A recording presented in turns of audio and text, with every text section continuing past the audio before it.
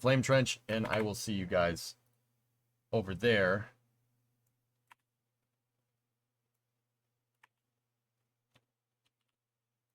And then we got Friday Night Racing or more Satisfactory after that, depending on how long or short this flame trench is. So I will see you guys there on the other side. Thank you very much for watching. I'll be back here in a moment. Once again, if you're on Twitch, don't go anywhere. If you're on YouTube, I'll see you on Monday.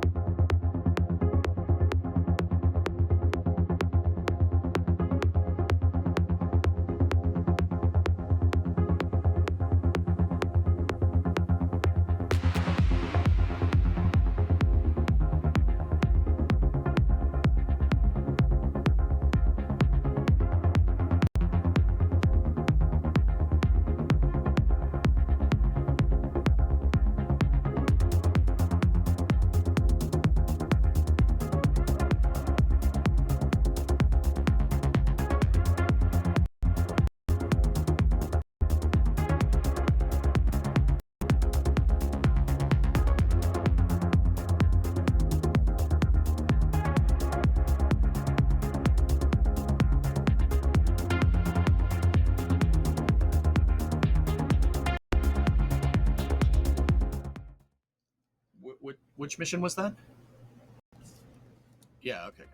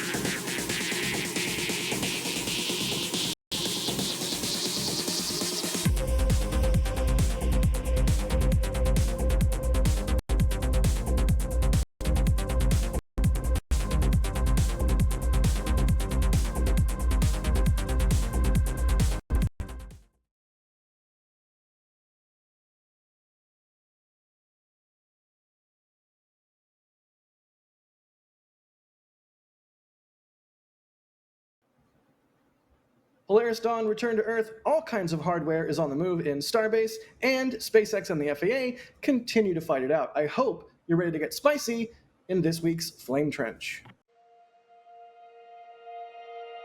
And here we go.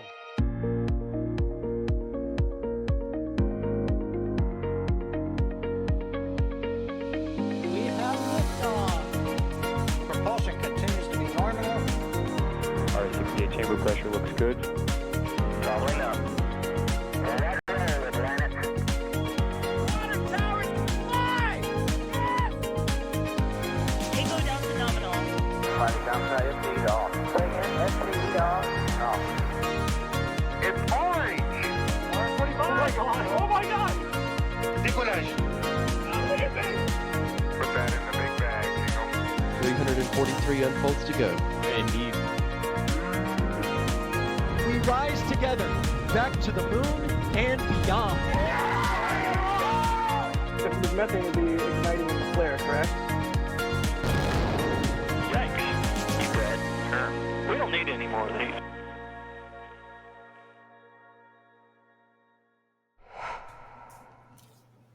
Hello and welcome to another NSF Flame Trench. This is our weekly informal news show where we get a little spicy about the topics of the day.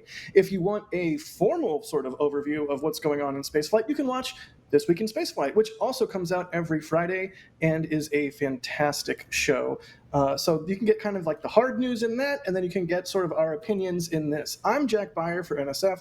I'll be hosting today's show. I apologize for that. But thankfully, mercifully perhaps, joining me are several of our ever-competent cast of cohorts and commentators, starting off with EJ, who is reading a book. What you reading this week, EJ? I feel like we need an EJ's book corner. Yeah. We got Rocket Boys.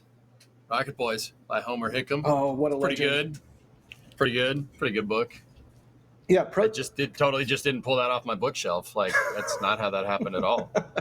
Pro tip, if Homer Hickam language checks you on Twitter, do not escalate the situation. That's generally a bad call. Prodigious. Cool deal. Well, thanks for joining in, EJ. Also joining us this week is Max. Hi, Max. We're on the Flame Trench. Jack, we're on the Flame Trench. Hello and good. It is still afternoon here, so good afternoon, everybody. Yeah, first time on the Flame Trench, and I'm happy to be here. I'm happy you're here. The Max we're on the Flame Trench, for all of you who are not Max, is a joke that when you and I went to Rocket Lab in New Zealand, it was just like we were constantly awestruck by the beauty of everything, and it was just like, Max, we're in New Zealand. Jack, we're in New Zealand. Jack, we're in New Zealand.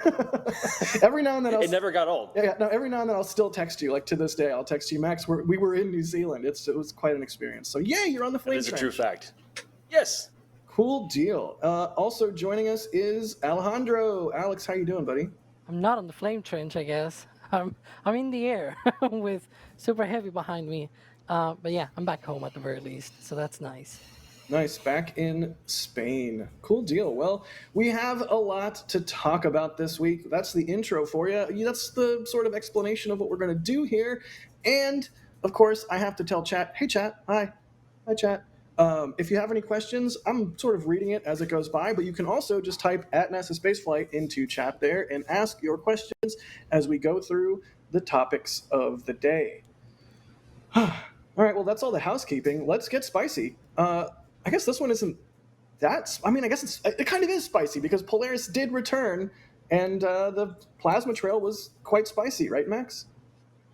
I mean, I guess. I mean, it's always spicy whenever a spacecraft comes back from orbit, right? Right. But early last Sunday on the 15th of September, Polaris Dawn came back to Earth and re-entered through the atmosphere to splash down off of the coast of Florida, off of the Dry Tortugas splashdown site, which was a brand new splashdown location as opposed to I think it was 3 already on the Gulf side and 3 or 4 on the Atlantic side. It was a brand new splashdown location, which they really needed, and it came in real handy because the weather on both coasts of Florida has been extra spicy and super questionable over the past few weeks.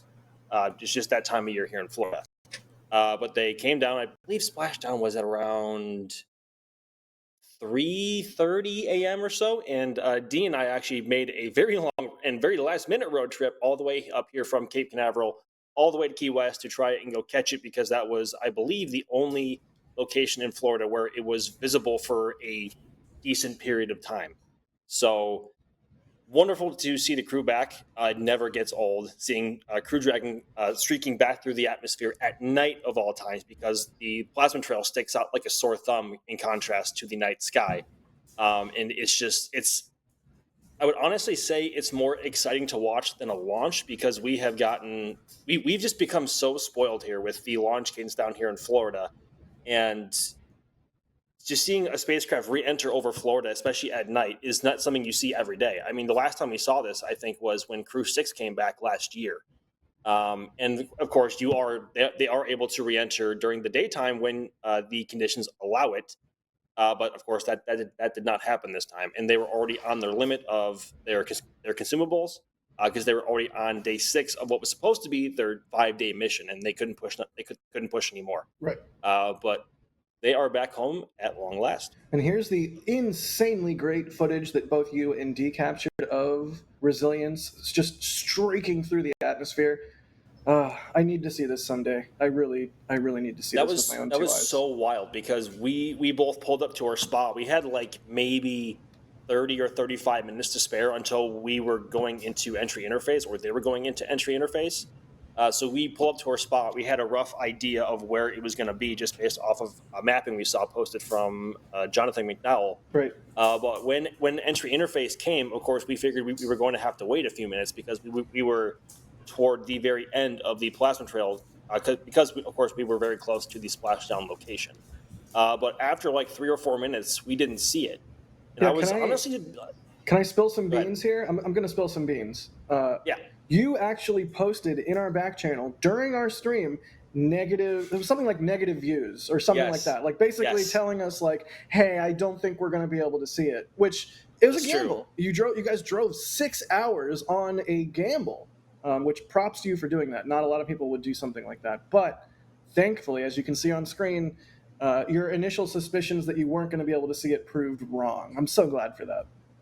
Yeah, because entry interface usually lasts around 7 to 9 minutes, usually around the 8-minute mark. And we were like 6.5, 7 minutes in, and we didn't see anything. So I figured, like, that's it. Like, we're not going to see anything at all. Like, whether it's either too low on the horizon or the plasma trail died off, like, well before we were able to see it. Right. And so I had my head just like looking down. I wasn't even prepped for it. And then D just like looks up and says, "There it is." And it just appeared right below the moon. It was the most surreal thing I've ever seen, really. And then, of course, you saw how long the plasma trail was at first when we saw it, but of course, as it scrubbed speed and came into the lower parts of the atmosphere, that plasma trail began to shorten, and then it eventually died. Although D had the glowing remnants of the heat shield for a while because it was still glowing, and he was able to track it for a while. It's orange. It's orange. I believe these we're cycling through some photos from Snap. That's John Krause of the Polaris program, friend of the show, overall good human.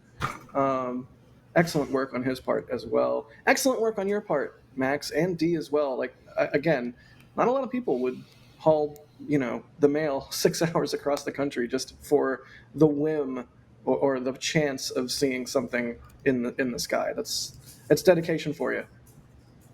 Yeah, and there was absolutely no guarantee that we were going to see anything in the first place, because we had only guesstimations of what we were going to see, when we were going to see it, like where it was going to be in the sky. Like we had nothing, we had no solid plan. It was just point a camera, try to find it, see if it'll make itself apparent and visible. Yeah, sometimes that's all you can do. Thankfully, it did. Mm-hmm. Excellent. So with Polaris splashdown and all of their science objectives complete, they did a cool thing. I'm curious what you think about this, Max. They went back to 39A and sort of did a walk around the pad to see the spot that they had launched from a week prior. It's pretty nifty. It must be one of the most eerie feelings going back to the launch pad you had just lifted off from just days prior, and there being and the rocket isn't there. The rocket is not there. Your spacecraft is not there. The pad's probably a little bit torn up and a little bit burnt, as it normally does after launches, in particular after Falcon Heavy. But they did, and they went back, and it was. I think they also had an interview. I cannot remember the chap's name with NBC. Forgive me. Lester Holt. They also had, yes. They had an interview with him over. I think it was either at the SLF or it was at the pad. But either way, like just going there on an off day when nothing's really happening other than maybe pad conversion activities, when a rocket isn't there, probably has to be like one of the most eerie sights, maybe. Yeah, it's pretty nifty. All kinds of cool stuff on Polaris. Again, a whole bunch of science. I'm sure that they're going to need to the time to analyze, and we'll learn the results from all of the different experiments they did. But also this fascinating violin performance, which you can learn more about if you watch Twist this week. I learned from watching Twist that they had to shorten the bow in order for Sarah Gillis to be able to play the violin inside the Dragon capsule. That's pretty nifty. But yeah, obviously we're all very, very happy that Polaris Dawn seemingly went off without a hitch, and the crew is safe back on Earth, and now they can analyze all of the things that they learned and figure out what's going on with Polaris 2 Polaris 2 Dawn. Polaris. I guess it's 2? called Polaris 2 right now. I think Right. that's probably the most fair way to put it. But that right now, I guess, is the biggest question mark: is what's in store for Polaris 2? Like, is it going to be just a higher altitude in orbit, or are they actually going to try to go to Hubble? Or I don't know. Like, there's so many question marks and so many cool things that they could do because the opportunities are almost endless at this point. Right. We're going to table that because I want to go around the horn and ask everyone what they think Polaris 2 will be. But here on screen, you can see we raised, and our community raised, $13,275 dues for St. Jude's and the St. Jude Children's Research Hospital to end childhood cancer, which is amazing. So thank you so much to our community for helping us do that. The train noise? Is it the hype train? I don't know what that is. Forgot about those noises. Yeah, I forgot Kevin can do that. Oh God. But for real, thank you everybody for contributing. It's truly a good cause, and not only that, the people who help support our channel, separate from this, allow us to do cool things like send Max and D on wild. Is it a wild goose hunt or is it a wild dragon hunt? I don't know. Either way, I'd call it dragon hunting probably. yeah. Either way, we have literally the best community on the planet. I still can't believe we can do this like as our jobs. So just thank you everybody for not only being cool and raising money for St. Jude, but also for helping us do what we do. You all right, EJ? You good? You all right? Oh yeah, no, I'm fine. All right, EJ, what do you think is going to happen? Like if you could just snap your fingers and decide the mission profile for Polaris 2, for 2 Polaris 2 Dawn, for Polaris 2 Electric Boogaloo, like what would you pick for the mission profile? I would call it that. I think you talked to your community about it. Your Twitch. EJ's on Twitch. I always forget to plug this. EJ's on Twitch. Go. I forget to plug it too. Sub So it's not your fault. follow or member. Whatever. Do whatever the Twitch action is that you should do so that you can get notifications when EJ goes live, because EJ rules. But please continue, EJ. I stream on YouTube as well now too. We could simulcast. Ooh. Yeah, that's cool. Some of you guys have figured it out. Some of you guys. So yeah, what do you think? Polaris 2. This is probably going to make people cringe, but this is probably not what's going to happen, but it's what I want to happen. Yeah, to be clear, we should sound the very loud speculation siren. None of us know anything. I asked Jared during the post-launch or post-flight presser they did, and he basically said, we have a lot of work to do to wrap up this mission and figure out what we learned and then take what we learned and build off of it for Polaris 2. So non-answer, but an understandable non-answer. It's an annoying question to ask. It's like an artist comes out with a new album and you're like, oh, this is a great CD or album. Oh my God, I'm so old. You're like, this is a great album. When's the next album? And they're like, bro, I just put this out. Like, what's wrong with you? But I had to ask because, it's a fascinating question. What are they going to do for Polaris 2? So I'm prepared to cringe, EJ. Lay it on us. Okay. All right. This is based. So, guys, we were listening to the press conference when Jack asked that question over on my end, and it spurred this whole conversation. And we got to cooking here. Okay. So once again, we have no idea if this is what's going to happen. Like, I can't stress that enough. Just to reiterate what Jack said, we don't know for sure. But I think, all right, I'm just going to put this one out there. Chat, you don't like it, you send it right back. Okay? You send it right back to me. You can RTLS the idea, right? All right. So I think Polaris 2, okay, so it's kind of ambiguous. Okay. It's kind of ambiguous what Polaris 2 is. We know that Polaris 3 is a crewed Starship flight. That's the mission the Polaris 3 is to get Starship a human rating for ascent and descent, right? Right. So that got to thinking, like, we know Polaris 2, what do we know? We know Polaris 2 is a Dragon mission, right? And then we know that Polaris 2 is going to lead to Polaris 3. These missions just have to be tied together somehow, right? Like, I mean, kind of, they don't have to be, but that, kind of like that's the logical thought. Like, you know, if I was going to sit there and think about like what they're actually going to do, it's probably more suit testing. Like, if we want to be super realistic, if I had to throw my hat into the ring, but we were thinking about this. So, okay, we know that Polaris Dawn, from that post-flight presser, that Dragon depressurization is only a thing you can do once. You can only do it once when you're up there. Dragon can't depress and repress. It's not an airlock, right? The pressurization systems only go one way, and it's an open loop system, Right. like what they were talking about. The only way it works is they have to bring a whole bunch of extra commodities like oxygen and whatnot in order to refill the cabin after the fact, and they can only fit so much of that, so they have one depress. So that got me thinking: how would SpaceX get an airlock up there? Ooh, They would get it. They would get an airlock up there by launching it on a Starship, and then having Polaris 2 dock to the Starship. And then they can test the suit multiple times up in space. Chat and I kind of were formulating up this concept of, we came to call it like Star Lab, basically reusable Starship Skylab, right? I love it. Because if you think about it, right, you know, if we play off the notion that these missions are designed to feed into each other, one is the critical step for the next, like, which is what they've said. They've said that that's going to be a thing, right? It makes sense that, you know, if the third flight is an end-to-end STS-1 style mission for Starship, right? It makes sense to maybe do the on-orbit testing here to fill in the proverbial blanks here for that mission, right? Yeah, that doesn't retire some risk. That doesn't even make me cringe at all. That's just perfectly logical, EJ. I mean, it would make sense. It's just it's crazy, dude. That's a nutty one. It is crazy, but how do you begin the human rating process for Starship? It makes a lot of sense to throw some ECLIS in it, that's environmental control and life support systems, then dock with it once it's on orbit. Then you're eliminating the risk of a Starship launch from the mission profile. You dock with it on orbit, and that way you can float around in a large, you know, space station-sized space and enable all kinds of different research, exercise, science, and airlock stuff. Yeah, that makes exactly, sense. dude, That doesn't make me cringe at all. I love it. I hope. I hope that's what happens.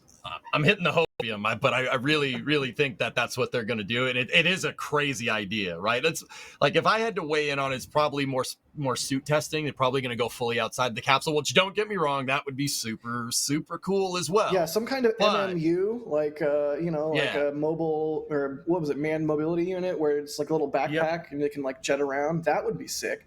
I was going to say, but you're not going to fit that outside of a Dragon. Right. That's the thing. You're not fitting that out of there. You'd have to launch that up on Starship and then dock with Starship. That makes a lot of sense, CJ. And here's another one, guys. Just one more tidbit of information for my theory here.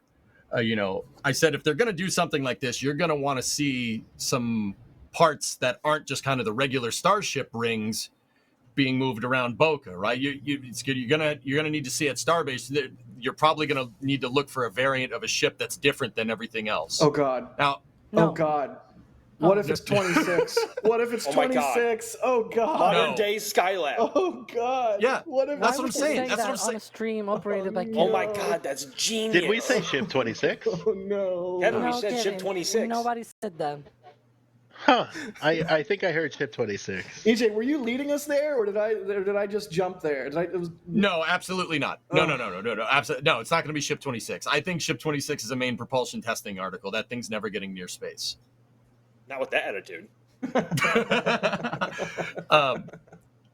No. Okay, so I was, we started digging over on my stream, and we were like, okay, what is there anything different? Well, they shipped the airlock that they were using for Artemis testing to Starbase recently. What are they going to do with it there? You ain't doing testing with it there. They're going to do They were doing testing with it at Hawthorne. So I'd be surprised if that thing is even functional and more than a mock-up. well, that's what I mean. Why would you ship it there? Maybe they're using it. Maybe they're using it as a template to build a high fidelity one at Starbase and They put it on essentially- a starship, Because right? that thing was essentially like a booster header tank. Yeah, which they exactly. cut It's a out. converted booster That's header what tank. They made it into an airlock.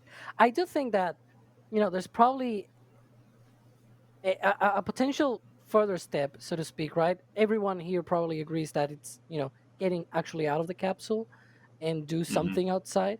I do Right. think though that there's probably a way to do that and not having to have the portable mobility thing that we saw with the EMU like way back in the 80s or something like that. You can essentially still be strapped, and that's what they do on the ISS. They still have like straps and everything that keep them Yeah. close and attached to the ISS while still being able to move. They just need to relocate the strap every single time that they move. I think there's potentially a way to even further develop the suit such that you can operate outside of the spacecraft that way. Think for example in the future when you want to repair a spacecraft, right? We do that on the ISS, but that's never been done commercially. Nobody has done before Polaris done. Nobody had done a commercial EVA. What about a commercial repair in space? Mock up some kind of repair in space. That will be very interesting. Sort of like STS-114 kind of thing, where you go and Shuttle try to- mentioned.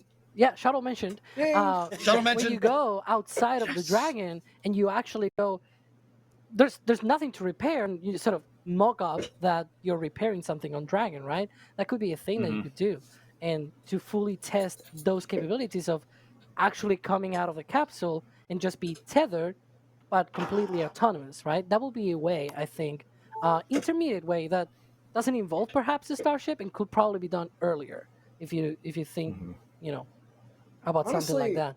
I feel like, I mean, we frame Polaris a lot of times, at least I do. I know others have as well, as like a modern day Gemini. And if you're looking at that, then it makes a lot of sense for Polaris 2 to involve a rendezvous with a target. Whether that target is Starship or something else remains to be seen. But Well, that would be Hubble. okay. Here, this is what I like. We're on like 5 different tangents right now, but I did want to ask everybody what they thought Polaris 2 would be, and I was going to jokingly say that they're totally not going to do this, but if they're going to go to Hubble, they don't have authorization to do anything, but they're just going to go to Hubble and be like, "I'm not touching it. I'm not touching it." Like they're A Hubble flyby, pretty much. Right. They're like, we could have done something, but NASA said no. Gemini But we're 6 and we're not 7. touching it. We're not touching it, but we could have. That would be hilarious. But no, You that's can launch definitely 2 Dragons actually. Now that you say that, because That you would be have cool. 39A and 40. Now 2 it's Dragons? not just Dragon to one dragon launch pad. docking. that would be sick.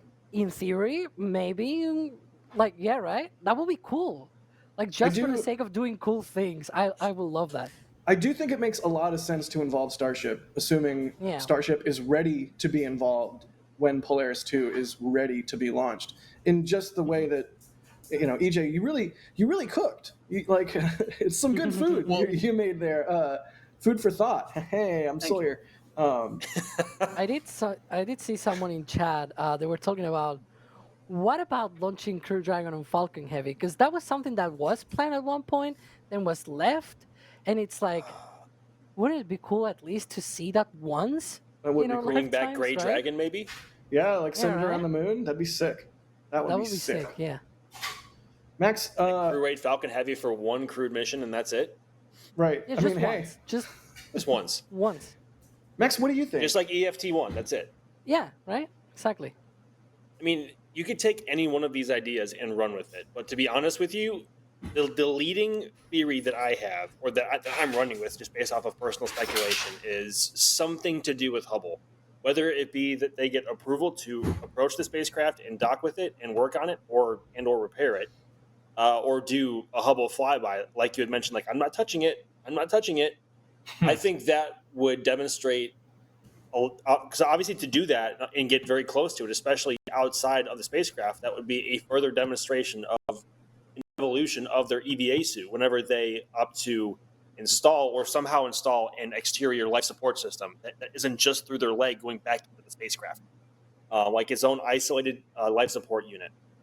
So I think Hubble would be a leading theory for me personally, but ever since EJ mentioned, ever since he brought Starship into the equation, like Sorry. that makes so much sense. So much sense. But I really hope that if they do that, I hope it's at like a stupid high altitude, like I don't know, 1,000 miles, or like 500, or like somewhere between 500 and 1,000 miles in altitude in orbit, just to demonstrate both spacecraft's abilities to raise and lower their apogees, and also 800 to you're 1,600 farther out kilometers. into the So Gotcha, man. Yeah, I mean that's not a bad idea, dude. No, I a Hubble surfacing would be good, Max, but they'd need an airlock. That's the one thing that I can't get out of my mind. You need an airlock. They were able to depress Dragon because it's open loop for maybe 15 minutes, and that's about it, right? Huh. You'd need some type of airlock, right? You could throw it inside the trunk. Yeah, that's true. That is exactly so. Ryan is actually putting in the back channel. Please tell me how you will dock to Hubble, have access to the trunk, and be able to EVA without using the side hatch. There are two options that I think are probably viable. The one is the one that was proposed at one point, which was having the docking system actually on the trunk. So you dock to Hubble, butt to butt essentially, and then you have the forward hatch is free for you to just go around and fly to Hubble. Another way though is you could have the hatch inside of the trunk, detach it after you go into orbit, turn around just like Apollo, and then dock to it. Yeah. And then dock to Hubble through the not the hatch, like airlock kind of thing. And then Alex, how would you do that with the thrusters? How would you do that with Dragon's thrusters? The forward-facing thrusters are how it boosts in orbit. How would you do that? Well, you first just essentially, so you will have the thing on springers or like springs essentially, and you can detach it. Like you just separate it, just like stage separation. Yeah, no, I It's on the understand trunk, that. essentially, and you just do sort of like Apollo transposition and docking. No, I'm talking about after all this happens. The thrusters that are on Dragon, there's 4 forward-facing ones. We actually saw them firing on Polaris Dawn, and But they SpaceX don't need demonstrated to be the good ones that do the pulse width modulation. What? But they don't need to be the only ones being used. That would require so much Because, modification to For Dragon. example, when you detach when the Dragon undocks from the ISS, it does not have springs to be able to separate physically from the ISS. It has hooks. I know Jack will laugh about that. It has You say it just hooks fine. I don't know that why it's open- funny. that open. Say it just fine, dude. And what they Jeez. do is that they fire the thrusters, but not the bulkhead thrusters, because those are right against the docking port. What they do is they use the service module thrusters to be able to back out, because there are at least 4 of them around that look up like this, and so they can use that to be able to push back away from the docking port. So you could use something like that also for maneuvers in space. You can just do the transposition and docking while you are already in the facing orbit, so to speak, where you are close to Hubble. So you don't need to make large burns with the bulkhead thrusters. Like there are ways to do that. Yeah, no, I'm following. There are ways to get around it. You're taking a nasty cosine loss of thrust there with those thrusters because they're tilted It has out, like plenty you of said, right? Like, performance. They in fact, I tend to say when they return from the ISS, they sometimes have so much leftover propellant that they do what is called a waste propellant burn, which is essentially the equivalent of doing donuts with your car, essentially just wasting fuel for the sake of wasting fuel and not going anywhere. They fire thrusters in opposite directions and they burn propellant just to go down Yep. in mass for the reentry. yeah, I'm following. But I think also at that point you have to remember that on the trunk itself is where Dragon's solar panels are, and that is where it gets its power supply when it's not attached to the ISS. So if they had to decouple the spacecraft from the trunk, No, they are no. I mean, the airlock is inside of the trunk. You separate it from the trunk, then Dragon rotates and docks to the thing. okay. Now I'm Sort on of like track with you. yeah, sort of like on Apollo when they had the lunar Okay. module on the S4B, they separated the the whole thing and then rotated back and docked. I like it. I like it. All I right, like guys, tell me why I'm wrong, okay? Because I love when Alex You're tells me wrong. that I'm wrong, right? Oh my god. it. You're wrong. Not, I wrong, know you're I'm wrong, but Ship just tell me 26 is why. hideous. It's not Ship 26. No. NASA has commissioned, contracted SpaceX to build a bigger Dragon. Why? Why can't they use this? I mean, it's not bigger. It's still Dragon, but it's got It's still a Dragon, much but bigger trunk, right? you said the problems were propellant and more life support systems. This is made for a lot more propellant. How do you abort with that though? If you need I don't to know. abort your flight. That's a very, Right. yeah, that's a very good question. Yeah, carefully is the right answer. So Oh man, someone in the press conference when NASA released the award for the ISS deorbit contract, because guys, that's what you're looking at here. Kevin brought up a picture of the module that Dragon is going to use to deorbit the ISS sometime in the 2030s, right? I believe it's being called the U.S. deorbit vehicle, which is a very descriptive Yeah, name. USDV. It's basically an uncrewed Dragon with a service module that instead of having a service propulsion system, they just went the Kerbal route and just put more small thrusters at the back. Hey, There's just a lot of Dracos. More Just thrusters, more more thrusters. better. I was just gonna Yeah. say that. It's my bit. That's basically Don't steal my Exactly. bit. I would steal it from you, Jack. I would. So, one, that thing doesn't have Super Dracos on it from the render. And two, in that press conference that they were talking about, somebody actually asked that question, are you going to do more things with this? And SpaceX said, nah, the USDV is a one-off design. It's a one-off thing. But, I mean, I don't know. Maybe. Who knows? Maybe the SpaceX person was saying that in reference to the contract. You know what I mean? Like, oh, we're not going to use this again with this contract. I mean, that's basically a service module for Dragon. And, I mean, Kevin, you could. But yeah, I mean, I don't know. Maybe we're reading too much into what SpaceX was saying, what SpaceX said in that press conference. But they said this is a one-off design. Here's an idea, though. So, who knows? Presumably, Dragon XL, which is a sort of a similar type Yeah. of thing. It's a Dragon variant that is going to be used as part of the Lunar Gateway. Maybe Dragon docks with Dragon XL, and then that way you're eliminating Starship from the equation, but you gain maybe like an airlock and other capabilities along with Dragon XL, and then that is in furtherance of the Artemis program because it would validate characteristics of Dragon XL. I don't know. I'm really reaching here, but yeah, really Have we heard fascinating. anything about Dragon XL, dude? No. Have you heard anything about that? I was mean, gonna you say barely that- hear anything about Gateway at all. Like, is Gateway still a thing? It might be. Not sure. It's like Dragon Oh, XL. dude, we will probably be lucky if it ever flies, or if we ever see it fly. Right. Dude, I Who knows? I just thought of a complete tangent Do it. here. That Do it.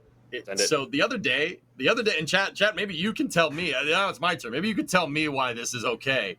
Like, NASA gave a huge contract to Intuitive Machines, like to the tune of like $4 billion to build a lunar communications network around the moon.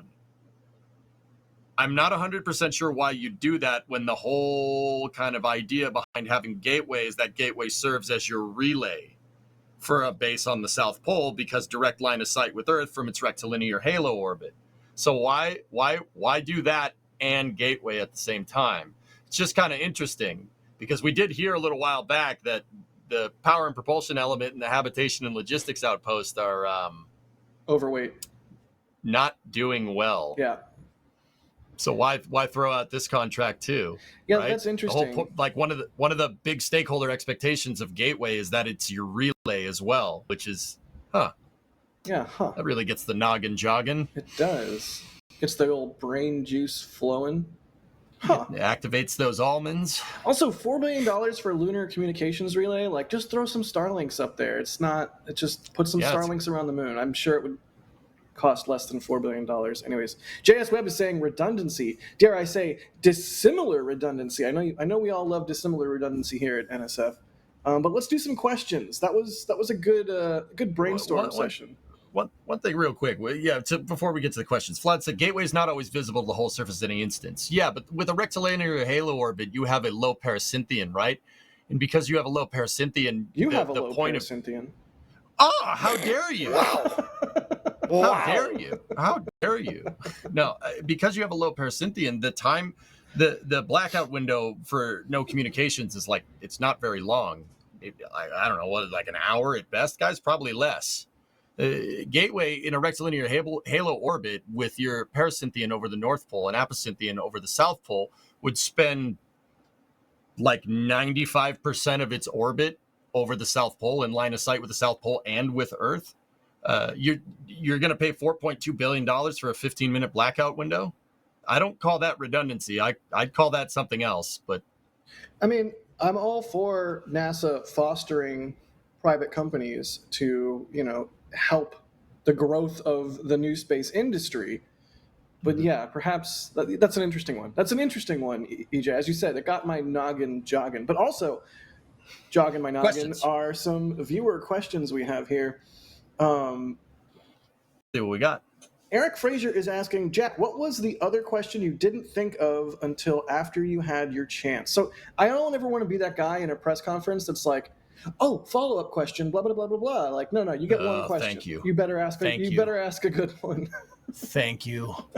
And not to bag on reporters that do ask follow-ups. Sometimes you need to ask a follow-up to make sure you're getting the proper context on the answer, whatever. You get the point. So during the EVA, you may remember when Jared was sort of saying, rotation 4, mobility 3, like he was rattling off a series of, it almost sounded like test cards as he tried different actions in the EVA suit and assigning them a number rating. Now, that could have just been like a 1 to 5, 1 being bad, 5 being good. Or, this is what I wanted to know, it could have been the Cooper-Harper rating scale, which is a commonly used scale amongst test pilots to assign, controllability and attributes to an aircraft. The only reason I know about the Cooper-Harper rating scale is because, of course, the Roton rotary rocket, if you know what that is, famously horrible design. They only flew it like 3 times, and the test pilots gave it I believe they gave it a 10, which is the worst rating of all, which essentially the definition of a 10 on the Cooper-Harper is something like control will be lost during normal operations. Like something like it's basically uncontrollable. So I wanted to know, were they just using a 1 to 5 scale? Were they using Cooper-Harper? Yeah, that was my other question, Eric. Haven't gotten an answer yet, but hopefully next time I see Jared in person, I can be like, hey, dude, were you using the Cooper-Harper? And he'll be like, yes. Or he'll be like, nah. But either way, we'll find out eventually. Love how you played these events out in your head. Oh, dude, welcome to my brain, man. You know me all too well. Yeah, I got you. Let's see. Andrew Folks with more of a statement than a question, but they're saying jetpack testing could be conducted inside Starship, so if the jetpack fails, you just find a wall. You don't just go drifting off into space. That's a reasonable take. John Hansen is suggesting they do a rendezvous with a target, maybe a purpose-built target, do some repair actions. That would make sense. I think that doing something like that, or doing something like the joking, like Hubble flyby, but not actually going directly to Hubble, might make sense. Because that's a way to prove to NASA, right? Like, hey, we can do this. We said we can do this. We're showing you that we can do this. We're not touching it. But we can do this. And then maybe NASA will finally be like, okay, fine, you can save Hubble. That'd be great. Eric Frazier is asking, why don't long-haired astronauts wear hair ties? That sounds like a sweeping generalization. I think they do. It's just sometimes they don't, because it's more comfy, right? Yeah. But they say I think one of Scott Kelly's best quotes ever in orbit was, "The best hair for space is none." Hey. And Jack, by that, you and I are qualified. Hey, Team Bald Guy, Team Bald Guy, let's go. I'm glad I'm not getting any spill off the green screen and like making my head. EJ, don't shake your head. You're gonna be one of us soon enough, man. I've seen your head. No. I've seen your head. No. do it now. Yeah, just rip the Band-Aid off, man. Just do it. No, I'm good. One of us. One of us. Gobble, One of Google. All right. Alex, I need some. Can you lend me some hair? Are you asking Alex to mail you hair? No. There. No. Yeah, maybe. Yeah, All right. as the only long-haired person here, I will say that ties are probably not good. I sometimes you know wear a tie on my hair for a long time, and then it like Hurts, right? Your head, yeah. Especially in long hair space once. when you have your fluid shift all the way up, probably doesn't feel good for a long time. Yeah, for like necessary operations, put a hair tie on. Otherwise, let it fly free. I mean, if you have never had long hair and you have no idea, I did actually have long hair once. I swear, I'm not making it up. And I did wear ties occasionally. It does hurt, but if you've never had that and you want sort of an analog, if you've ever worn a pair of really tight socks for a long period of time and then you take the socks off, then you're like, oh, geez, the hair on my leg, it like really hurts. Maybe that's just me because I have a lot of hair everywhere. Anyways, moving right along. Oh my god. Cal No, L no. says, my wife Patty was born with cancer, which was cured in 1965 and lived until 2017. So St. Jude is a good way to spend your money, and Vanderbilt University isn't bad either. There you go. Testimonial from Cal L. There you go. Wait, go ahead. No, I was agreeing with you. I was Christian. And James Atkinson asking, what new science did we learn from Polaris Dawn that we know of so far? I think they're still kind of analyzing everything and all the data that they brought back. I haven't heard any specific, like, scientific papers or releases that have happened yet. It still seems kind of early for that, right, Max? Yeah, and they were also doing some post-flight experiments, I guess, with their physiology and other stuff too. So obviously, which you can only do post-flight. It's just like when Scott Kelly and his brother Mark were doing the twin near in space project, where Scott was on the ISS for almost a year, and of course Mark was back on Earth for a year. And so after a year, they wanted to compare their biology. They especially wanted to compare the nerve in the back of their eye, because in space flight your eyesight can deteriorate a little bit because that nerve will swell. Right. But it's a bunch of small things like that. I'm not exactly sure what experiments they're running right now, because I don't think they've been talking about it much. But they might once they have the results. But I'm not sure. Yeah. One of the things was they brought an ultrasound and they checked their airway to make sure, airway assessment is one of the first parts of triaging somebody who's hurt. Are you okay, EJ? No, that was what they did. Painful. They did the thing you're describing. That doesn't look very comfortable. No, it does not. But my point is they did an ultrasound of their airway before flight. They did it during flight. And to Max's point, they're going to do that same test after flight and compare all the data and everything. So we're definitely going to keep our eyes out for more data coming down from Polaris Dawn's flight. My nose is super itchy now after that thought. Jeez. No, not me typing this time, chat. Not me. I'm sitting over here. I bet it's Kevin. Kevin has the world's loudest keyboard ever. I blame Kevin. Chat, yell at Kevin. While I thank you all for the support, Stillwind becoming a PadRat member, Fur Mint becoming a PadRat member, Jamie Newen becoming a Red Team member. Wow, Chaos Coordinator becoming a Launch Director. That's one of the higher levels of support.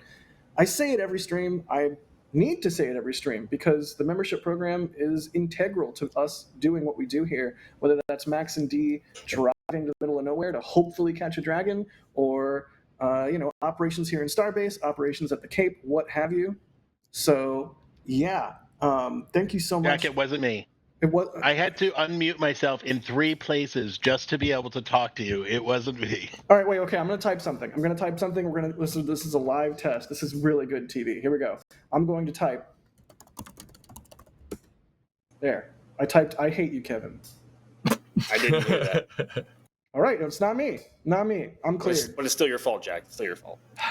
Well, I'll Max, take we this. can't hear it because we're not hearing the beam. Never mind. It's still his fault. It's always Jack's fault. Yeah, that's fair. That's fair. I'm with you. Jeez. I'm sorry, guys. I really blew it this time. You love me, Jack. I do. I'm your favorite person at NSF.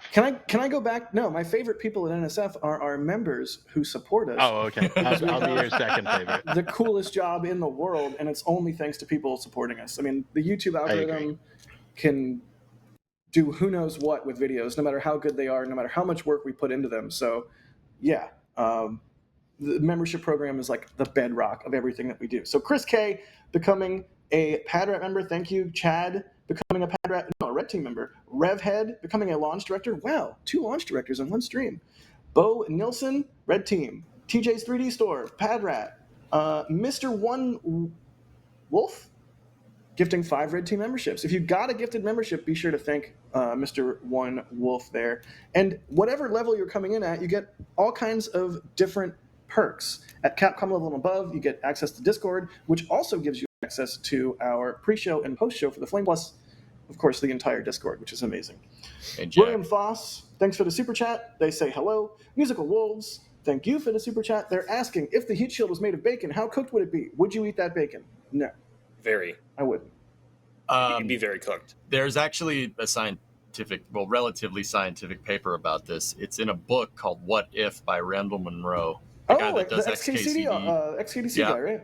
Yeah, read What If. They talked about this exact thing. Long story short, ablative meat shield. I love it. Wow. I have a new book on my reading list. Thank you. What If? It's a great no, book. I don't think the off-gassing from the underlying Pica X material would be very good for flavor of bacon. I think the only bacon that could possibly taste worse than that would be D's bacon that he made in the microwave. So, yeah, don't eat it. Ouch. Yeah. Ouch. That just happened. Wait, that was from a microwave? They made bacon in the microwave against my protestations on the bacon live stream that we did for members. Yet another thing you get access to if you're members, or the driving stream you did while you were driving down to Key West. But yes, they burned a lot of bacon, including in the microwave. Jeez. Vince, wow, with a $50 super chat. Thank you so much, Vince. They say it was great meeting Jack at the launch site this afternoon this is Vince! It's Vince! It was great meeting Jack at the launch site this afternoon after Ship 30 rollout. Thanks for all you do. Yeah, no, Vince. I was like driving along, following the procession there on Highway 4, and I hopped out of my car at one point to take some photos while it was going down the highway, and there was some people off to the side of the road, and one of the guys goes, "Hey, are you Jack Byer?" And I was like, "Yes. Find me at the launch site, and I'll give you a patch." So Vince got a patch and a handshake, and thank you so much, Vince, for watching. That's really cool. We really appreciate you. Like I said in person, we appreciate all the people who watch our stuff because we really do have the coolest job ever. And we can't do it without all of you. Luke, grabbing a Max print from the store. 2 of them. Max? Which ones? Which ones? I want to see. I don't know. Let's see if they show up on stream here. I don't see them popping up. They say, love you guys and keep up the amazing coverage. These are prints 5 and 6 for me. Now I can't wait to have them on the wall. That's amazing. Nice. Thank you so much, Luke. As you all know, when you buy a metal print, a portion of the sale goes to the photographer who took that image. So Max just getting a little kickback there for his hard work, as I know he appreciates. Cameron Wiltshire, PadRat member. Devin, 5 Red Team memberships gifted. Thank you, Devin. Bob Smith, thank you for the support. They say, whatever happened to the Jack and D road trip to Electric Boogaloo? More insect jump scares. Oh, God. It'll happen eventually. We just haven't done one yet. There will also be one with all 3 of us in a car together at some point. Hey, that's gonna be can I so be invited chaotic. to this? Well, yeah, you're invited. You're invited. Really? Yes. All right. 100%. Yeah? I'm saying it Dude, right now 4 of live us. on air. Also, I still maintain that we should do some sort of Cannonball Run thing live streamed ahead of a Starship flight where we all start the same number of miles away from Starbase at the same time and see who can safely and legally drive there the fastest. At the speed limit, of course, right? Yes. At the speed limit. I already have a vehicle for this task.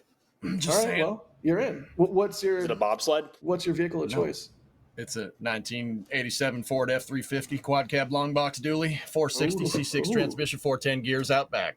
Ooh, He okay. probably does 10 gallons to a mile. It's going to get 10 miles to the gallon no matter what you do. I could pull 20 horses behind me or pull nothing, and it's going to get 10 miles to the gallon. But it always Finally, gets 10 something miles that's to the gallon. less gas efficient than my Land Rover, which gets 14 to the gallon. Starship.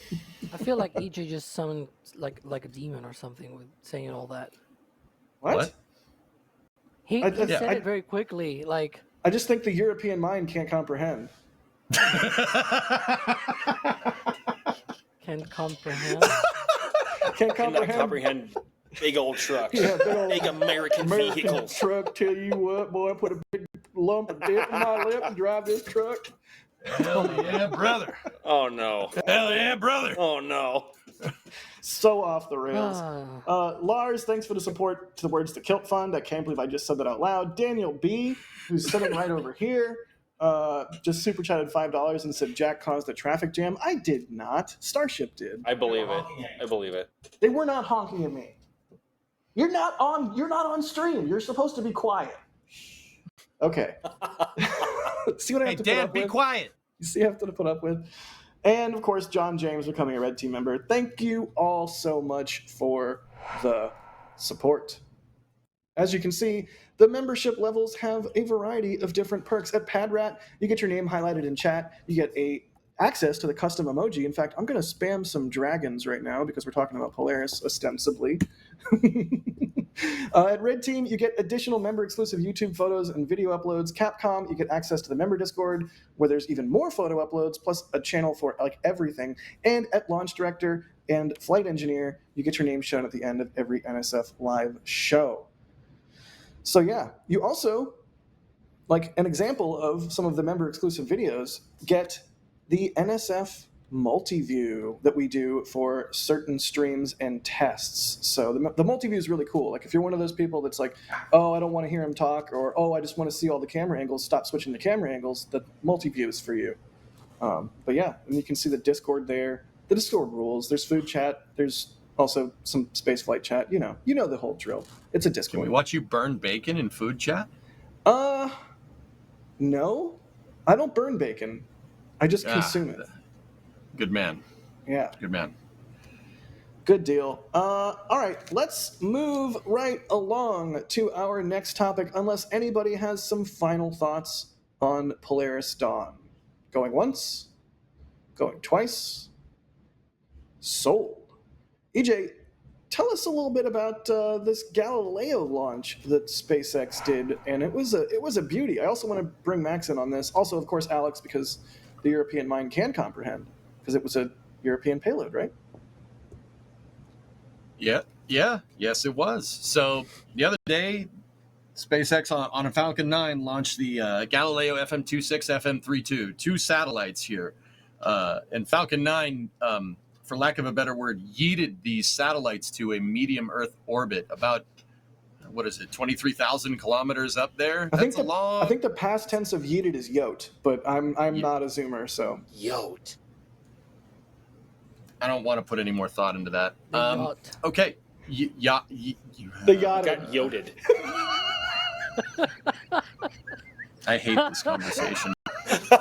Continue, EJ. Anyway, it shot these satellites up to an extremely high orbit, basically prompting the fastest Falcon 9, the highest energy Falcon 9, not RTLS drone ship landing that's ever been SpaceX has ever done thus far. So the plain English way of saying that is that stage flew higher and faster than any other first stage in the past. It was actually a pretty insane mission, and not only that, on top of everything, they were using booster 1067, and this was its 22nd flight. So it's kind of crazy to show the trajectory expansion that Falcon 9 is getting because SpaceX flies all the time. For example, they launched these Galileo.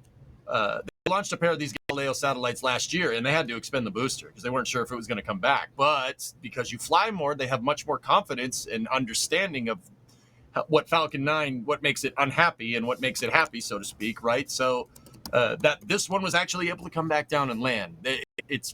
pretty much showing the robustness of flying all the time. You're expanding your trajectory envelope. The more you understand the vehicle, you're going to understand it better with more flight time, and you're going to be able to do crazy stuff like this. It's pretty crazy. That thing. We have the numbers. I don't have the numbers off the top of my head. I have to look at the cue card. Give me 1 second. Yeah, I mean, just as you do that, Yep. it just is. It's refreshing to see that Falcon 9 Yep. continues to expand its envelope. Like a lot of times, I think it's easy to sort of chalk Falcon 9 in your head up as like it's finished, it's done, it's Block 5. They're launching at a high rate. All focus now on Starship, and it's like not really. I mean, they're still innovating with Falcon 9 and figuring out every last little bit of performance they can wring out of this thing, which is really great to see. It's wild. This thing reached a top speed of 8750 kilometers an hour. That's fast. That's cooking. What is a kilometer though? I don't know. I have no idea what About that means. 1,000 Our yards. American minds couldn't comprehend it, probably. 2/3 of a mile. I can go on. Fractions. I understand those. Yeah. So anyway, Alex and I were talking about this in the pre-show, and Alex had actually brought up a sweet point. This mission was at a high inclination. It was what was it, Alex? 54? 55.6, I think. So 55.4. Yep. Yeah, that's Looking at the spreadsheet. That's crazy. Now, why is that crazy? Long story short, when you're trying to go to a higher inclination, you're going to get more relative. You're going to get less relative speed because part of the rocket's ascent is combating the Earth's rotation, right? As opposed to if you're launching like straight due east, you're going to get a free velocity gain imparted on your vehicle because the Earth bulges at the center. It's like a giant floating jello mold of iron and nickel, and we're on the crust, but it bulges at the center because we're spinning, right?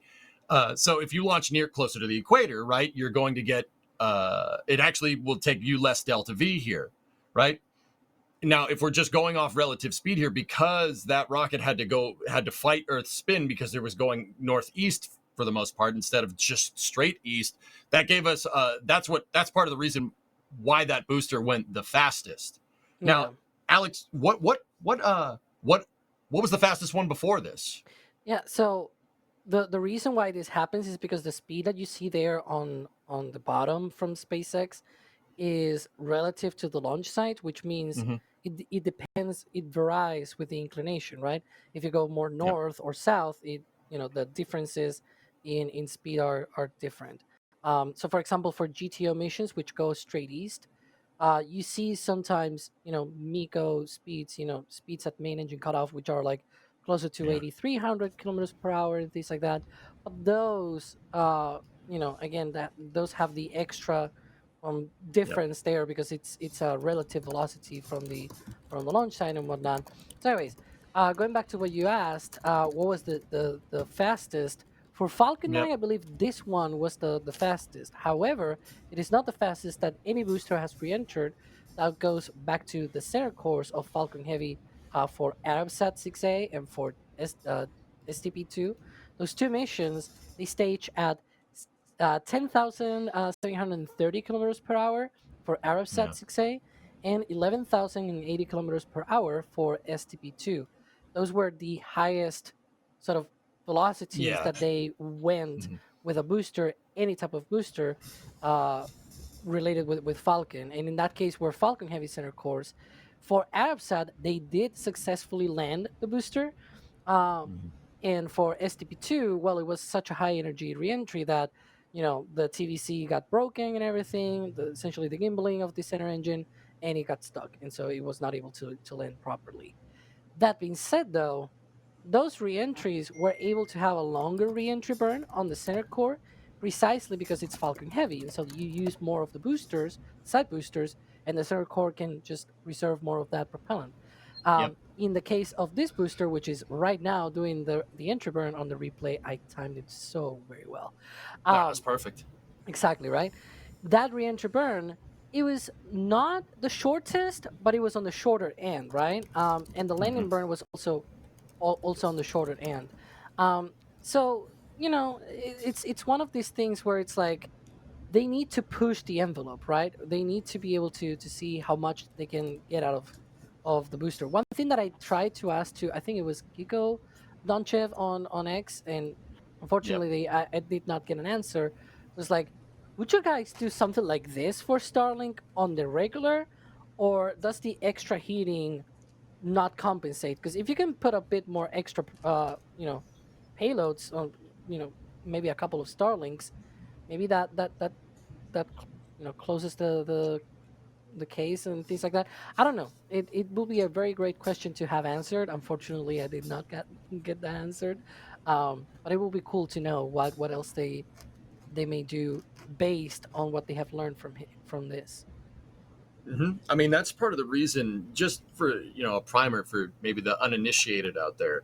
There, a trajectory like this from Falcon 9 was not something that you could fly even a year ago.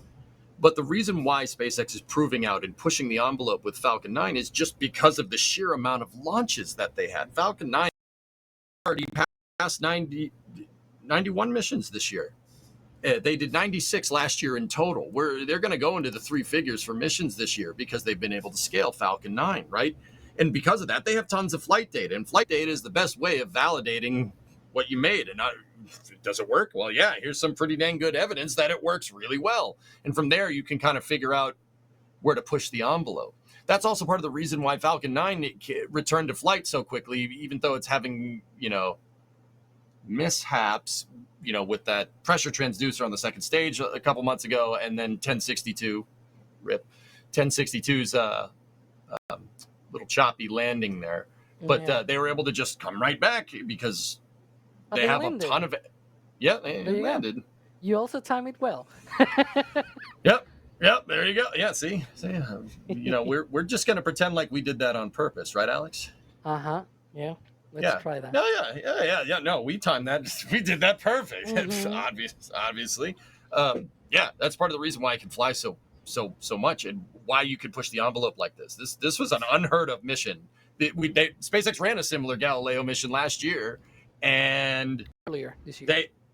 Was this? I can't even keep track of all the There's launches been myself, so many launches that it feels like it was last year, but it's in April, like not even 5 months. Oh my gosh. Less than a year ago. Wow. Okay. It might as well have been an eternity ago in SpaceX time, right? But yeah, that's crazy. That was an expendable mission earlier this year. That's even crazier. Like, okay. All right. And it's funny because the satellites were deployed into a slightly higher energetic orbit than the other two, which were flown on an expendable booster. I'm looking here at my spreadsheets, and like the orbit was slightly lower, and also lower inclination on that one. This one was a little bit higher, and also higher inclination just by a degree or so. That's some. So not only did they reuse not only were they able to land the booster, but they put the satellites into an orbit with even more energy than they had done previously with an expended booster. I can talk. I talk good. No, it's good. That's phenomenal. That is phenomenal. Good.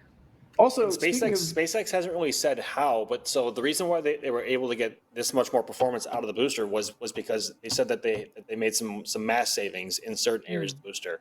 They haven't said exactly where, and we can speculate until the cows come home, really, about where that could be or how many areas that could be in.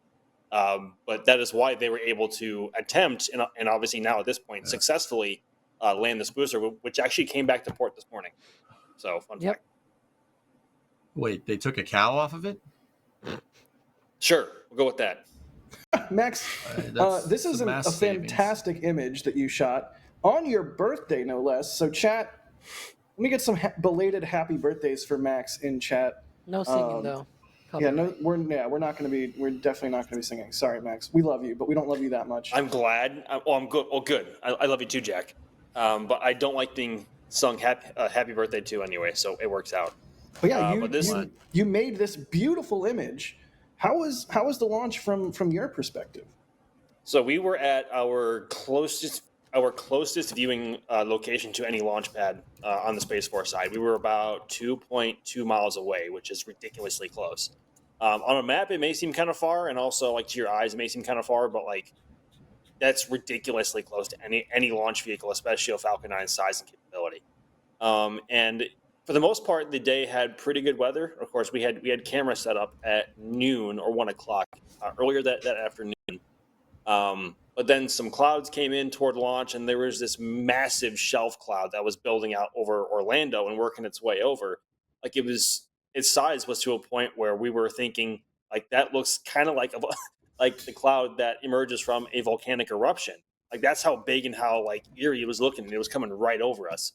But towards the end, the sun was just getting low enough, and there was like, an area on the side of the cloud that just gave enough room for the sun, and we got some light on the pad at about T minus 3 minutes, which stuck around, which gave some amazing light on the pad, and it was just absolute eye candy. And then that also made the conditions for our cameras on the pad like that much better. I think this is probably a top 5 mission just in terms of visuals Yeah. that I've seen so far. And And it was on your birthday too, which is amazing. Yeah, it was on my birthday. I'm getting old. As a photographer, I don't know if you would agree with me, but I think the very best lighting, or my favorite lighting, is storm lighting. Like when you get that golden hour storm light, it looks so good. As you can see here in this print from Max of the launch. I mean, come on. He was out there working on his birthday. This is a fantastic print. It can be printed directly on metal and easy to hang on your wall. Looks really good. Doesn't need a frame. Whole 9 yards. Show Max some love, and consider hopping over to the store and picking up this bad boy. What, Kevin? Can you look at the left side of that picture, please? Oh God. Oh no. No. No. EJ, no. No, don't do that. I was just gonna say those are really nice radomes. They are nice radomes. I do love a good radome. Yeah. Don't go there. What did you guys think I was gonna do? EJ was always there. So yeah, Falcon EJ things. What is that? Falcon 9 exploring new envelope trajectory. I don't even. You threw me way off with that, EJ. I don't even know. But the mission was launching a pair of Galileo satellites for Europe. And if you don't know what Galileo is, that's basically Europe's GPS. That's their global positioning system, independent of of the US's GPS system. But Alex, how does it make you feel that y'all had to launch your positioning satellites on an American rocket? Does that make you feel good? Does that make you feel happy inside? It's the flame trench. Come on, what do you want from me? I'm here for it, man. Okay, so I have two ways on this, because first, I love Falcon 9. I cannot resist. Of course, I want more payloads to launch on Falcon 9. I always joke, whenever there's a new contract going for Falcon 9 for SpaceX or whatever, I always go like, oh, all our contracts are mine, or something like that. Like, it's like, that's like the workhorse, not just of the US, but like of the world right now. If you want to launch a payload and launch it like as soon as possible, Falcon 9 is probably your rocket. And so I'm not, I'm not going to say, oh, this is so bad, right? But as a European, of course, I will say that, boy, are we screwed, right? Because right now, even though Ariane 6 launched already and, it debuted and it did things up in space and whatnot, it did not deorbit though, which is probably a problem. But it's like, it's going to take so much time just to bring that operational, like actually ramping up the cadence of that and being able to, launch it, all of the payloads that it has, because it has a bunch of not just government payloads, but also like Amazon, Kuiper satellites and whatnot. There's a ton of missions that it needs to clear out. If you want to launch something right now, and for whatever reason you want to launch it on Ariane 6, that option, but cool. It's not a rocket that is ready to go anytime soon, And these payloads, these Galileo satellites, were originally supposed to launch. Well, the first two that SpaceX launched earlier in the year, those were supposed to launch on a Soyuz, but then, well, we all know what happened. And so ESA just changed those and said, oh, we'll launch it on Ariane 6, and then Ariane 6 took a long time to get online. Anyways, this is not the first time it happened. This is not like, it's not just Galileo. We saw what's it called? Euclid, the space telescope, and then later this year we're gonna have Hera. That's why I told you, Kevin, to bring that up. Maybe if you scroll like like down a little bit, you may be seeing that. That'll be next, there, next to Europa Clipper. It's essentially on the same week of Europa Clipper. That's 2 interplanetary missions by SpaceX in the same week, by the way.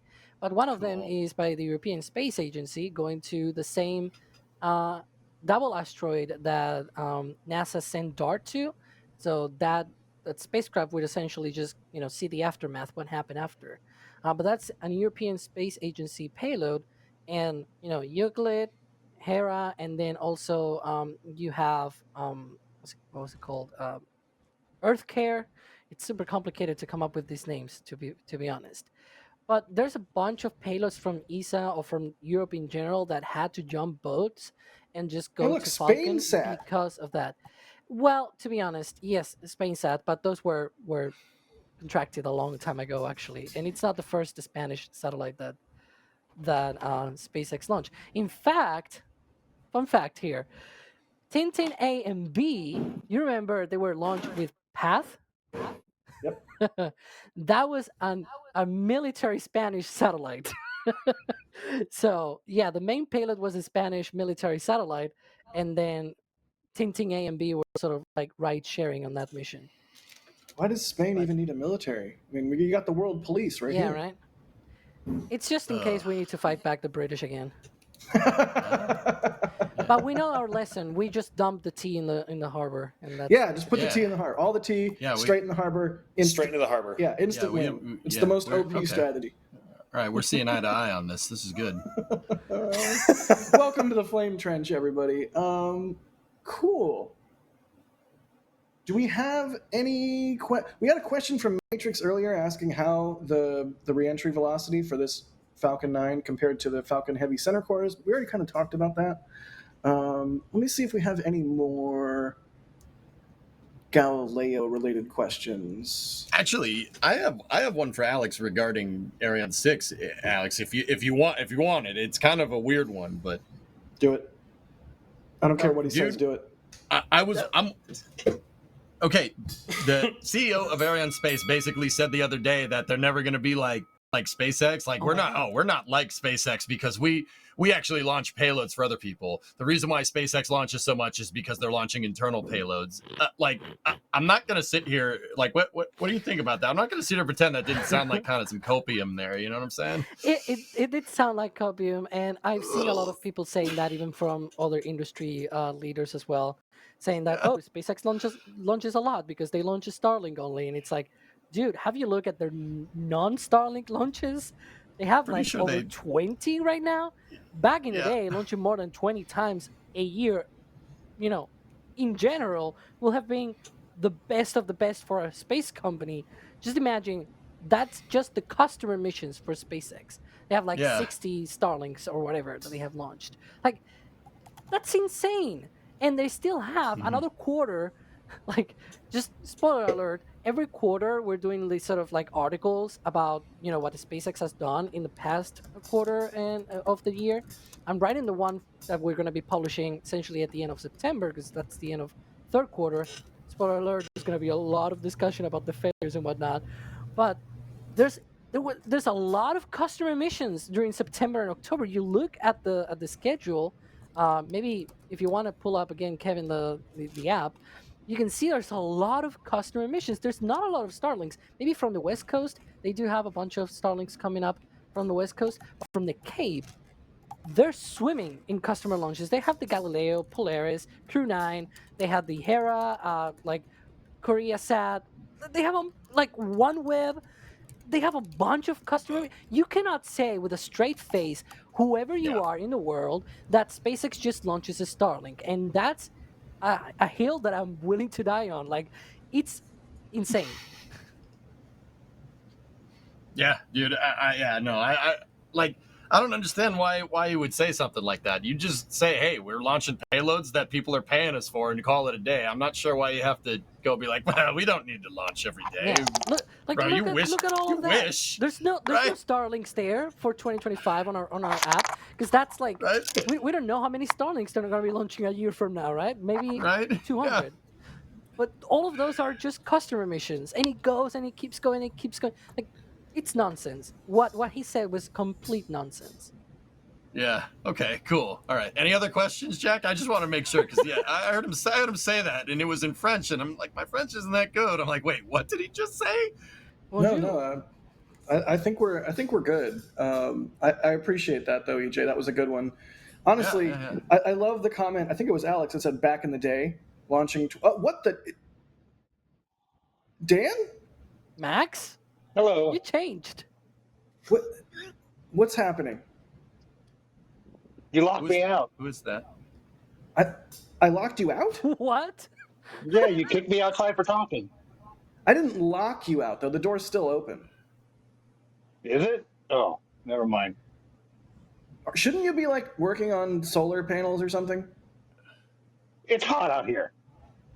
Yeah, it doesn't stop me from going out and taking photographs. Well, what I do is a little bit harder What's than what you do. happening? People in our Seriously. videos have been EJ, asking for and I'm not bringing you a Jack's drink. dad. All right, Oh my Dad. God. I love you, Dad. You're on restriction. You're on restriction. Go to your room. No, you're not my real dad. For real though, thank you, Dan. You can't for all have the work car you've been doing anymore. out here. You Hey, and it's a Andrew pleasure. I'd love to be a part of this. both doing great work out here, so thank you. Also, now go away. I miss Max. Do you? I love his little sunburn tattoo. It's awesome. You talking where I wanged my noodle right here? Oh, I've seen that. Yeah, that's a good one. All right. Well, thank you again, Dan. You're not my real dad. You're not the boss of me. Yeah. Thank you. Max again, please. What's going on? Oh God, I'm back. Oh, Oh, thank God. where'd you Max, guys go? what does it feel like to be Dan? What? You were I'm just Dan? Dan for a second. What I is don't it? What is know. that? Man. I just blacked out and went to a different universe, I guess, for a couple seconds. I don't know. I'm not All sure right, where you guys went. That's fair. All right. Well, that's Galileo. What were you gonna say? 'Cause you were gonna be doing a comment about my comment. Oh, I'm you said curious. back in the day, launching 20 times in a year was like the realm of the best. And I love that we're using back in the day for what essentially was like, what, 5 3 or years 4 years? ago. Yeah, 3 or 4 years ago. That's pretty great. I mean, 5 years ago, SpaceX did like 13 launches, and that was like, oh, they only did 13 launches. Pretty wild. I think it was Um, 13. Hey, we have a store purchase here from Matt, grabbing a launch entry and landing shirt. Thank you, Matt, for doing that. They say a great deep dive into everything confusing and spicy going on during this week. With Falcon 9 launches happening on both coasts, there's bound to be many differences and similarities between Cape Canaveral and Vandenberg. How are launch and recovery operations different between the two? Oh boy. I mean, I don't know if that's something we can answer in a short sound bite, but suffice to say they're very different. We can try. I mean, At well, for Vandenberg, they one- only have one drone ship. At Vandenberg, they use another barge that's not a drone ship to transport the stages from Long Beach back to Vandenberg rather than doing it by road. Max, what else you got?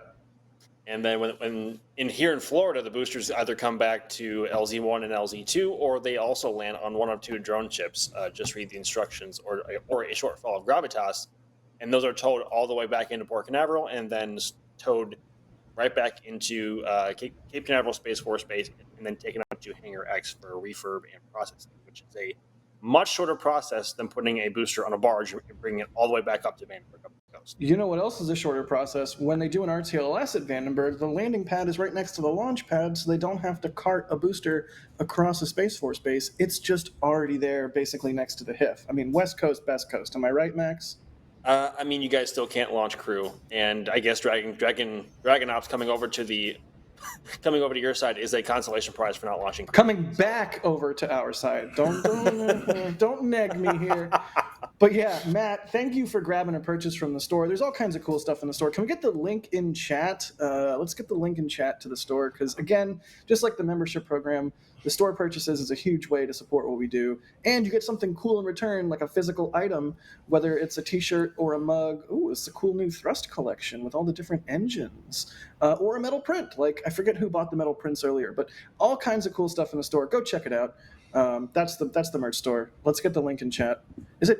Wait, is it store or is it shop? I can never remember if it's store or shop. Shop.nasaspaceflight.com. Okay, there you go.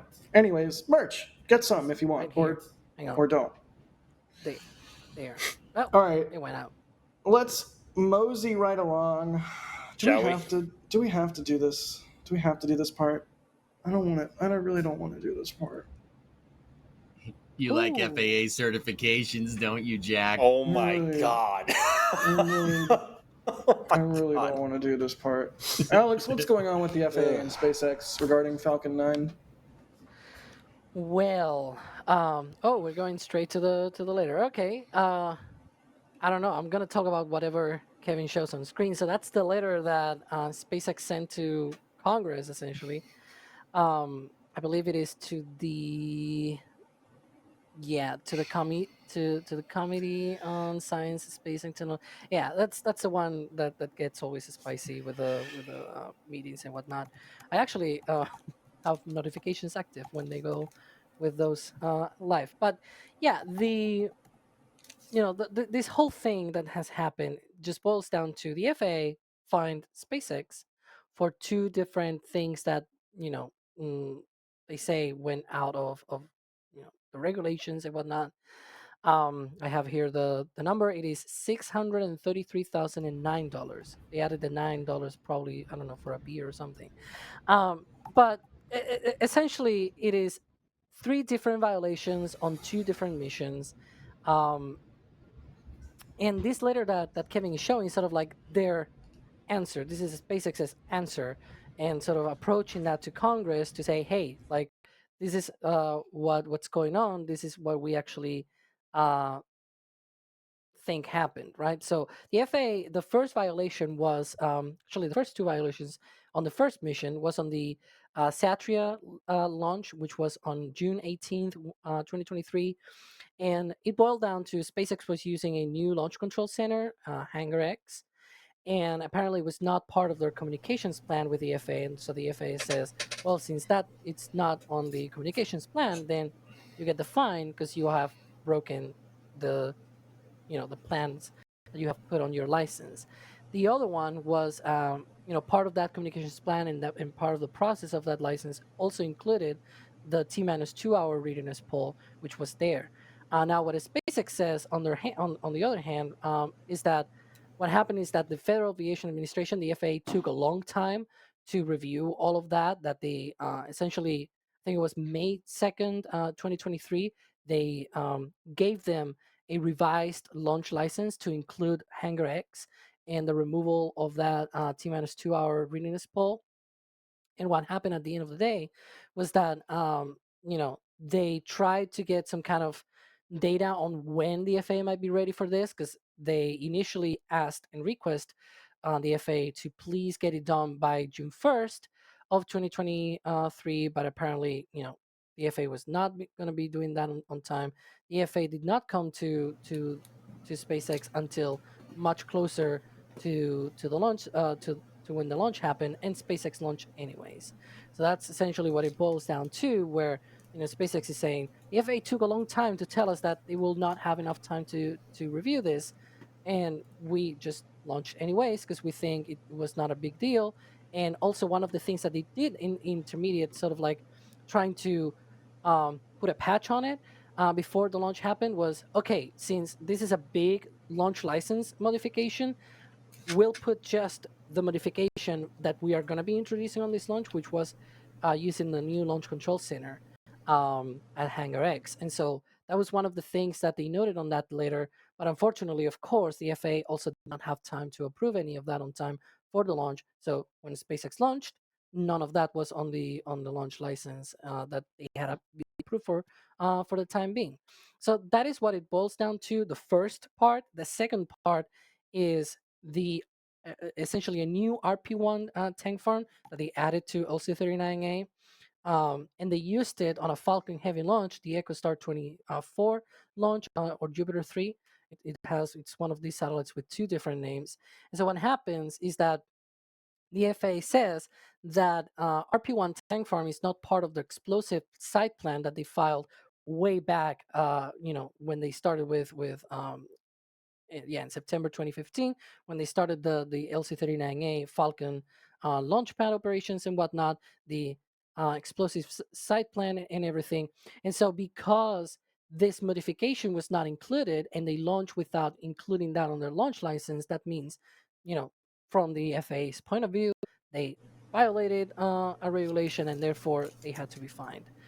From a SpaceX side of view of the thing, they say, look, we actually tried to get this approved by the federal, the federal range, because that's on a military range. It's technically not, because it's NASA side, but you know what I mean, right? That it's part of the Cape, and so it was approved by them, part of the regulations that they have locally there. And so they didn't think that, now they also had to include this with the FAA and whatnot. One of the things that did not include, though, was a date on when they told the FAA, "Hey, we're including this RP-1 tank farm," which they did for the Hangar X thing on the first mission, and the first fine. But for some reason, it's not for the RP-1 tank farm that they have added. There you can see there. They argue as well that this RP-1 tank farm is like located further away from the public, that it is actually, not the public, but like publicly accessible areas, because the previous one was sort of like with near the former hydrogen sphere, where there's like one of these roads and everything. It was very close to that. Now it's west of the main ramp. It's much central to the complex, so it's very far away from any of the roads that surround the complex, that are accessible by the public. And so what ended up happening is that they launched that Falcon Heavy with the new RP-1 tank farm. The FAA thinks that they need to be fined for that because they broke regulations. On the other hand, SpaceX said that federal range safety authorities review and approve the RP-1 tank farm's use, and that apparently the FAA waived off this new RP-1 tank farm for the launch of Crew 7, which was the following, launch on August 20th. It was actually after August 20th, but it was, at the end of August when they launched Crew 7. So that's essentially what it boils down to. It's not short to explain because it's a long story. I know it. But I believe there's another thing as well, that it talks about how the FAA at one point pointed out that they were using, like during the countdown operations, they were using that sort of non-regulated RP-1 tank farm, and SpaceX said, well, if we stop now all of this, that's sort of like endangering the safety of the operations. So let's not do that. And the FAA said, yeah, sure, whatever, continue, right? Like I believe it's like on the next page or somewhere around along those lines. I know it's there, but it's like I may put out my thoughts afterwards, but I know there's a way to have a balanced view of this. As you may have noticed from before, I'm a very high, very SpaceX fan, but I also think that there's things here that you can probably criticize about SpaceX. Yeah, it's on console prior to launch operations. It did not stop launch operations because of this matter, indicating no public hazard or public safety risk. But yeah, there's obviously a balanced way to see this. Yeah, good on that, Kevin. That was essentially what I was trying to say before. I'll give my thoughts later, though. I want to get you guys through and get your whole conversation going. Yeah, I mean, it sounds like a lot of bureaucratic, paperworky type stuff. Which, again, do we really have to do this? But no, it's part of the process. So What's wrong, Jack? You don't like being technically correct? That's the best kind it of is correct. the best kind of correct. You're right. So yeah, I don't know. Where do we stand on this? Like, how do we feel about it? I feel like EJ, Max, I could rant on about how I feel about it, but we have you guys on the stream, and we have the benefit of your brains. So, I mean, I don't know. Is the FAA overreaching here? Is SpaceX in the right?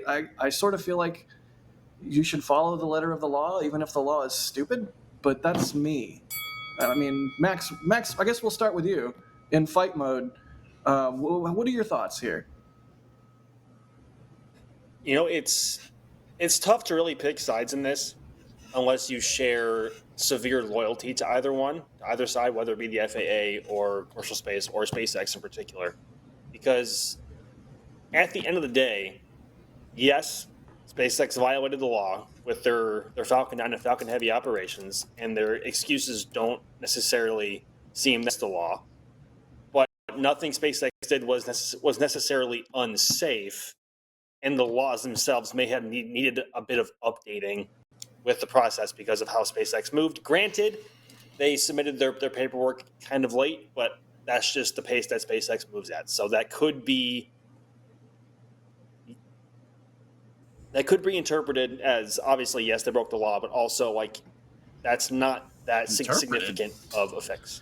What do you mean? What do you mean interpreted? If you pulled permits, or if you didn't pull permits to do like an addition on your house, and somebody finds out, you're screwed.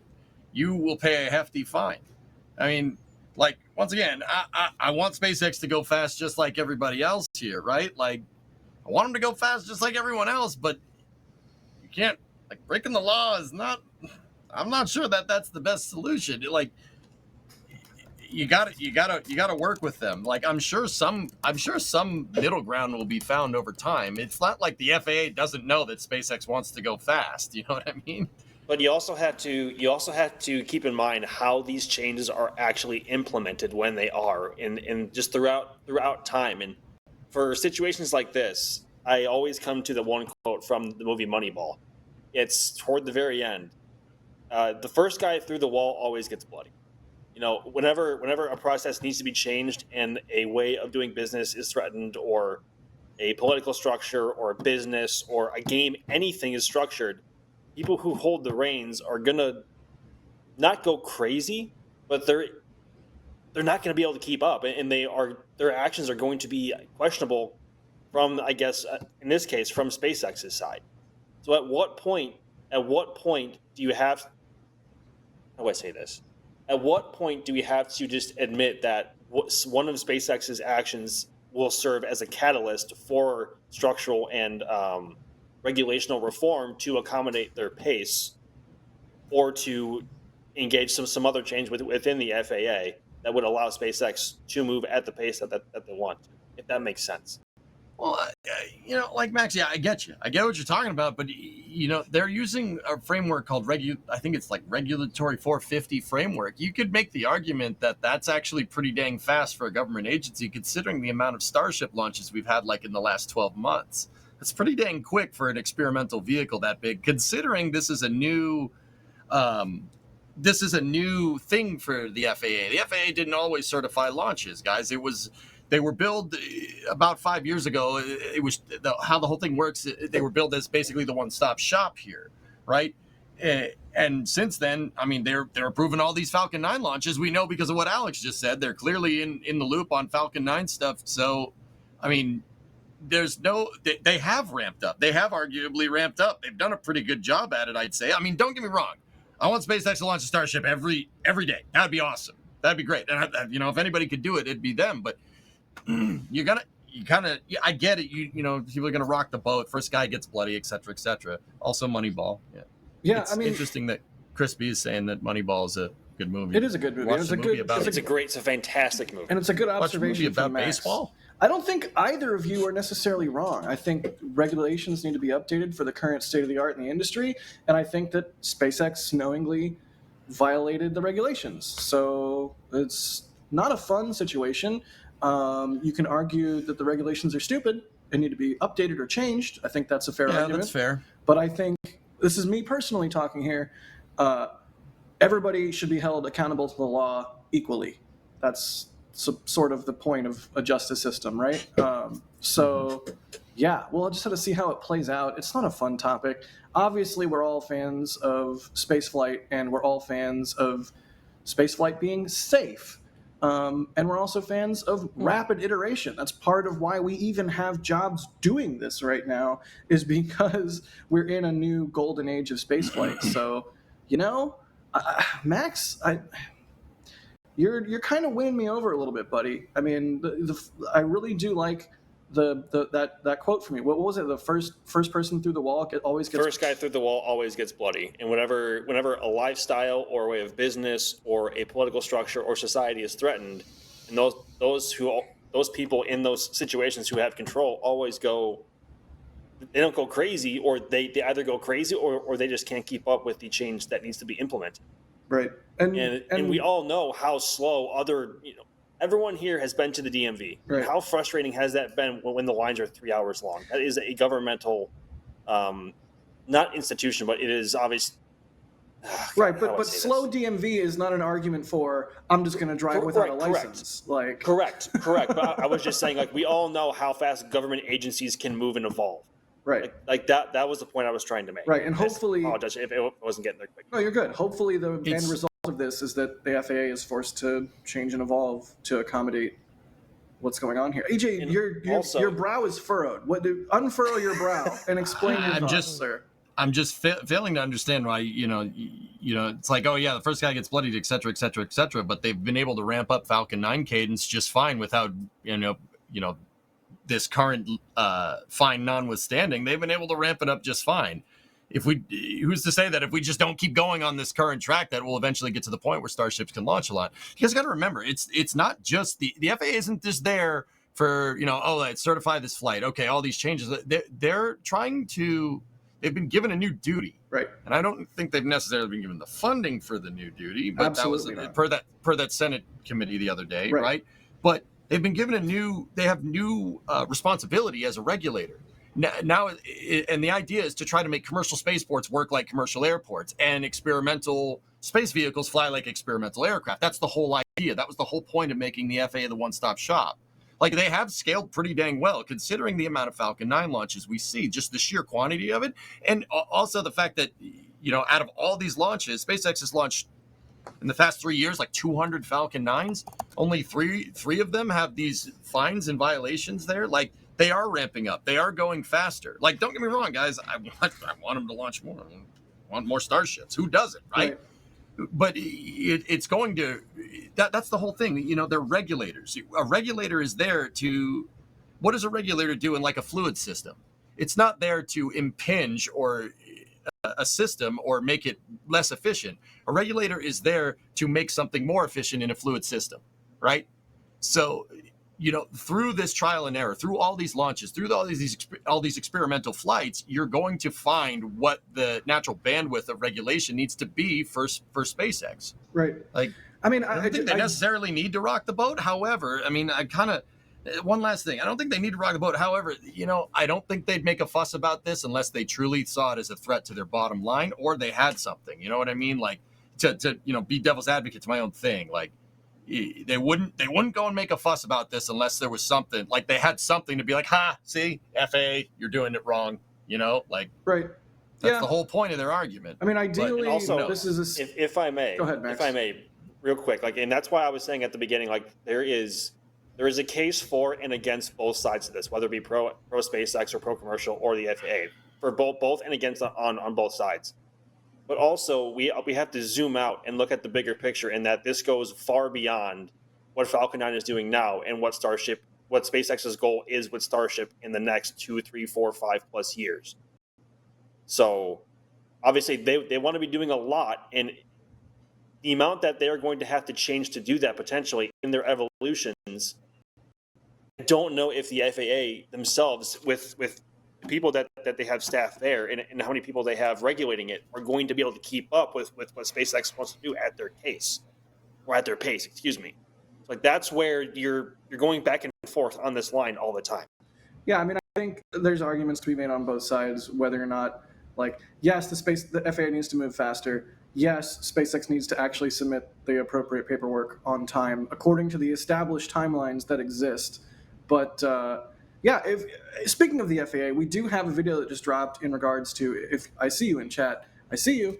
wondering, why is SpaceX getting all of this shade when Starliner thoroughly messed up and did not get grounded, which apparently, I learned by watching this video, thanks Das, that grounded is not the term of art. But either way, That's check that out. It's a highly educational video. Will the FAA ground Starliner? It sort of breaks down everything. Das interviewed a guy from the FAA. It's a really good video. Check it out if you haven't already. Now, it's an interesting thing, guys, like, with that video about how, the safety burden, or not the burden of safety, that's not really the right way to say that, like who the responsibility of safety kind of falls on. Right. Guys, I'm telling you, go watch this video. It's very interesting because, like, it brings up a very interesting question. Like, I don't want to spoil the video too much, but, it brings up an interesting question about how we go forward because, yeah, just watch the video, check it out, like how NASA bears responsibility for safety and their safety factors versus the DoD versus like private. It's kind of like, once again, you got to work within the confines of the law, but also at the same time, I can definitely see why SpaceX is a little pissed off. Like, oh, excuse me, I shouldn't say that. A little angry. They're a little angry. They're a little angry. I can definitely see it. I can definitely see why they're a little mad.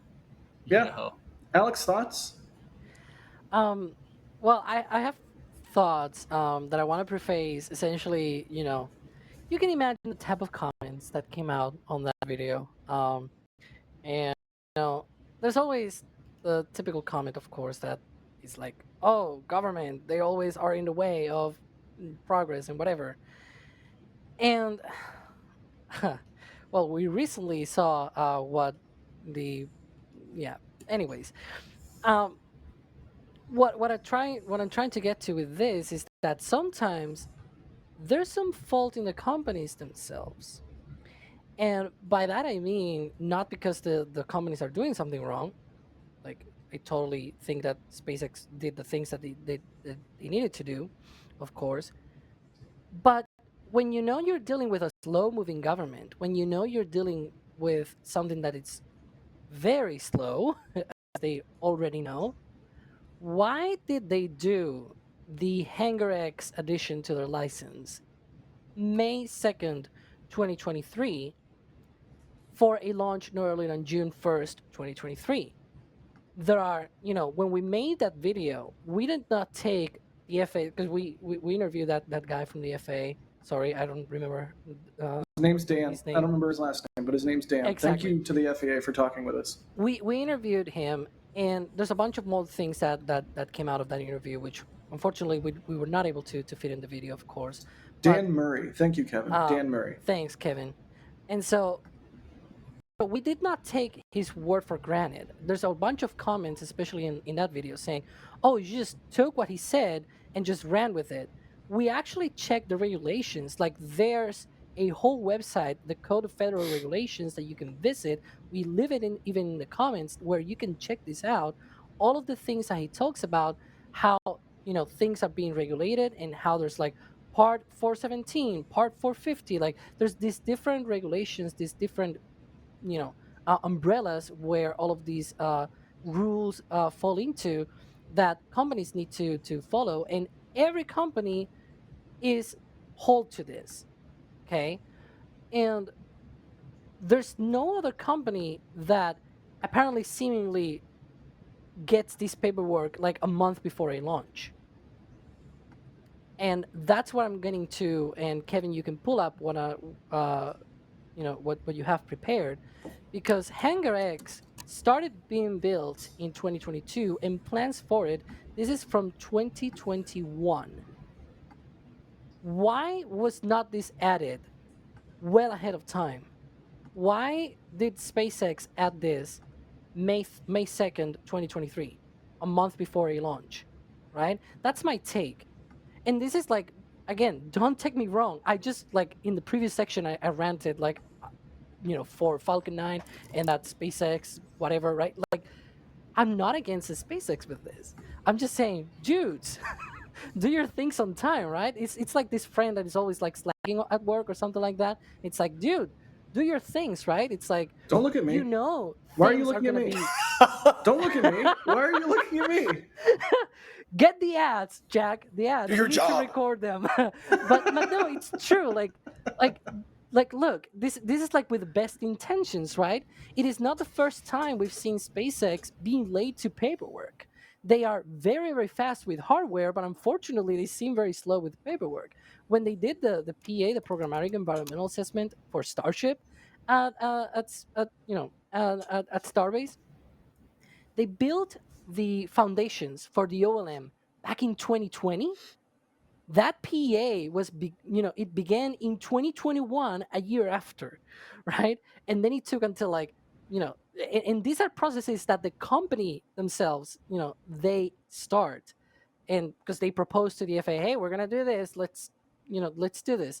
And so, like, it's something that is not new, and that is probably like my most pressing sort of piece of what's it called, criticism for SpaceX, I guess, that they are very fast on hardware and very slow with the paperwork.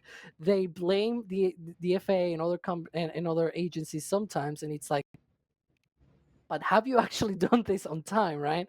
Um, Again, I'm not saying that the FAA, the FAA should take as long as they want, a year to do just a simple, like, no, I also think that they should take less time. But if you know they're taking a long time, why did you wait, right, in the first place? That's at least my take on this. And, there might be people already, flaming me in the comments, but this is the flame trench. So that's what I Yeah. get for being I mean, here. hey, it's the flame trench. We are spicy. I don't. I think we covered all the bases. I don't think we need to belabor the point a little bit, but I do think a nice little bow we can wrap this up in is from none other than the Orbital Police himself. It's a tweet from earlier today, and Jonathan McDowell is saying, current regs need updating. Okay. It's okay for SpaceX to advocate change, but they need to follow the rules until that change happens. I would tend to agree with the Orbital Police, but I see furrowed brows. I see chat. But let's just put this to bed and move on. I also have another point, Oh, which is God. positive. It's positive. It's positive. Oh, God. No, it's okay. Which is, we were talking. He's EJ still actually talking. made sort of like a point about this. EJ, hi, about Hey, buddy. how SpaceX. Oh, hang on. Has increased the cadence of Falcon 9, and we seemingly haven't really seen anything being set back. Like, yeah, there's these fines, and it's actually not the first fine that SpaceX got. By the way, they have a fine from like 2022 as well from a Starlink mission. Anyways, the thing is, it's not just the FAA. The Eastern Range, the military also, overhauled all of their systems with an implementation of the FTS, all of those systems that they have at the Eastern Range to be able to allow SpaceX to increase their cadence. And so, Jack, don't What? I'm fine. Everything's fine. go away. But like, there's a lot of people out there in the government that really want this to succeed, to really go ahead. And I think there's a lot of people that really don't see this. And frankly, I felt like it should have been pointed out. But you go. Honk shoe. Honk shoe. Boo. Rules are meant to be broken. Honk me. Joke, by the way. Cool. Well, that's the FAA stuff. Yay. Let's talk about space. Let's talk about rockets that are launching. Can we talk about Rocket Lab? Electron? Which is like less than 5 minutes away from launching. We should. It's electronic.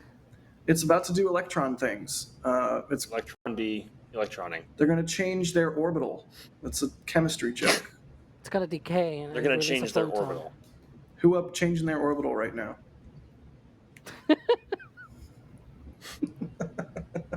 Jeez.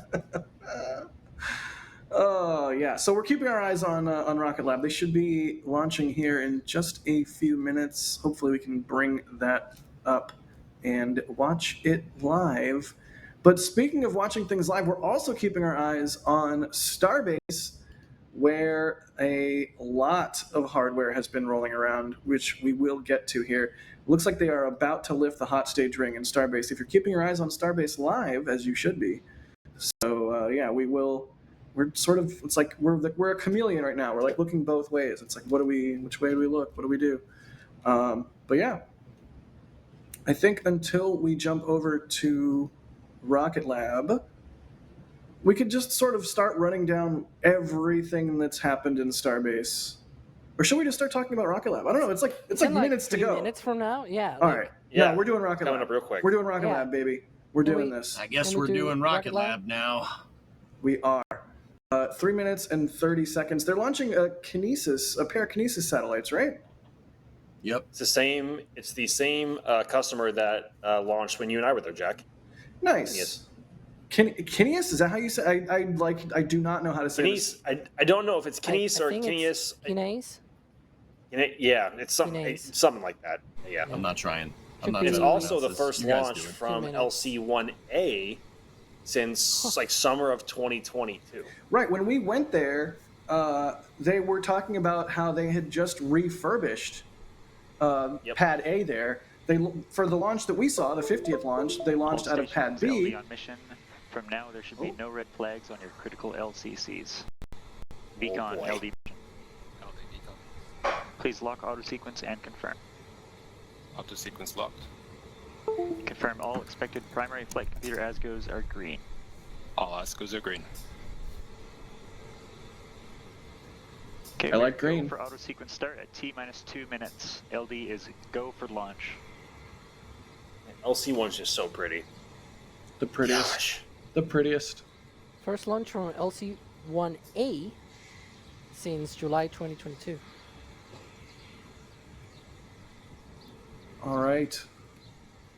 What is it? Like 2 minutes to go? Not even, probably under now. Yeah, Mahia is just insanely beautiful. So it's cool. Now they're going to have a second pad up and running after this long refurb process, which you'll love to see because on internal power, AFTS is green and enabled for flight. Yeah. all right. What? Guess what? More pads, more better? We're in New Zealand. Jack, we're New Zealand. We are in New Zealand right now. You can see the rocket there is nice and frosty. Second stage. Electron is so pretty. It really is just a beautiful It's such a machine. pretty rocket. Launch load is complete. System is in recirculation. All right. Okay. We're in recirc? Systems in recirc, which is good.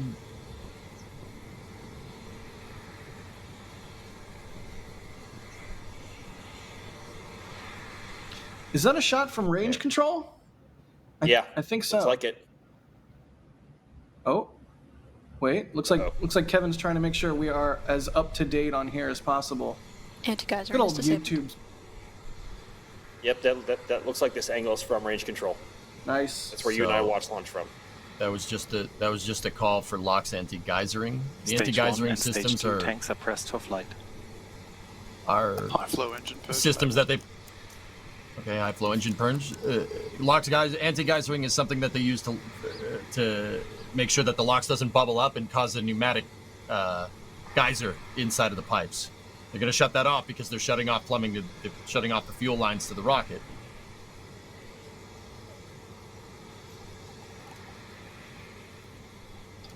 T-minus 20 seconds and counting.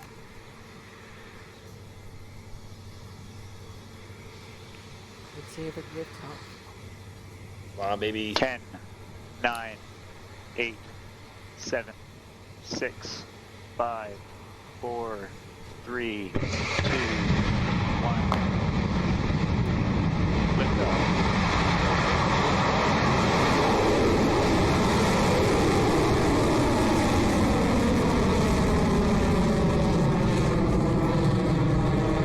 Getting pitch over.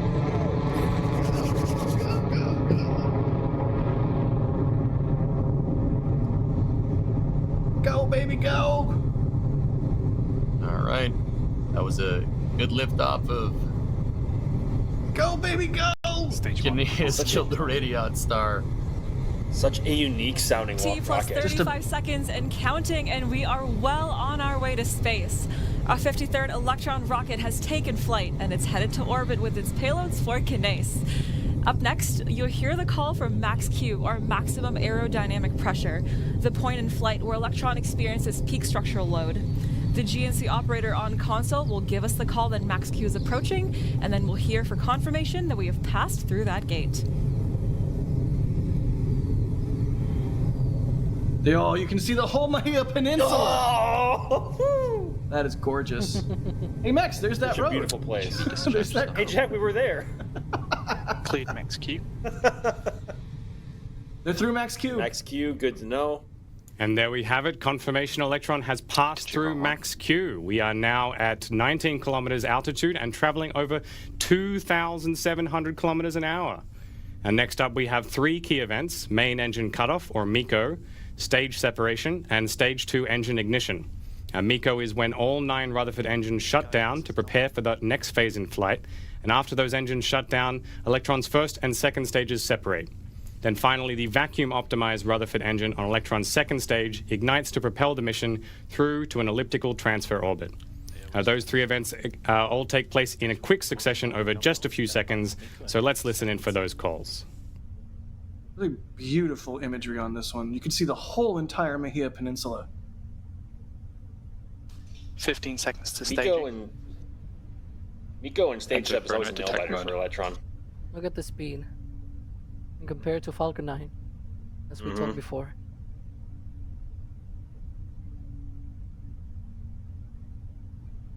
MECO confirmed. Come on. MECO? Good sap! Good sap. Stage separation confirmed. Second stage, Stage 2 ignition confirmed. Didn't need max gimbal for that separation. We are now T plus 2 minutes and 45 seconds into the mission, and as you've just heard, Electron has had a successful MECO, stage SEP, and second stage ignition. Stage 2 guidance. Telemetry data shows that Electron is now moving at over 8,200 kilometers per hour and has just passed 100 kilometers above Earth. Up next is fairing jettison, when Electron's nose cone, which is protecting our payloads today, will split in two and fall away. We might see this happen on screen, so let's keep an eye out for that. Yes. Fairing jettison succeeded. And that was the call out for fairing jettison from mission control, exposing the payload to space ahead of deployment. Stage 2 Electron is traveling at over 8,500 kilometers an hour at an altitude of 125 kilometers, with just a few minutes remaining in the second stage burn. Look at what's going on there on that, is that a battery pack? Whatever's covered in that Mylar foil. There's some interesting... It's the battery. They're definitely using better optics for this mission than the last one. The battery is upgrade. Yep. Doing some interesting stuff there. It almost looks like... I can't tell if the Mylar is like being sucked into, like, because of the vacuum, or if it's expanding. It's like one of those optical Probably illusions. vibrating from the engine. It's very close to. Now, if you take a look at the graphs on the right-hand side of your screen, then you can see Electron's current trajectory compared with our expected trajectory. And we like those two lines to be as close as possible, and that's what helps Electron's precise payload insertion accuracy. Yeah, we got some stage 2 telemetry there. Nice. That's some upgraded UI That is here. the kerosene is always a little bit lower on the percentage than the liquid oxygen. That is on purpose. EJ, you weren't kidding. They really are using some upgraded optics on this one. Nominal. Yep. I'm here for it.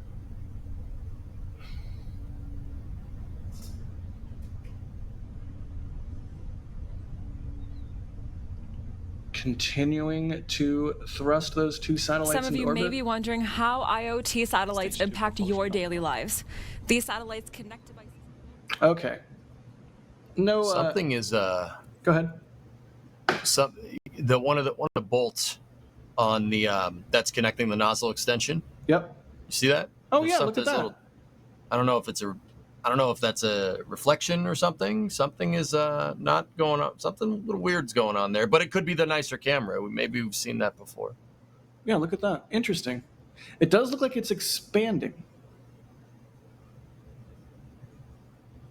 It's expanding.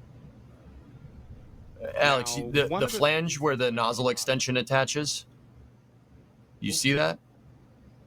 It looks like it's just a reflection, but It yeah, does. I mean, It could just be.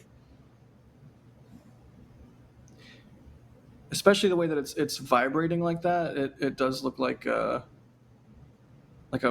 light reflecting off of maybe something else on the rocket and hitting that. I don't know. That's interesting. Either way, You can see it's passing over sunset right now. You can see the line on the Earth, the Terminator. nice. I'll be back. That's so pretty. I want to go. Max, we need to go to space so we can yell at each other like, Max, Jack, we're in space. Oh my god. Throttling down. I am all for that.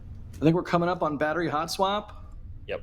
I don't know if we'll get visuals of it, but that's kind of Battery jettison confirmed. And that was the call for battery hot Hey! swap on the second Awesome. stage, confirmed as successful by Mission Hot swap Control across successful. the nets.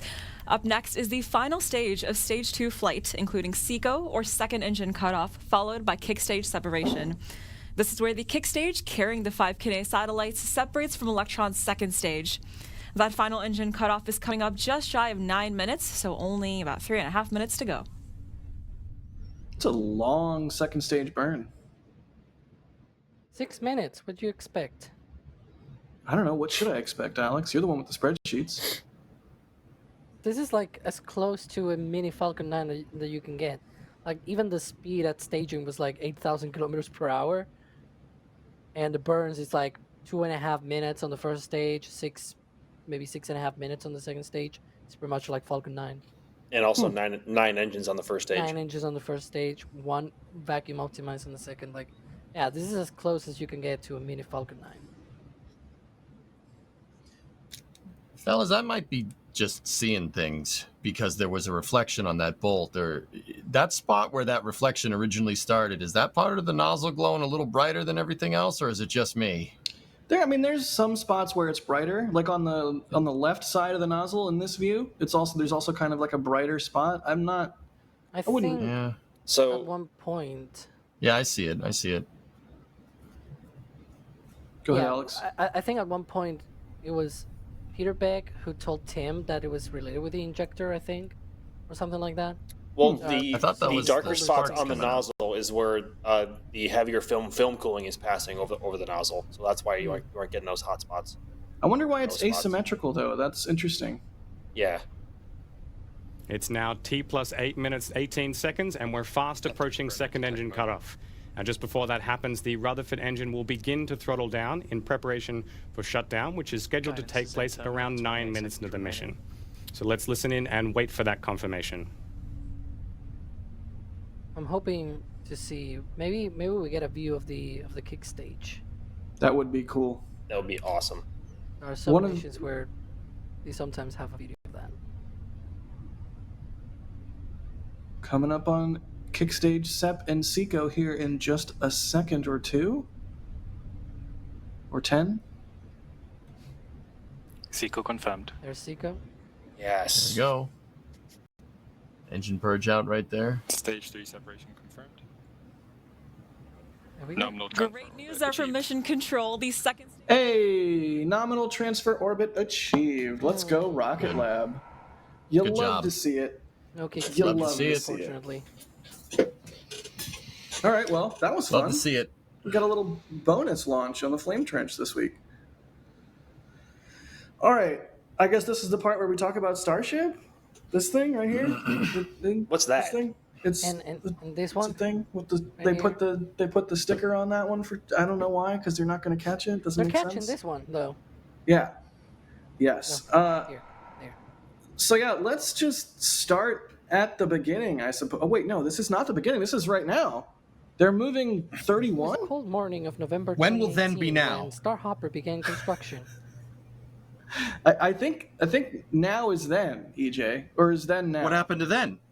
It's I don't know. When is now? Now. Yes. Now. Wait, no, wait, now. Now? Now. The correct answer is yes. I'll go with I that. tried. I'll go with that. I failed you, EJ. I'm sorry. That's all right. So Ship 30 is moving into the chopsticks to be lifted. The hot stage ring is getting ready to be lifted by the LR 11,000 crane.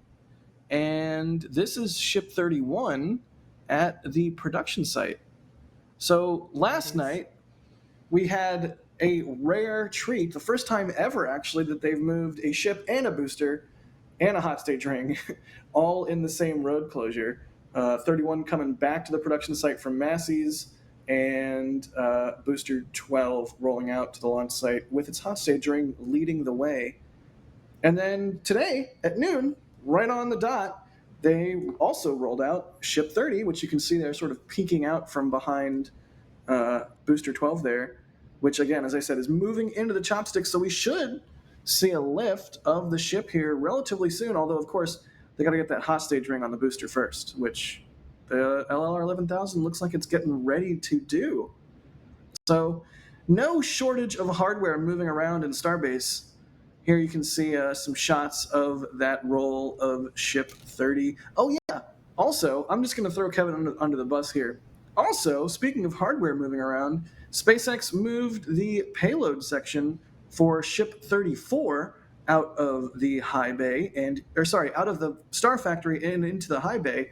And then a few hours later, I believe this was, oh God, it all blurs together. Was this yesterday? Is this what happened yesterday? Yes, it was yesterday. Yes. Today. Thank you. It's not now. Yeah, I know that. Yeah.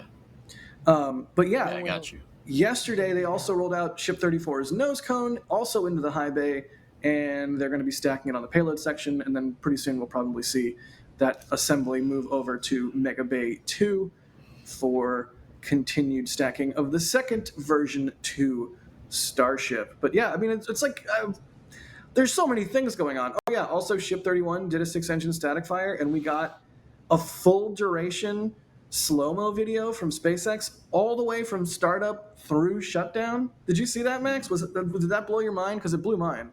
6 seconds slowed down to just over 5 minutes of footage, which was just delicious. Yep.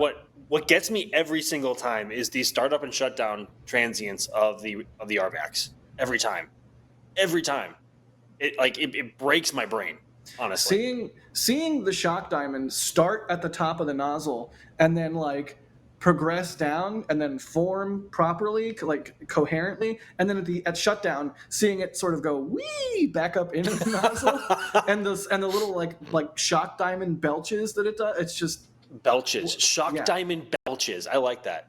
Yeah, that's what I'm about to do after I drink some more Topo Chico.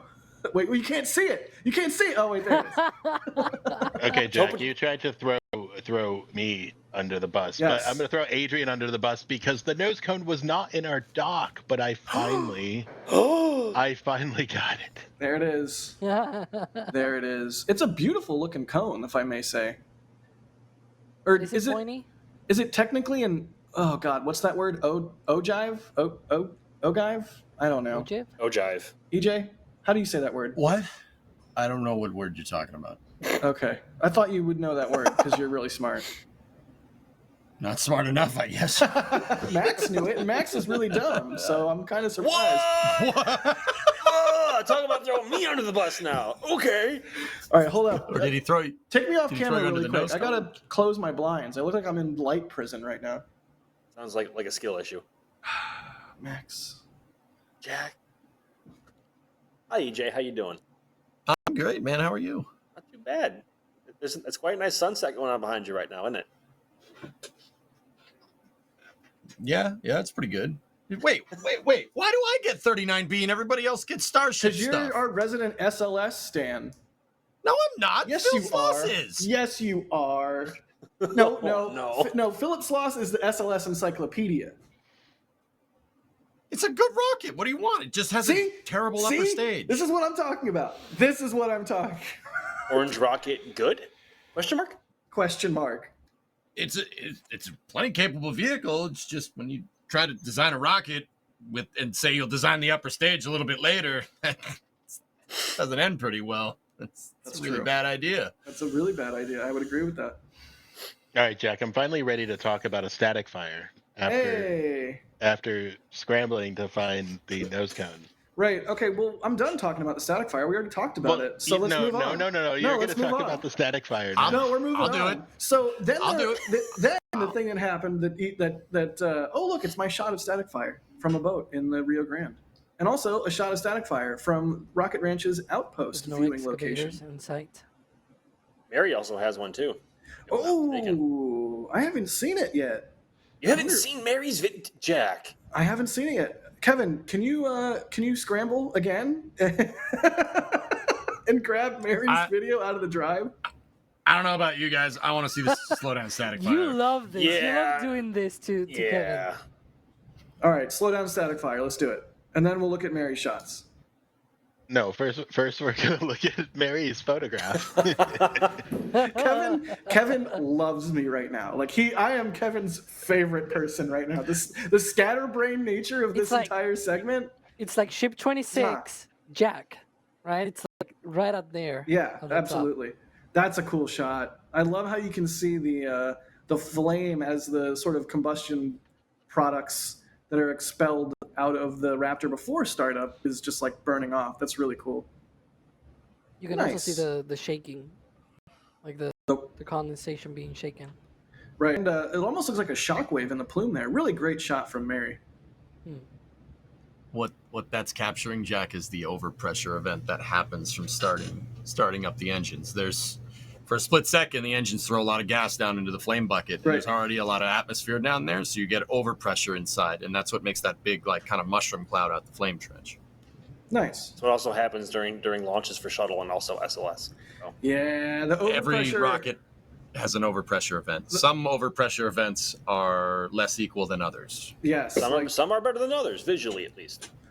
The overpressure we got on Artemis 1 was beautiful, although it did kind of roast the mobile launcher a little bit. But hey, first launch, it's to be expected. Hey, it blew the doors off that pad, man. I was just going to say, it blew the doors off the elevator.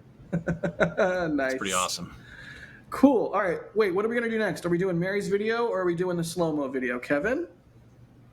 I'll let you pick. Uh-oh. Oh, it's Mary's video. Uh-oh. I can see into the future. It's Mary's video. Let's go. So, really impressive from SpaceX here. Play it. Getting the Flight 6 vehicles ready to go even before Flight 5 has done its wet dress rehearsal. Obviously, Booster 13 still needs to be static fired, but this is definitely a flex. Welcome to the Kevin Scrubs through the video portion of the show. My favorite. Oh dear. I think you probably passed it already. Did you? He's gonna go find it. Didn't even see it. I didn't see it. Where was it? Didn't even see it. He's looking for it right now. He's looking for it. You know what? It must not have happened. Or That's what happened. It's all Ryan illusion. just linked him the wrong file. Ooh, that could also be a possibility. All right. Well, we'll keep looking for that video. I'm going to do some support really quick while Kevin finds the correct point in the timeline there. Austin Skirvin, thanks for the $5 there tip. we go. He found it. He found it? Yay. Happy us noises. Wait for it. I'm waiting. Sure, you found it? I'm waiting. Sure. Yes, wait for it. I'm waiting. Wait. You don't have to tell me to wait. I'm waiting. Hold on. My hair's growing back. It's taking so long. Lucky. It doesn't. There we go. Oh, here we go. Hey, that's beautiful. There's that overpressure EJ was talking about. You can see the shockwaves too. Gorgeous. Fantastic work from Mary. Cool. I'm gonna run some support. We're gonna pull up that slow-mo video from SpaceX, and then we'll all gush over how amazing it is. Austin Skirvin, thanks for the $5 tip. They say Captain Jack in a kilt and a kayak fund. I support this. Why? I support this. Why is this my life? I just think it's funny. They love messing with you. Why is this life? Why is this my life? I love how this has become such a thing where it's passing the test of time very well. Well, the worst part is, or maybe it's the best part, I don't know, you can decide, chat. The kayak thing goes all the way back to the Starship low altitude flight tests. Like, that hasn't died. So the fact that the kilt thing has really grown on chat so much, it just means I can see into the future. I can see into the future like 5 years from now, and it's still freelance. And they're like, "Can you go with a kill to the moon to moon kill, moon kill." What am I doing with my life? Okay, Astro Vibes, thank you for the $20 super chat. They say, I've met Max so many times and he still hasn't given me a patch. Max, how dare you? How dare you? Wait, is that Daniel? No. I think Daniel's name in chat is actually Daniel. No, read the chat further. Like all the way down. You guys, it is Daniel. You're Daniel B. Must be a different Daniel. It's a Daniel that I know. Okay, it's a Daniel you know. They say, you guys are all the best. I know some of you at SpaceX love watching y'all stream. Cool. Thanks, Daniel. I really appreciate that. Max, give him a patch. What's wrong with you? Give him a patch. Sorry. Give him a patch. Ooh, SpaceX video of the static fire. Shiny. Kevin, it's a little bit later. It's the last thing posted with the videos. Yes. Yeah, there we go. Yes. It's So, like the I don't know if you Elmo noticed. with the the fire. It's just like, yes. Sorry, Max. Kevin, The full RVAC screen us. on the right started just before the RVAX on the left. It might have something to do with stage step sequence somewhere. Yeah, that makes sense. So, Max, boys, that's a staggered ignition. You always stagger the ignition on your rockets. It's staggered only by a couple of milliseconds, right? I didn't know that, EJ. Yeah. Mm-hmm. Yeah. I mean, this is not something that's new. No, it's all good, man. It's all good. You're staggering your ignition. If you look, the three center engines do the same thing. That's why it's called an ignition sequence. Jack, you and I, right? we can just leave here and just leave them. Fight. Oh yeah. Because you don't want to watch this. Yeah. All right. Yeah. Okay. Here come the sea levels. Bye. Yes. Bye. That didn't look very staggered to me, EJ. Or very. Yeah. It was. It actually was. It was staggered. It was very staggered. So let the man talk. EJ, go. You stagger the ignition to, I mean, you could basically shock compression load your engine section. Amongst other reasons, they also do it for vibration purposes, and it's also done to make sure the head pressure doesn't change too much during ignition. There's plenty of reasons to stagger. Basically, if you try to start all of them at the same time, it explodes. That is a very viable outcome if you try to start it. They've been staging. Once again, that's why it's called an ignition sequence. They're gone for ignition sequence start. Like, there's a reason why it's called that. Because you want to start them, you want to delay it by just a little bit, by a couple of milliseconds. However, I feel like there was a much smaller gap between the RVAX and the left. Go back and I guess go back you're and not tell me if wrong. I'm crazy. No, you're not wrong. Do you know why, though? Something to do with hot staging in the booster separation? Probably. Direction? Yeah, I mean, you don't want to have a split second of non-uniform thrust there. So the sequencing on the VAX are tight. They're very tight comparatively to the center engines, right? I'm sorry, EJ. I'm just diving into this footage. Do you ever wish you were a piece of ice falling into a Raptor exhaust plume over a flame trench? Oh, no. No. I know where you're going with. Actually, no. That's instant vaporization. Yeah, you don't ever feel like that. Like you go to start your car and it's just like, and you're like, man, if I was just a piece of ice right now. I wish I was this camera, to be honest. Yeah, fair. And seeing this, I wish it was my camera. I don't want to be the camera. I just want the camera to be mine. That's fair. Well, that's fair. Fellas, this camera is most likely through a periscope. They would use mirrors through a periscope because hot. Yeah. I don't know if you guys can figure this out. It's kind of hot, like right in rocket this engines are hot area right here. Raptor not up there or there so much, but like right there, it's pretty warm. Jesus, what happened to your Raptors? I knew it, Jack. I knew it. Oh, now I gotta go watch Tommy Boy. Yeah. But yeah, one thing I am curious about, like, I sort of do want this footage to play out in its entirety. I haven't done this yet, but I've been meaning to. I want to just scrub back and forth rapidly to see how the dynamics in those Raptor VAX shock cones, which are way more visible than the RVAX shock diamonds, Who wants to know why? Because it's throttling, right? It's throttling. What?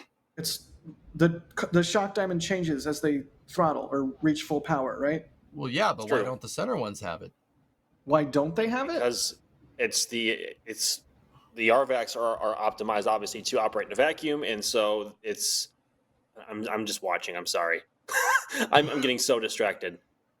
Oh boy, it's the same effect that happened with the RS-25's ignition at sea level before the SRBs lit. Do note though that are you even saying the they're Raptor washed sea out? levels. You what? Your what hurts? Hang on. Look at this. So you see that there's like this effect on the RVACs, but you can see the Here we go, same you're shut effect down. on the sea levels. See, there. See that? Lock Because diamond belches. it can even happen with sea level engines when they are very low on throttle. Get some And flow that is something separation going. That is precisely the reason why you cannot throttle down some of these sea level engines. Like some of the sea level engines, is if you try to throttle them down too far, apart from probably going beyond the limits of things like injectors and pumps and whatnot, the nozzle as well. Like you reach a point that your thrust is so low that you get that The atmosphere starts to impinge up into exactly. the nozzle, right? Even on a sea level engine, that can still happen if you go very low on thrust, and But- essentially that's what happens when you shut down. Wait, but EJ, what's the deal with the shock diamonds changing shape? We feel like you didn't. The nozzle's a different shape. Differential expansion ratios. No, I don't mean between the RVACs and the Raptor sea levels. I just mean throughout the static fire process. Like they start off sort of less uniform, they become more uniform. I feel like they get smaller, and then they get sucked back up into the nozzle. Like, is that just the throttle profile, or just engines coming up to full power? Because I assume there's some amount of throttling during a static fire. Well, okay. There is a little bit of throttling right at the beginning and right at the end. Those engines seem to be staying at the same throttle the entire time. The reason why is because the Mach disc, that's the front of the shock diamond, right? That Mach disc is staying about the same distance from the rim of the nozzle. But on startup, the reason why it's so turbulent is what you guys were talking about. Your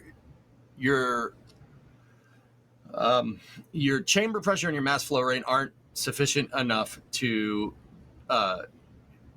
do what's called under expansion on the nozzle. Basically, the explosion that's coming out of the Raptor right in that split second isn't enough to fill up that entire nozzle. So what you're going to get is flow separation. Flow separation is what you're seeing there. Basically, like I said, the explosion isn't big enough to fill up that nozzle. That flow separation comes from over expansion.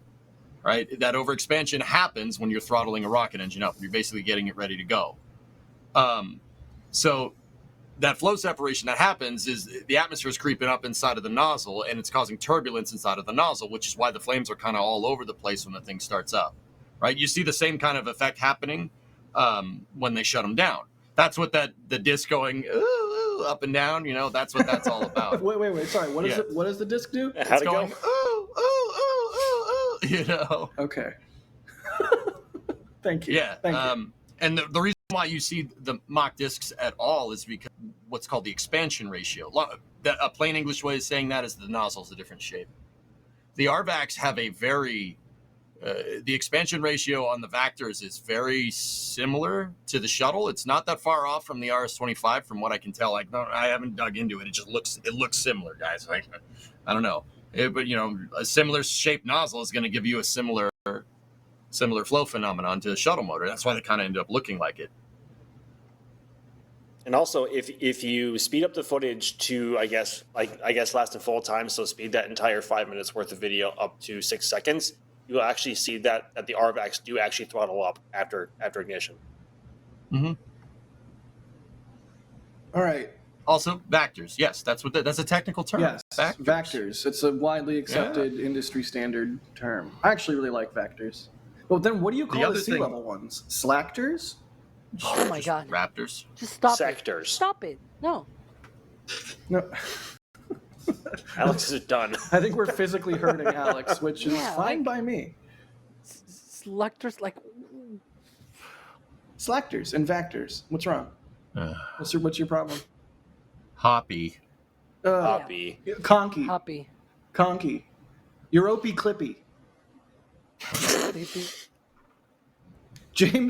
Jamie Webby Spacey Telly Welly. No, it's the Jelly Welly Space Telly.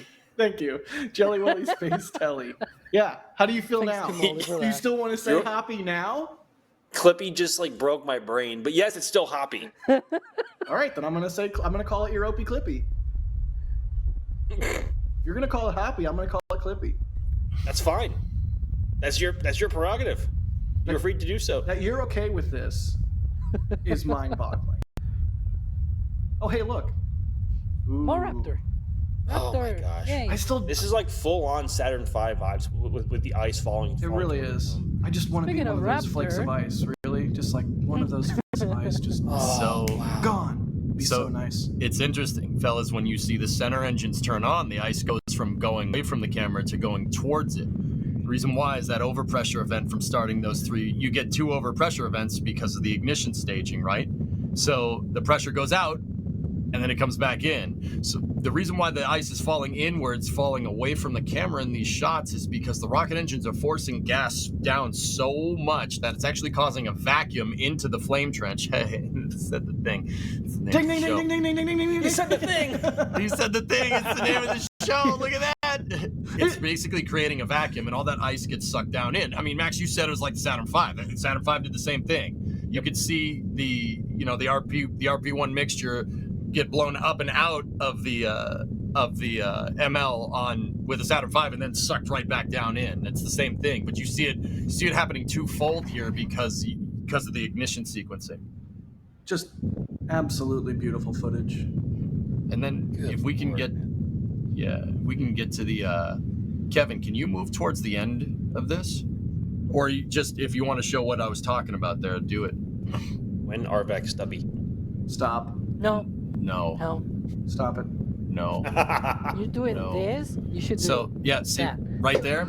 You see right there. You see the mock disc collapse when the plume goes from underexpanded or overexpanded to underexpanded. The disc collapses in on itself. Yeah, it's crazy super that cool. we're watching what 6 seconds slow down to 5 minutes, and yet in this footage it appears basically instantaneous. The exhaust is still moving so fast. If that tells you anything about the amount of energy that's being contained here. So cool. Mm-hmm. I mean, the other thing is that I love rockets. I don't know about you guys, but I love awesome. rockets. 3.5 kilometers per second. That's like wild. Mach 10. Lord. 11. Yeah, no, it's going pretty fast. Neat. All right, I'm going to thank some people for the support because we're way behind, and then we're going to the shutdown sequence, man. Well, you want to do the shutdown sequence? Okay. Compromise. I'm going to thank people for support because we're way behind, and then we can talk about the shutdown sequence, and then we can talk about the Booster 12 lift, which had a little bit of a Lion King moment there, where they just they just seemed like they just held it there for a hot minute. Anyways, okay. All right, Circle support. of life. Circle. All right. Scott. Copyright. I think it has to be like 3 seconds before we get in trouble, so I don't know how YouTube works. Anyways, let's thank some people. Scott.m43, thanks for becoming a Padrat member. Shazbert Toddbot, let's say that 5 times fast. Thank you for the support. They say Alex equals spreadsheet master. I hope Kevin is ready because Ninja Decimator. Pew, pew, pew. Gifted 5 red team memberships. Kevin wasn't ready. James getting a hoodie from the store. There we go. Thanks, Kevin. It's so late. James getting a hoodie from the store. They say East Coast, New Zealand. Thank you. Yes, thank you. I can't even focus. They say East Coast New Zealand is the best. Stop it. Max Spezzi. I don't even know how to say your name. I'm sorry. I'm just going to call you Max, becoming a Padrat member. Mike, getting a Raptor t-shirt from the Thrust collection, saying, loving the trench. Keep it up, guys. You bet we will. Carito, thanks for the super chat. They say they're lifting the hot stage ring now. Also, if the delay goes long enough, could you see ship 33 replacing ship 21, I think you mean 31, on flight 6. No. Mikey, LCR, thank you for the 10 curly L's there. They say, makes you realize how good Max and D are at tracking shots. It's true. They're pros. JC Davis, thank you for the $10 super. They say if SpaceX waits for the catch license, they can technically launch Flight 5 and 6 before having to reapply. But if they fly now with 4, they will have to change for Flight 6 and then again for Flight 7 with version 2. Correct. That is correct. That's a yes, good assessment. Echo Deal, thank you for the support. I don't even want to read this out loud, but here we go. They say kilt 0G indicator. All right, moving on. You said it out loud. That doesn't require any discussion. Moving right along. Honestly, okay, no, it does require discussion. I would go to space wearing a kilt if that meant that I could go to space. There you go. I was just going to say, like, if you could go to space, but the only catch was you had to wear a kilt outside of your spacesuit, would you do it? 100%. Yeah. No question. I feel like we're like every stream we do with the kilt thing mentioned, like there's more and more circumstances in which I'm agreeing to wear a kilt. Like it's just And it's on record too, so you can't hide it. Oh God. Everybody's watching. Everybody's watching, Max. There's over 1,000 people This is watching. all on record, Jack. Okay. Yeah, someone tape it. TechRan, thanks for the $5 there. They say, I like EJ. His points are insightful, and he looks a bit like Ogre from Revenge of the Nerds. Not an insult. Nerds! Sorry. I like EJ too. Bob Smith, thank you for the support. They say, EJ is my dude, even when he hasn't had enough coffee. No bad-mouthing my dude. I would never bad-mouth EJ. Yeah. Except for earlier in the stream when I did that thing. Elizabeth Hopner gifting 10 Red Team memberships. Thank you so much, Elizabeth. That is extremely generous of you. Make sure if your name just turned green, like Seldoon or Stock Cars Casino or Nathan or Dare In, if you got gifted a membership, be sure to thank the person that gave it to you, like Brian J., who just gifted 5 Red Team memberships. All right, that's the support queue. Got to keep the lights on. I know we don't want to make the whole show like, thanks for the thing, but like, no, we can't do this. We literally cannot do this. Thanks for the thing, chat. Yeah, but also thanks for the thing. Thanks for the thing. Yeah, the thing. You talk to the guy. Yeah, that's how I'm gonna do all my support reads from now on. Just like, thanks for the thing. Anyways, so full stack testing, am I right? Mm-hmm. Yeah, we'll see. More full stack, more better. So there are 3 road closures this week, if I'm not mistaken. Well, next week, because it's Friday, if I'm not mistaken. Monday, Tuesday, and Wednesday, 8 a.m. to 8 p.m., with Monday being the primary and the other 2 being the backup days. Those 12-hour closures are typically used for wet dress rehearsals or flight activities or booster static fires. So, presumably, we're going to get some sort of full stack testing. Let's go around the horn. What do we think they're going to do? Wet dress rehearsal? Maybe just stack it and do a photo op? I don't know. EJ, what do you think? Is this like just going to be a FAA sort of flex or actual useful data gathered? I can talk. I can sing. Oh, you didn't pronounce it correctly. Go away. No, Jack. You're not bringing a song in here. No. But Father, I just want to sing. No. But Father. All right. Seriously though, what do you think? They said you couldn't build a launch pad in a swamp, but we did it anyway. Anyway, what do I think? Wet dress rehearsal. We've seen now the ship and booster static fire, stack it, wet dress it, maybe do another static fire. For fun. Maybe some fun. Static fires are fun. Yeah, they are pretty cool. I really want to. What was that? What was that, Kevin? I saw that. We all saw that. Reviewing the end of the show. Yes, static fires are fun. You know what I want? A view like we just got with Ship 31 at Massey's. I want that slow-mo, but with booster startup. Assuming that camera and mirror setup would even survive ignition from all 33 Raptors. Yeah, ask me about cameras that got destroyed by 33 Raptors, because I have 3. Yeah. 31. Same, actually. Chat, you can ask us about vans that got destroyed by Raptors. That's also too, a thing. If you need to. That did happen. So yeah, meaningful data is where EJ is coming in, is weighing in. Max, what do you think we're going to see here? Is it just a PR stunt to take a photo, or is this purposeful and meaningful here? Well, I mean, I don't think any of their hardware movements aren't what was the word? I can't. Brain is not braining. What is the word that you? Purposeful. Thank you. myself, I guess. I'm talking Do to I myself. do I need Ranting. to remind Anyway, you of the time they had a full stack just to do a Cybertruck ad? Those were special circumstances, I guess. I'm not sure what they would be Okay. PRing about this time. I'm not sure. Maybe a wet dress, just to ensure the vehicle's ready, as they've said the vehicle is ready on numerous occasions to this point, and I guess they haven't. That's like the last step before launch is getting getting a good wet dress done. So potentially a wet dress. Alex? Would be nice. Yeah, I mean, stack that thing and just put it up there and do a wet dress. Why not? Send it. That thing. Hang on. There. Over All there. right. And Yep. Yeah, this. Yes.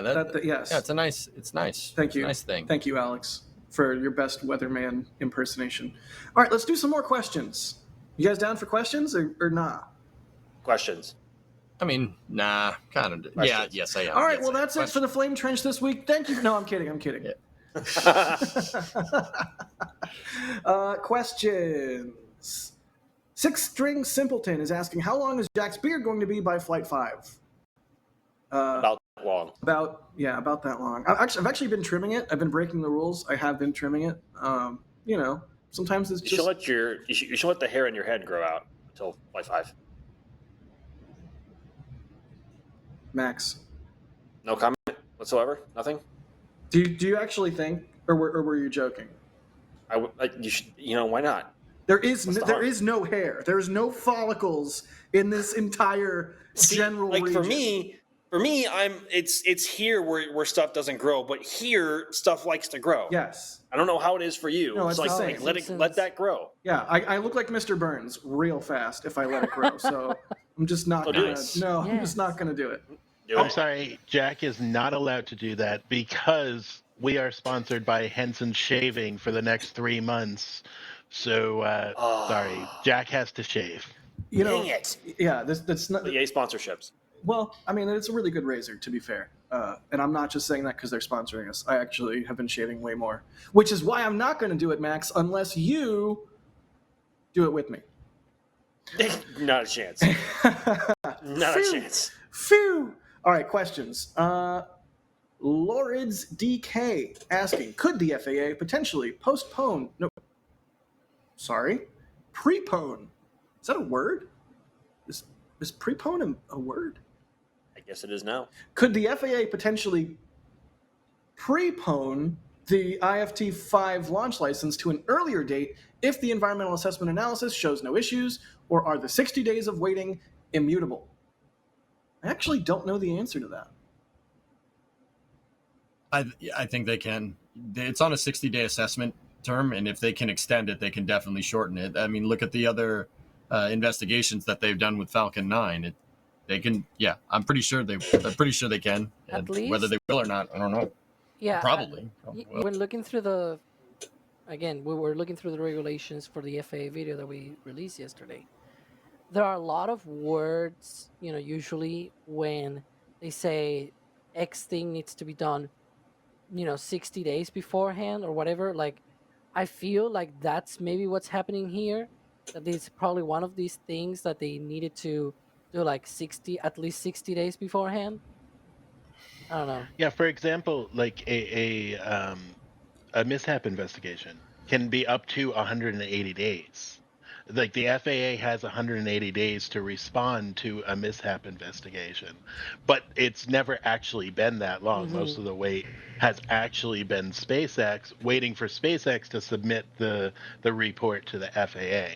So I think the FAA is giving longer terms, more opportunity to actually finish it in time. I think they do that all the time. Look at Alex lording his hair over us, just being like, oh, I have so much hair. He has enough hair for all three of us. He really does. Alex, send us all hair. I'm good. I'll pass. No. Okay, Alex, only send Max hair. No. I'm good. Chat is saying it's not prepone. The Matrix is saying I think it's just pone. Also, Bob Smith saying, wouldn't that just be a pone? Just pone. That's what I was laughing about earlier while Alex was talking. Oh I no! love you, Chad. You're so good. I don't like this conversation. I do. I don't like that word either. Pone. You don't like a I good don't like corn it. pone? Corn pone's delicious. What the heck? Oh my god. All right, moving on. Carito, thank you for the $2 super and the Kilt Fund. Oh god. More questions. John is asking, why do the RVACs go first and then the sea levels on that static fire? Is that another stage SEP kind of thing, Alex? Yeah, when they do, this is funny because when they did the static fires at suborbital pad, they did the sea levels first and then the RVACs just because of how they looked relative to where they should be, right? When we saw those engines igniting on the suborbital pads, we always saw the centers first and then the RVACs. But actually during flight, when they do the hot staging, they ignite first the RVACs because they are closer to the vented interstage, the hot staging ring essentially, and so it allows them to be able to get out that exhaust through those holes much easier because they are further out and closer to those holes. And once the clamps release and everything, they ignite the center engines and then the ship just flies out. So this Yeah, is the center essentially the engines- same ignition sequence as the hot staging. The center engines are basically right next to that dome on the hot stage ring, so Yeah, but they gimbal out. yeah, but they're still like right there. So it makes sense that you want to get a little separation before Yeah, you light sure. them, right? Good Also, question. the RVACs ignite faster, at the very least, from what we've seen in the past. It seems like the regular the sea level engines take longer to ramp up and to get to ignition. I don't know what is different though. Like, what is the actual thing that gets the RVACs to ignite faster? But we know that from how, you know how for a spin prime test we see sort of like stream of like a white cloud thing coming out of the engine first. That's essentially the first step of the ignition sequence. Fun fact, I've been writing about this for a future video. So the first part of the ignition sequence, they spin up the pumps and you see this sort of cloud of gases coming out of the engine, and then ignition happens on the pre-burners and the main combustion chamber, and then you see all the flames coming up and thrust being generated. Like, that's the whole point of the ignition sequence. And so maybe even if, like, Kevin, if you can scroll back, you can probably see that. And when you see that on the RVACs, the time between the plumes coming out, like, see, and then reaching full thrust, or rather just combustion in general, not even full thrust, it's super short. Whereas on the sea level engines, they take a long time. You can see the streak, the plume coming out of, like, that's when it's starting. See, there's like vapors coming out of the sea level nozzles, and then there's like another streak, and then ignition happens. Like, it takes a longer time. It feels like it's at least 2 seconds, whereas on the RVACs it's like 1 second to ignite. It's very, very quick for the RVACs. Yeah, I mean, I'm you- really curious what like hardware differences or procedural differences no idea. are the cause of that. Well, fellas, you gotta think about it like this. You know, they keep that ignition sequence. Oh, jeez, here we go. Here comes EJ to tell us how to think about something. Go ahead, please. I'm not gonna say nothing. No, I enjoy it. I really enjoy it. I was just giving you a hard time. 'Cause, well, that's a phrase you commonly utter. Consider this information that I am about to purvey. Yeah, all right. So when the thing separates during hot staging, if you don't get your sequencing right, and one engine fires a split second more than the other, that could impart roll on the vehicle during a hot staging separation. You don't want that. It needs to be clean. It needs to separate straight off, because if it goes to the side or something, there's already a lot of events happening here. You don't need to introduce more. That's why the sequencing is tight on the RVACs. Now, in terms of hardware, what's different? The nozzle. Yes. Maybe. The nozzle. Please don't move. The nozzle is calibrating. You get that one, EJ? You get that one? Yeah. Oh, dude. I forget, but I've heard that before, yes. Venture Brothers. Brock Samuel Miller is asking, when do you think we'll see Ship 33 cryo-proof? That, as a reminder, is the first Block 2, version 2, whatever you want to call it, Starship. Alex, when do you think we'll see 33 cryo? November, December. That's my guess. Can I go on a like very small rant? Not rant. Oh, here we go. Alex wants to go on a small rant. Everyone set your watch timers. It's okay. I actually Nobody point hold this your out a lot. breath. I actually point this out a lot on SBO on Starbase updates, and you get to narrate that and say it on your own words as well. That whenever they stack a vehicle, like a booster or a ship, that's not the end. Like stacking is actually probably the easiest part of the whole process, because fabricating, manufacturing each of the barrel sections individually, and then after stacking, having to put all the little things on the vehicle, that takes a long time. Whereas just stacking is like put it on top, weld, put it on top, weld. Like it's very easier in comparison, right? But for example, putting things like the raceway on Starship, like all of the wires, all of the piping and everything to connect all of the sections for the tanks and everything, like it takes a long time to do all of that. And there's also the heat shield on Starship, on the ship itself as well, which also takes a long time to complete. So it's not that easy. Obviously the heat shield is not needed for cryo though, so that's why I think it's probably going to be like a month or so from now, like November or something like that, maybe December, if they want to just wait for one of these flights to happen to get more data from them or something to make tweaks or whatever. But yeah, I think it's probably going to be a month or two from now. We saw that stacking, and we saw Ship 34 beginning to stack, as you mentioned, and nobody's seeing you doing your thing, Jack, by the way. Just saying, you're doing the yeah, he's doing that. I'm seeing on our preview, and there you go. Now you all can see it. Huh? But I'm enjoying this for what it's worth. Someone saying in chat, Alex, they are called fiddly bits. Yeah, all the little thingies essentially that you need to put on the vehicle. Greebles. The proper term of art is The greebles. doohickeys. It's gizzards. Also, shout out to Trevor last night, who on stream called the SPMTs Rolly Doodads. Rolly doodads. Oh my God, do we have a timer? We have a timer now for Alex Answers. That's amazing. It's okay, I've already done. I'm done. You're still Prove talking, that. though. You're still talking. You're still talking.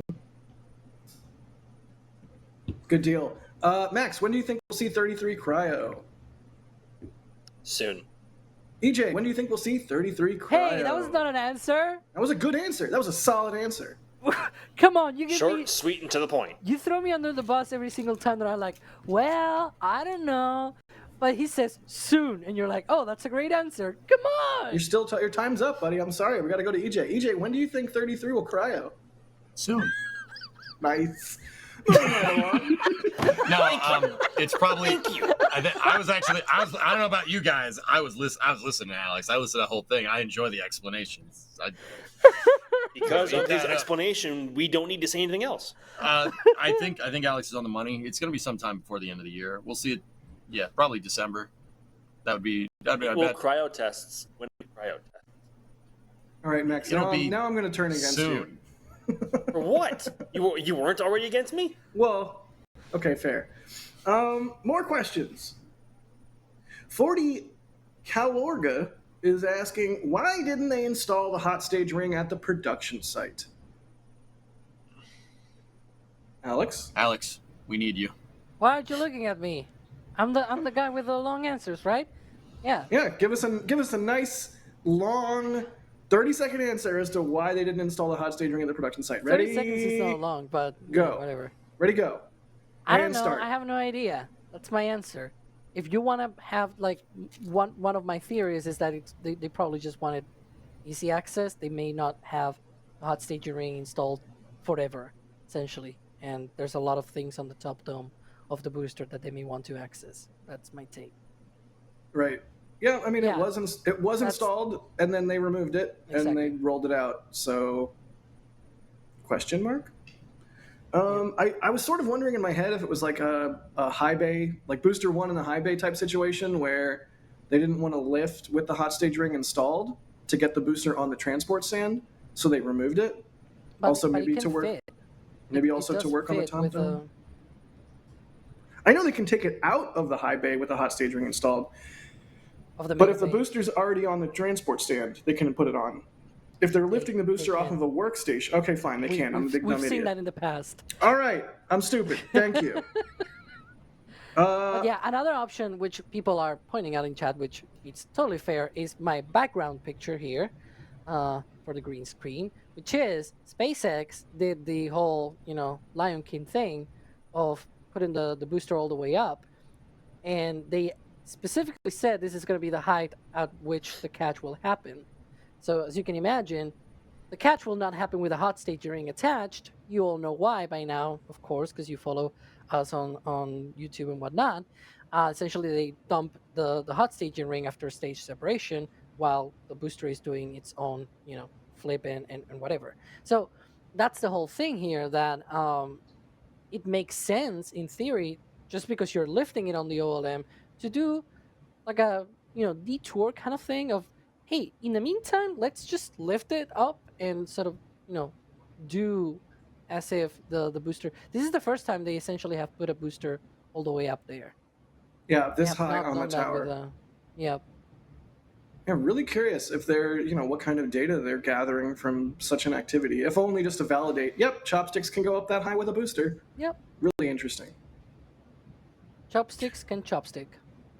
Chopsticks good. Did you guys see the bend in the tower from Elisar's compilation of the chopstick test the other day? Oh yeah, the twist. Yeah. Oh my god, the tower rocks wobble. back and forth. The tower almost has its like twang. It does a twang.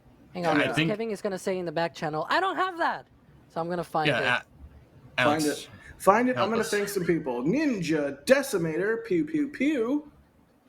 Kevin. There we go. Thank you so much. There. They say Crew 9 needs to bring. You know what? I'm not going to read that. Oh no. Thank you, Ninja Decimator, for the support. I'm glad I read ahead. It was a thing that involved a kill. Let's just leave it there. Oh, come on. Nope, moving on. Read it. Bideford Cowardice. with a $25 super chat. Thank you, Bideford. You are awesome. Always coming out with the support. They say, love the Flame Trench. Jack, Alex, EJ, and Max. Time for margaritas. Have a great weekend. baby. Oh, that sounds Let's really go. nice. That sounds really good. You too, Bideford. If you saw the pre-show, then you know that I am currently brewing, if that's even the right word, some jalapeno tequila for use I thought you were going to say something else. in beverages. No. If you watch the pre-show, you know I am sloshed too. Abort.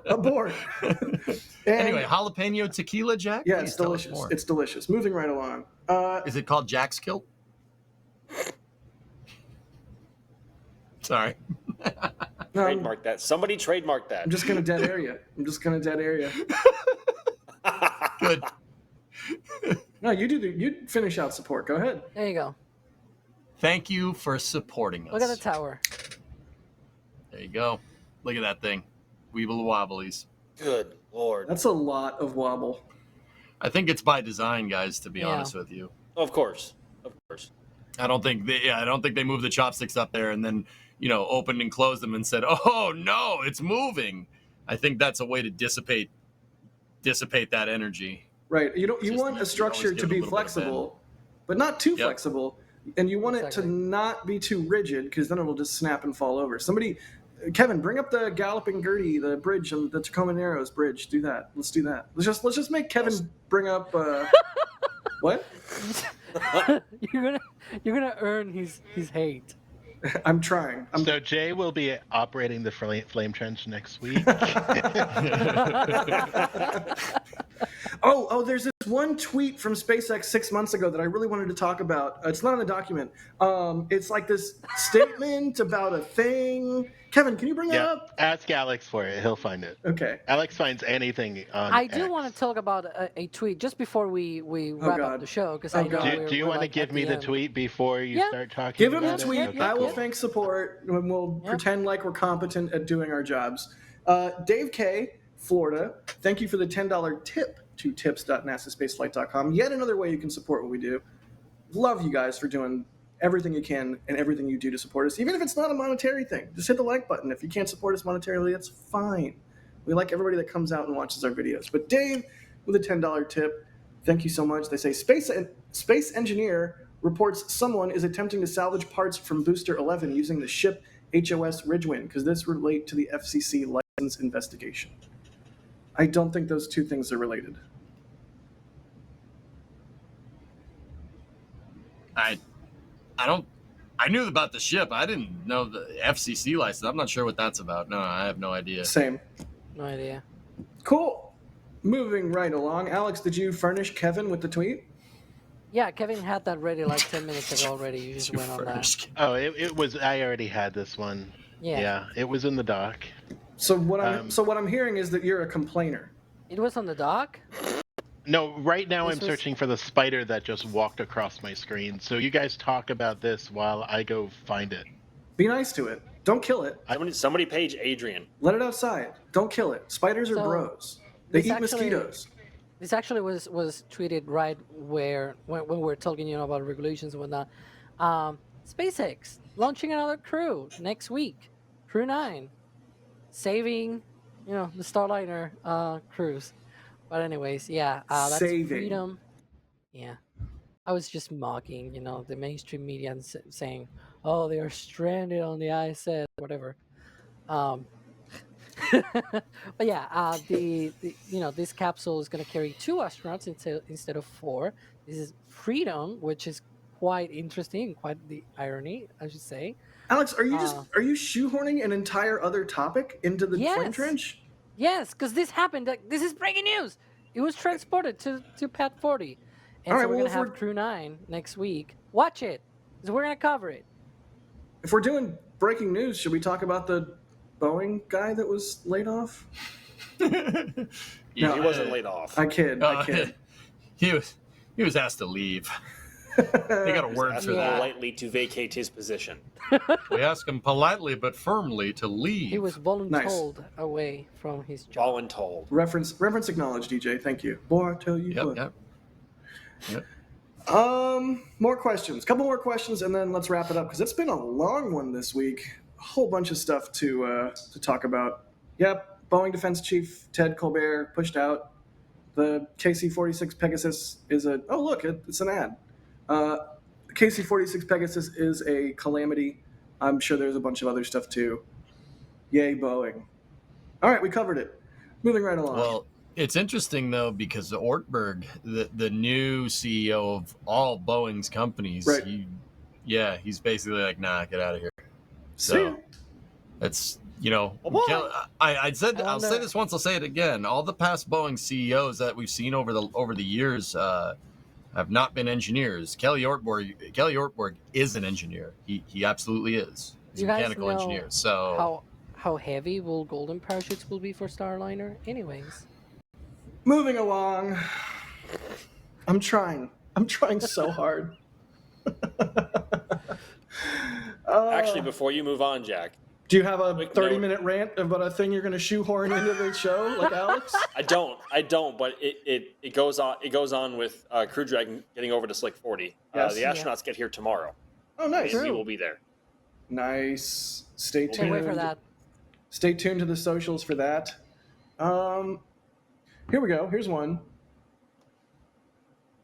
Rankley is asking, would SpaceX consider flying Ship 30 and Booster 12 without a catch to at least test the upgrades to the thermal protection to avoid the prolonged wait? Nah, EJ, go. I don't think so. I don't think that they would. You got to understand from where SpaceX is at, it's imperative to catch those boosters. The reason why is because they're on the hook for about $2.4 billion to NASA to deliver them a lander. Part of doing that is refueling Super Heavy. That gets a lot more complicated if you can't. Refueling Starship. That gets a lot more complicated if you can't get your first stage back, because now you're expending 12 to 16 Super Heavies, which, you don't want to do that. That's the reason why SpaceX. That's the reason why I think SpaceX is going for a catch on like seemingly so early, because if Super Heavy can't be reused, that's a big problem. I don't think. If they can't reuse that, I don't think HLS is getting anywhere near the moon. Yeah, no, that's very valid, EJ. Thank you. And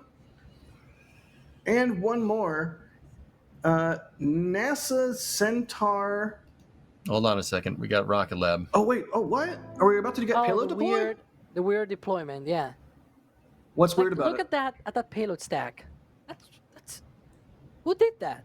It's fine. What was the one Look at that. What was the one that SpaceX launched? Oh, there we go. There's one. We got There we one. go. It was also very. Is now our reaction.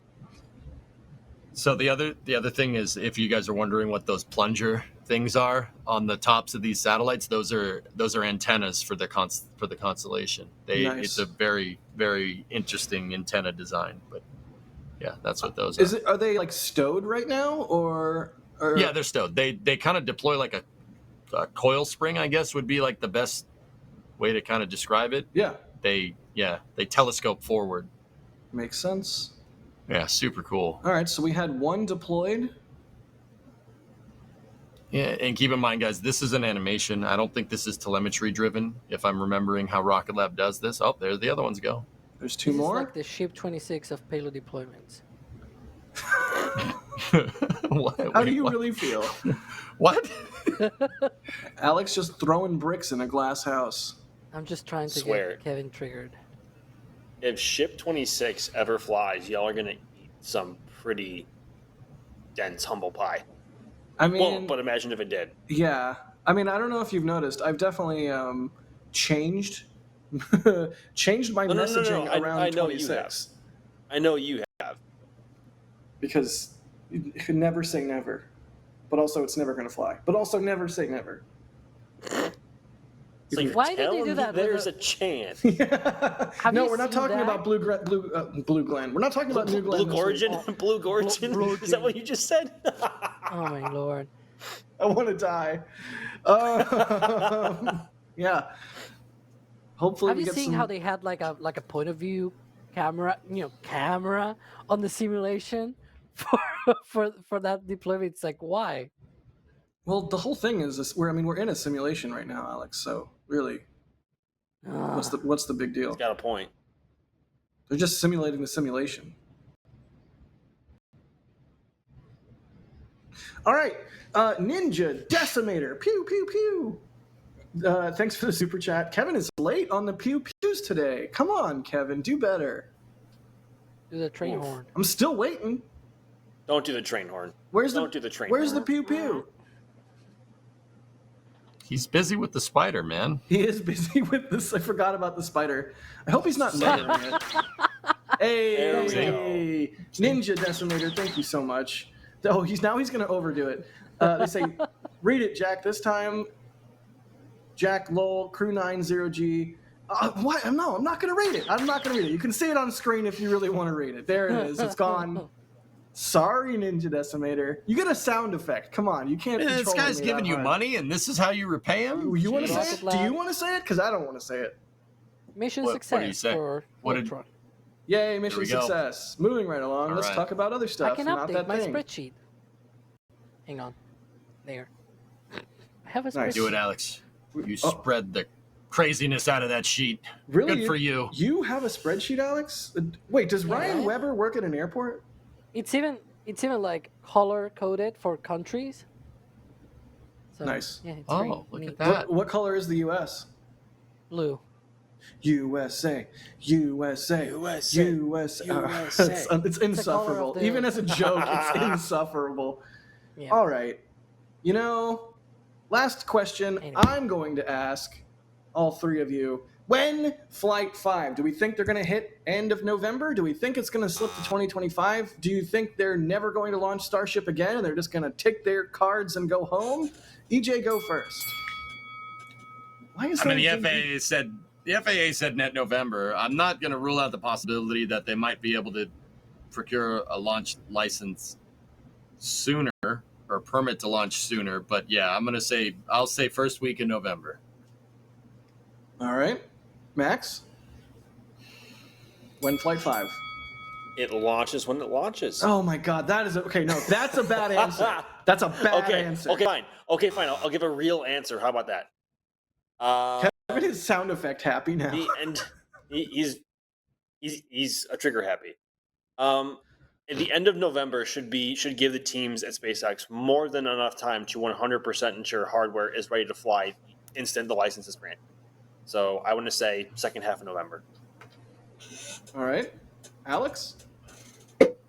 Everybody strap in. We got like 30 minutes left in the show here. With this answer from Alex. Ready? Go. Why you got to do my man like that, man? Dang. Soon. Hey! My guy. I deserve There this. it is. I deserve this. There you go. I didn't know we had a gangster payback. with us tonight. All right. Okay, if I want to wish, I want December 13th because it's my birthday. Anyway. Oh. All right. Well, I think that's it for the Flame Trench this week. EJ, thanks for being on, good buddy. Oh, yeah. Oh, hey. Thanks for having me. Gonna need to. What are we doing now? We're doing outros. Thank you. Okay. No, I'm sorry. This is the part where you say I wasn't talking to you, Jack. It's a pleasure and an honor to be on. And then you're like, blah, blah, blah. And then we're like, okay, dude, we get it. It's a privilege being on here, chat. Thank you for having me. Max, it was excellent to have Flame Trench with you. Alex, it was great to have Flame Trench with you. Kevin, thank you for doing the production. And thank you for having me. I'm not mentioning anybody else, no.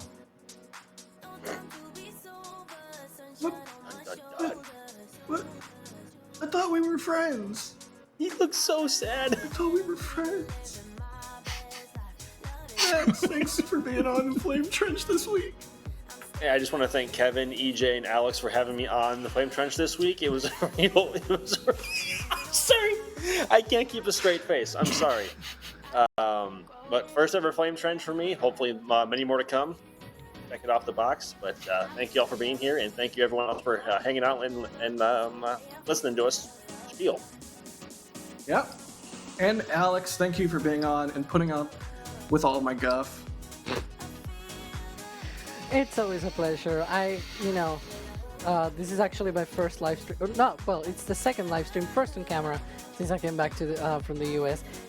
Ryan is already mocking me in the back channel because, he already saw Flight 5. That's why he went to the US. Ryan. But yeah. What? I did not see Flight 5, of course, as you all know. What? Thank you to Kevin Michael Reed in the background operating the stream and putting up with a lack of assets and being late on the sound effects and hopefully not killing spiders and also just being a good person. Thank you, Kevin. You gonna chime in? You're just gonna give us a buzzer. All right. He's lying to you. It's actually funny because I cannot see the screen with these because they are polarized. So. Do we get a crowd groan? New sound effect unlocked. Let's go. We've had that one for a while. Oh, well, then I'm just behind the times. It's multi-bent for Sawyer, though. Thank you so much to our launch directors and our flight engineers. We could not do this without the support of our members, especially the LDs and FEs out there who choose to give us a truly outstanding amount of support every month and enable us to plan things and execute upgrades to our infrastructure like Dan helps us do. So yeah, thank you so much, members. Oh God, now I have to look at myself. Yes. Remember when I said I wanted to be the ice and the flame trench? Shuttle mention. What? Shuttle mention GIF might need to be kept around forever. Yep. Somebody emote that. Quality facepalm. Yes. Yeah, no, we don't need to look at my face anymore. It's awful. No. Moving right You should along. just pause it on this. Look at my face! Oh my God. Alex Angie. Looking right into your soul. Yep. Green Topo Chico bottle. Green screen. Who knew? Oh. Well, is that you showing the shock diamonds? It looks like a heart though. No, that was me showing the effects from the Saturn V F1 ignition of like the RP1 clouds coming up and then getting stuck back down. Baby. All right. Nice. Max cannot comprehend. I cannot. EJ wants to fight. Yep. I'm gonna go pick a fight. Alex is going crazy. Alex's mind is blown. EJ literally left to go pick a fight. All right. Once again, thank you all for tuning in to the Flame Trench. We love you. We love what we do. We can only do it because y'all care enough to... Oh my God. Why that one? This is the Why best that one. It's not even a GIF. It's just a screen grab. There we go. There we go. Look at that. Look at that nice shave line on the beard. It must have a really good razor to be able to pull something like that off. Look at that. That's sharp. I live to torture, Jack. Thank you. And I have an echo again, so it's mission accomplished. Good. All right. Is that it for gifts? Do we have anything else? Do you want to torture me with anything else, or are we wrapping finally? No, that's it. We're good. All right. Again, thank you all for watching. We wouldn't be able to do this if nobody cared, so thanks for caring, and we'll see you on the next one, which might not be too long from now. So, yeah, stay tuned. Follow NSF on all the socials. Sub to, or whatever to EJ on Twitch. DM Alex things that he hates. I don't know, maybe spiders. No. And follow Max on Twitter because he's going to post some bangers tomorrow from Crew 9 Arrival. With that, we will see y'all nerds next time on the Flame Trench. And here we go.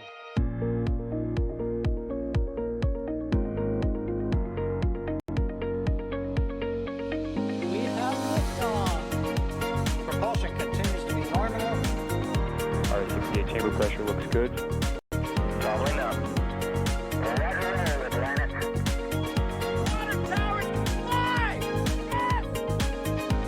Tango down to nominal. Flight downside of speed off. Bring in SPD off. It's orange! Oh my god! Decollage! Look at this! Put that in the big bag. 343 unfolds to go. Indeed. We rise together, back to the moon and beyond. This methane would be igniting in the flare, correct?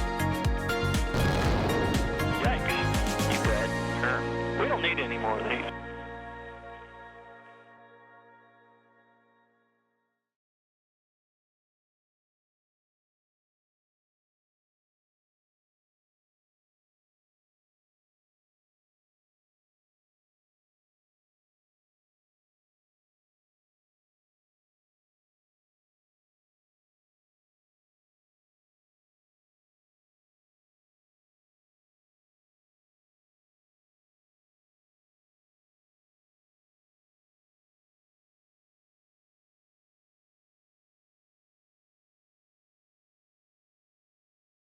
Wow. Yay! It's my favorite thing ever. Wow. I was like, somebody do a supercut of wows, and then Ryan Caton just immediately delivered, and I could not be happier with it. Every time Elon tweets wow, like just the singular word tweet wow, almost every time I respond with that Concerning. What? Video. Wow. What's up, Membies? Wow. And Twitch. MB's and Twitch. No. On Twitch. MB's and Twitch. Membies in the Am I chat. equity now? Membies in the chat. See, the problem of doing this is that I cannot see the screen because these glasses are polarized. So Skill issue. Hey, Jack. Huh? I cannot. How do I change physics? I don't know. Science. By the way, Math Max, related. since you've Math never been related on the to Flame science. Trench, just to let you know, we are still live with Membies. Oh, I know. I already checked the mail today. All right. I'll be right back. 1 second. Gosh, Dan, you're so annoying. So needy. Made some refreshments, Dan. Oh my God, Ryan. What kind of refreshments? Would you like some refreshments, Dan? Oh, is it jalapeno tequila time? Wait, what's No. What's happening with the hot stage ring? Are they lifting it? Not yet. Jack, I had Topo Chico when I was was in it? Chicago. How was it? Has a stream been scheduled for the hot staging ring stuff for the lift and For full stack? Like when, I Oh, don't know. yeah. All right. I'll be right back. Take care of my Twitch chat for a second. No. All right, fine. Piss off then. it's funny when it's not me.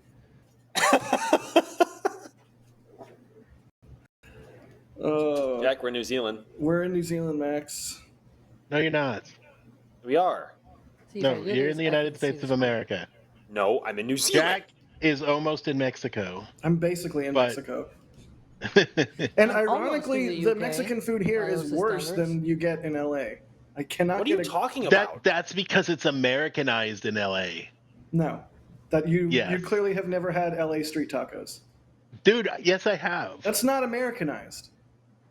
It's so American. That is a pure. You're Americanized. Yes, I am. I'm half Iranian Like- and I'm half American, and I know nothing about my cultural heritage. I am Americanized. So I am. Do they kill the chicken right in front of you? No. Is that Exactly. Is that It's mandatory? Americanized. Also, are you getting chicken Absolutely. tacos? What's wrong with you? You should get beef. Or beef. Do they kill the cow in front of you? No, it's LA. LA street. If you're trying to tell me right now that So LA it's street Americanized. tacos are not authentic Mexican food, I don't know what to. I don't even know that we're ever going to agree on anything ever again. I'm not gonna lie. The tacos I had in Brownsville were the best I've ever had. That's because you're used to crappy Florida food. That's literally not true. I used to live in Chicago. Are we still live on EJ's channel? Yeah, he said be nice to his Twitch stream. Hi, Nice to his EJ's stream. Twitch. Hi, Hi, Twitch. EJ Switch. Now I wish I had they have to EJ's go Twitch. see what they're saying. Yeah, I was just wondering the same thing. What are they saying? Oh, gotta bring up Twitch. Twitch. Twitch, what's going on? What's up, Twitch? So eepy. Then Eep. I'm looking at you, Twitch. Where? Alex, you're making me on now. Stop it. I've never been a Twitch star. I've never had 438 people watching me talk on Twitch. Gnome says, buy kilt in all caps.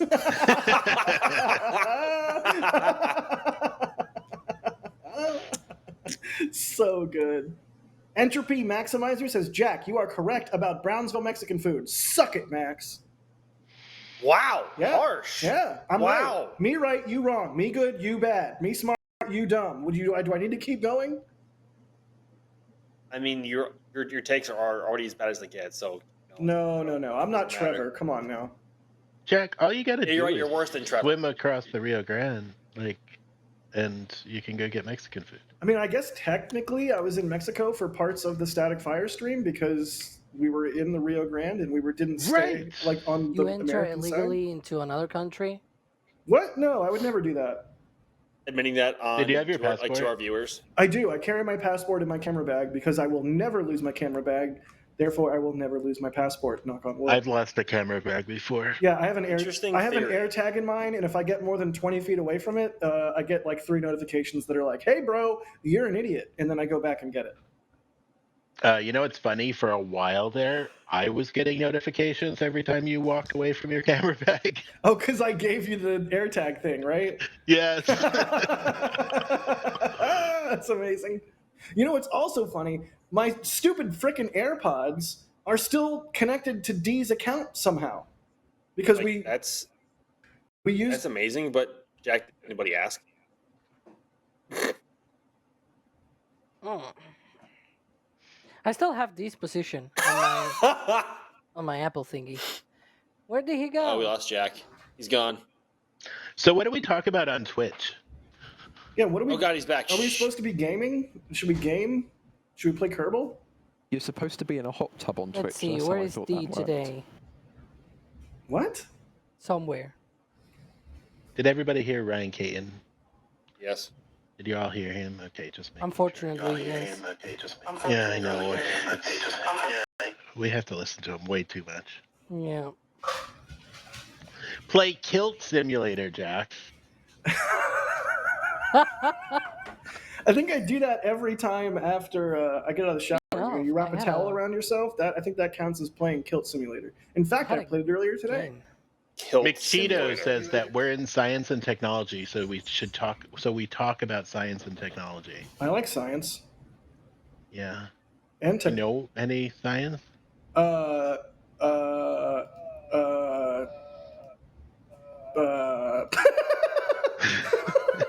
the noble gases,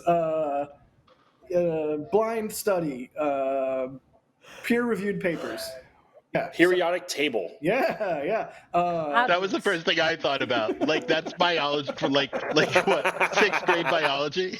Dissecting a frog for some reason. Science is a systematic discipline that builds Science and organizes knowledge in the form of testable hypotheses and predictions about the world. Okay, British guy, can you turn off? Ryan, in the Ouch. future, when we're on stream together, if I request that you use annoying voice, that's the voice that I'm talking about. Okay, this is the No, voice you know when I haven't slept very well for about, I don't know, an entire week, and then I have to wake up early to edit twists. So, this is what you request from now on. Okay. Good to know. I hope you feel better. No trappery. We did not cover the Cards Against Humanity thing. We don't really want to get into politics. Like as much as we can. Like we can read the rules and we can talk about the rules and regulations and stuff like that, and we can talk about what SpaceX has said. And we want you guys to make your own opinions. Like it's just not us. It's not NSF to really get into the politics of it all. Somebody DM me GPS coordinates to the land. I want to go take a picture of it for reasons. I wonder if that's... Have you seen the statue of Elon's head yet, Jack? Oh yeah, I've seen it. Where It's is awful. It's awful. I don't know where it is. So they have a. Okay, they so have you've that. seen it, but you don't know where it is. Very, very. Oh, well, I knew insightful where it was commentary. when I saw it. You dingbat. If you let me complete the statement I'm making, so there is that horrible mural thing off of Highway 4 of Elon's face. It's horrible. They're building another one right next to it, some other mural thing. And then right next to that, there is a pedestal that the statue is going to go on. I saw the statue at a event that the organizers of the whole thing put on at a bar here in Brownsville. I literally went to go look at it and was like, yep, it's awful, and then left. Like, that was the whole thing. Okay. That was the whole thing. I really want to see it. I'll send you some photos. You should. No, like in the flesh. I want to see it in. You know how some things just look like better in person. I want to see it in person. Yes. It won't. Did Alex disconnect? Where'd Alex go? There There he is. He probably turned his camera off so he could pick his nose or something. Yeah. Probably. I thought we were going to get some peace and quiet, but never mind. You're never getting peace and quiet with me, Ryan. Wait, what are the Twitch rules? Can we get EJ banned?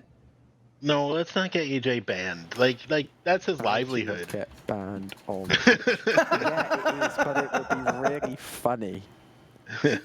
Violence on Twitch is taken. I'm trying to think of like and is considered a keywords. zero tolerance violation. We can move to the hot tubs category, and you can all get in hot tubs. Nah. I could use a hot tub. I do like a good hot tub, but nah. Yeah, I can vouch for that. He does. Okay, here's all the things. You don't we like him that can't much? do. Full nudity will get you banned, is what Wiz the God said. I wasn't being serious. I really don't want to see that. I wasn't being serious. Can members still see us? Yes. Hi, members. Oh, good. Hi, members. Members in Twitch. They saw you picking your nose 5 minutes ago. I didn't pick my nose 5 minutes You ago. did. You absolutely did. Yeah, you did. You did. I saw it. Did not. You did. I saw it. Make sure it didn't happen. Okay. I'll have to ask Alisar to go grab a screenshot. What the heck? Das Hibbit in chat and on Twitch says drop trow. No. What? As a way to We get are not doing that. as a way to get EJ banned, they're saying drop trow. Not gonna do it. Guys, I'm gonna have to leave. You're EP? I'm EP. Yeah, I'm EP. All right, go I'm super EP. Go Eve. Thanks for being on. We love you. I also want to munch more of my burger that I had. You know what Jack has to say about that, Alex, though? Yeah. Man, just look at that jawline, though. How was Flight 5, Alex? Did you enjoy it? Was it good? Did they catch the pretty booster? good, actually. Did they catch Go the to hell. booster, Alex? Did they Go catch away. it? I want Go to away. know. Go away. Was it amazing? How did it sound? Go Did away. it rattle you to your very core? Go away. Are you coming back for Flight 5 when it happens? No. Boo. I don't have the money to Jack, go I'll be again there. that soon. Also, I boo. I do intend to go for spring break. So Alex, you EJ, know we what you- totally didn't get you banned on Twitch. Seems all right to me. So far. So We were- far. Until been his whole reading stream through just the like community goes black. guidelines. What do you got Why there, would buddy? you do that, Mr. Oh, okay, Dolphin no, Man? we're doing this. We're doing this. I'll be right back. Well, what is this? Yeah, so someone is actually Oh, mentioning God. in chat that I always jinx SpaceX launches when I approach the US border. So like I'm just gonna say SpaceX, like get ready because spring break. Have you Like, turned around, Max? You're No, no that's longer just- looking out the window? That's just the light reflecting off the window. Oh. I haven't moved. You need a matte window. oh my god. Do they yeah. sell matte windows? I don't know. They sell matte computer screens. That's a window, kind of, right? Jay, we still have to fix, if you're listening, Jay, we still have to fix the SRT to EJ. Like, he's still losing signal a little.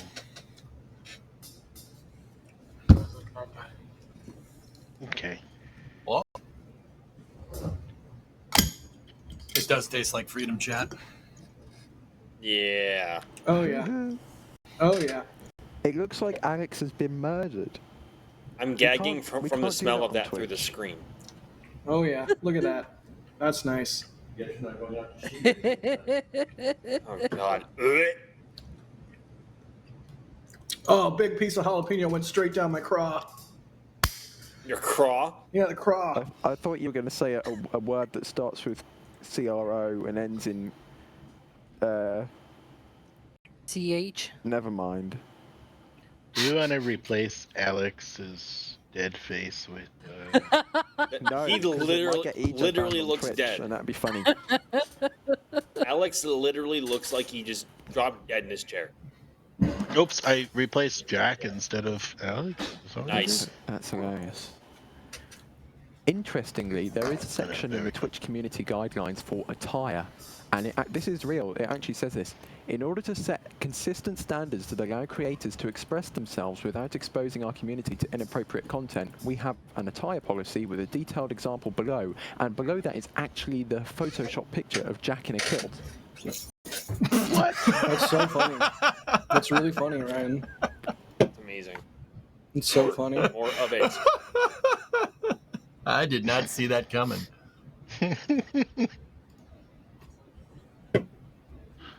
What?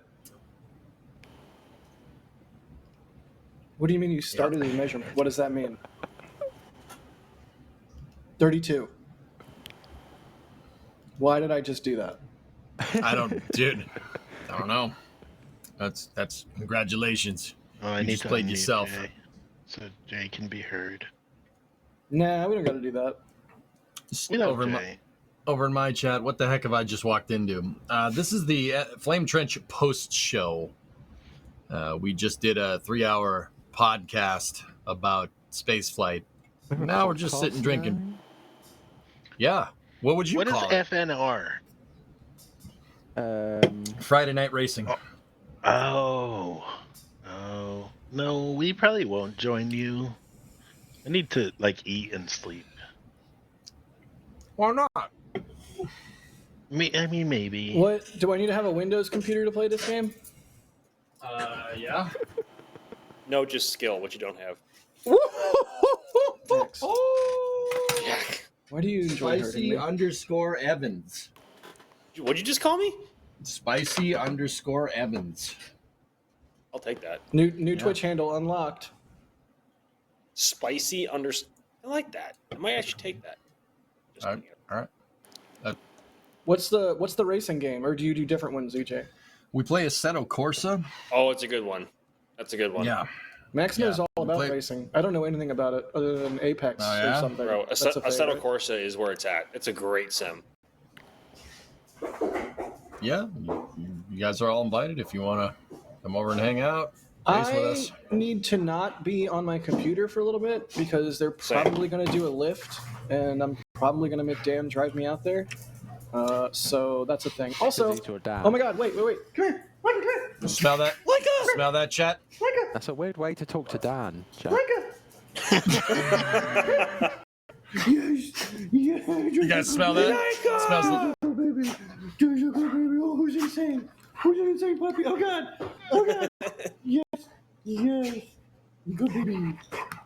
Yes. Yika! Oh my god, I miss her. So you guys are saying you don't want to race? I mean, come I and race with do, me? but also I have to go do stuff. Smells like bitch in here. Whoa! Whoa! I'm gonna sip a beer in this guy. Doctor. I know I'd thrash everyone, and I don't want it to be unfair. So You would not. You don't even know what a video game is. You were born after them. He plays Roblox like 24/7. What is he, 5? Yeah. Well, yeah, he's basically 5. Jack, let's go go-karting. Oh my god, let's go go-karting, Max. Let's NSF kart day. Let's go. I wouldn't even be mad You if guys- you'd like utterly destroy me. I would. I went I would. I went karting last year in March with Tim and Ryan Schlinsky and Mary Liz and a couple other people. Karting with them. Yeah, it was amazing. We were in Austin. Oh. We were in Austin for South by Southwest, and we all went karting. And it was it a good track? Yeah, it was. What's the place called? It's one of those franchises. There's a bunch of them. K1. Yeah, it was K1. Go-kart place. Thanks, EJ. Oh. You what place? K1. It was No. K1. K1 Speed Okay. or whatever. Solid. It was a solid time. It was a good time. But I got thoroughly stomped. So I make no,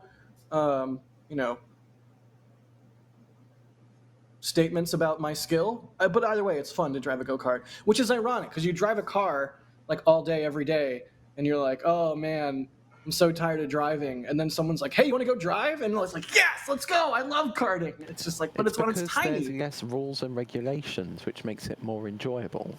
There's actual risk of death. I entered a 70-lap endurance race at one of the outdoor karts in Central Florida on Memorial Day, kind of like on a whim, and I won. It was great. 70 lap? How long does that take? The lap itself was like 75 seconds, so like an hour and a half or so. Endurance. Yeah, That's insane. it was awesome. It was awesome. I mean, after doing like 3 or 4 races, like my body, which is horribly out of shape, I mean, you can all see it, was sore. Because you're trying to like put your weight on the thing. Your arms. Yeah, that too, yeah.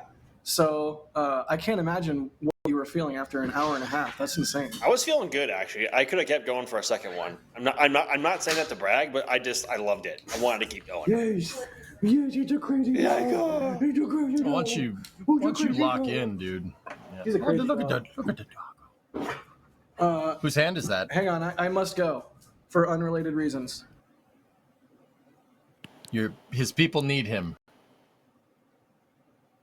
Where did Alex go? So Is Max- Alex still here? No, we went to eat his burger. Alex. Hello. You see, Ryan. He's eating burgers now because he's been spending too much time in the States. Yeah. You know that, right? Burgers are good. Yeah, burgers are amazing. I could Burgers eat are one right best. now. Eat like 5. Is that truck stuck? What are they doing over there? They put some traffic cones up. Hey Jack, remember before Flight 2 there was that tour bus that got stuck in the mud by our site? I watched it happen in real time because I was setting up. I was like, bro, really, bro? Hey, Ryan, can we zoom in on that truck? I need to see what kind of truck it is for science. For science. I'm gonna put it on a. I'm gonna put it on a. It's not okay. If anyone doesn't love Leica, I'd be worried. Yeah, if you don't love Leica, I don't love you. I vividly remember that bus because that bus got stuck about 10 minutes after I was given my first training on how to access the NSF cameras. So that was a brilliant first day outing. Nice. That bus. It was a great subject to Jack, focus on. my chat's saying you're muted, by the way. I blame Dan. Made some refreshments, Dan. Yeah, Leica's a good dog. She's the best. She's just only slightly insane. Bro, I miss her so much. She misses you, Max. I guarantee when you come back here, she's going to see you and immediately flip out because she knows you're a good person. Bro, I miss her so goddamn much. It's like You guys are you two remind me of JD and Turk. oh, it's bad. Like you should see Jack and I like in like close quarters with each other. It's I don't bad. know. I don't know who JD. By the way, and there's Turk a are. reason why we don't let Ryan operate cameras because he does this. Yeah, what is he doing? What? I don't know. He has. Chat! It's a Mac R series, baby. R series dumper. Heck yeah, dude. That's a real truck right there, boy. I tell you what. Boy, I tell you what. That truck ain't right. Yeah. R series dumper, dude. See what they've been doing over here. Oh, they got a digger. A Is that what what? they're calling it now? They got a digger. What did you just R say? series. A digger. That's I'm not. gonna start saying. I'm gonna start saying Jack has an R series dumper. I do have an R series dumper. You don't. He has a. Especially after this jalapeno tequila, I'm definitely gonna have an R series. Those are very, very, very well made pieces of equipment. Those trucks will survive the nuclear apocalypse and just keep going. It'll be cockroaches and the Mac R series, or digger, whatever they're called. No, the digger's No, different. no. Which No. it's It's a an digger. excavator. It's an It's excavator. an excavator. Damn it. Yeah. Sweater, not jumper. Excavator, not digger. Parking lot, Hood, not car not bonnet. park. Yeah, hood, not bonnet. Man, not Trunk, glove. not boot. Yeah, trunk, Sedan, not boot. Sedan, not shit. Saloon. So Color, not color. Sedan, not saloon. Yep. I'm out of things. Favorite, not favorite. Aluminum, not aluminium. Truck, not lorry. Thank you, Falcons Maze. I call it aluminum on my stream just because I like aluminum. Because I like to party. I like Weird to party. aluminum. Mm-hmm. Great music. Dare to be stupid. Dare to be stupid. All right. No, it's good. You're Nothing. good. I like reference acknowledged. We're all good. What do you want me to do? Sing the song with me. No. Sing. It sounds so sad. Sing the song with me, Jack. Ooh, Sing the song with me. Geek Nation in the Twitch chat. Flashlight, not torch. Yes. Flashlight, not torch. Even though I do say head torch sometimes. You do? What's wrong with you? I do actually. Earlier yes. on the Flame Trench actual, I think you called someone a chap or something like that. I was like, when does Max say chap? Since when does Max say chap? I've always said chap. I don't know why. Fries not chips. Thank you, all systems go. It's all these damn Englishmen that we work with. Soccer, not football. Soccer. It's soccer. I am a changed man, therefore I will not even give these clowns the time of day. Ryan, I need you to answer a question for me, okay? Wait, what's the question? Ryan, answer it. What's the question? Does tea belong in water? Yes or no? I love this. I love everything about this. Oh my. I'm about to drop the hottest take of the month. He doesn't like tea. Good man. Should be proud of that take, son. Yeah. Or coffee. I don't like coffee. I don't like coffee either. I don't drink coffee. Oh, Max, I don't need stimulants. I tolerate the smell. I'm just naturally like this. I get enough of that from your mom. Thank you very much. Whoa, bro! Out Have we here got throwing EJ banned on Twitch yet? strays. No, not yet. EJ looks genuinely like kerfuffled. Ryan, you understand that if that happens, that means I work for NSF full time, right? Oh. Okay, let's not Just get saying. EJ banned on Twitch. I'm just saying. Just putting it out there. All right. I'm going to go. Bye-bye. No.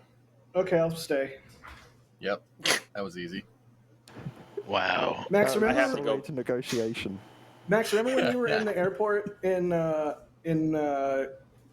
was it Auckland? Yeah, it was Auckland. Yeah, and we could not stop laughing, and then you were repeatedly messing with my backpack, and then I snatched my backpack away from you, my very expensive $multi-$100 camera bag, and in doing so broke the zipper. Do you remember that, Max? Yes, I do remember that. Yes, I do. Thanks for that, Max. You're such a great guy. What a great guy. Thank you. We were in New Zealand. I do have to say, going back to Auckland Airport, like leaving you because you stayed behind for like a week. I was bummed. I was so lonely. It was not the same. I was like, damn, Jackson. Yeah, I spent a week driving around New Zealand and missing you. And I'm not even trying to be soppy. I was like, the entire time I was like, this is so beautiful. I wish Max was here. Bro, like if Goes You wasn't like the next like 2 or 3 days afterwards, I would have stayed with you 100%. Gotta do what you gotta do. We gotta, Jack. We have to go back. Oh, holy crap! All Systems Go over on Twitch is my people. Is my people because they're asking, was it a YKK? Does that mean anything to either of you? That is a brand of zip. Wow. Yep. Wow. Ryan using context clues. Good job, Ryan. It is a type of zipper. Yeah. It's a zipper to a camera bag. It's the only fashion thing that I know, and it's that if a garment or a bag or whatever does not have a YKK zipper, it's trash. If you've ever had a zipper that's garbage, it's not a YKK zipper. YKK zippers are the best zippers. This is not a sponsored blah, blah, blah, blah.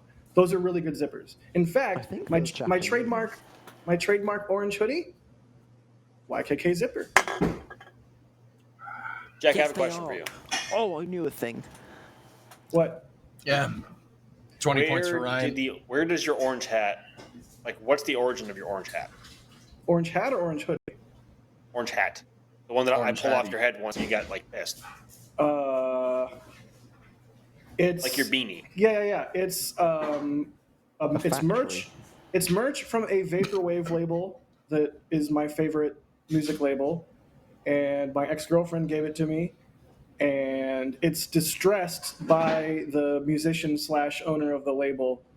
Like he got the beanies in, he beat them up, and so everyone's like, "Well, bro, you need a new beanie," and it's like, no, it's called fashion. It's supposed to look like that. God. So yeah, that's my favorite. EJ's leaving. Yeah. Should I get it? Should I demo the beanie? You have it with you? Yes. Oh God, here we go. Ryan, if you could just zoom in on that Mack truck again, that'd be great. He's really dead set on that truck. The truck's a beast, man. I think there's a bug in front of June too. Keeps running in front of the lens. You're really obsessed with this truck, EJ. Oh, it's because Mac R series are amazing. You guys understand? I watch the Starship update videos, and I'm looking at all the trucks in the background, right? Oh, it's like that one you wore on the like the first Starbase update. I have worn the beanie in Starbase update. Yes. Yeah. We are coming up to the beanie time of year. I'm so excited that I get to wear this again. 100% electronica. If you don't listen to Vaporwave, you're not my friend. Bro, I'm never going to forget. Jack, do you remember the noises you made when you first spotted a rainbow? I know, but I can imagine what they were. It was probably a lot of high-pitched screaming. Okay, hang on. I'm going to take off my mic and I'm going to do it, okay? Okay, so for context. Oh, God. Jack and I are sitting in the car at one of the pull-offs. Why? Like not far from the town, okay? We're right by the ocean, black sand beach. It's raining off and on. Jackie's going on and on about how he just wants to see a rainbow. He wants to see a rainbow so bad. Okay, we're pulled over. We're waiting for the rain to pass, and then okay, hang on.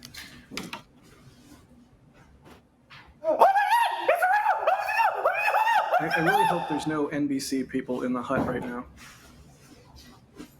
Did you hear that? No, we didn't hear anything. Because when you Damn it. Okay, take hang that on. microphone up into the vertical position, it automatically mutes the headset. 1 second. Take 2.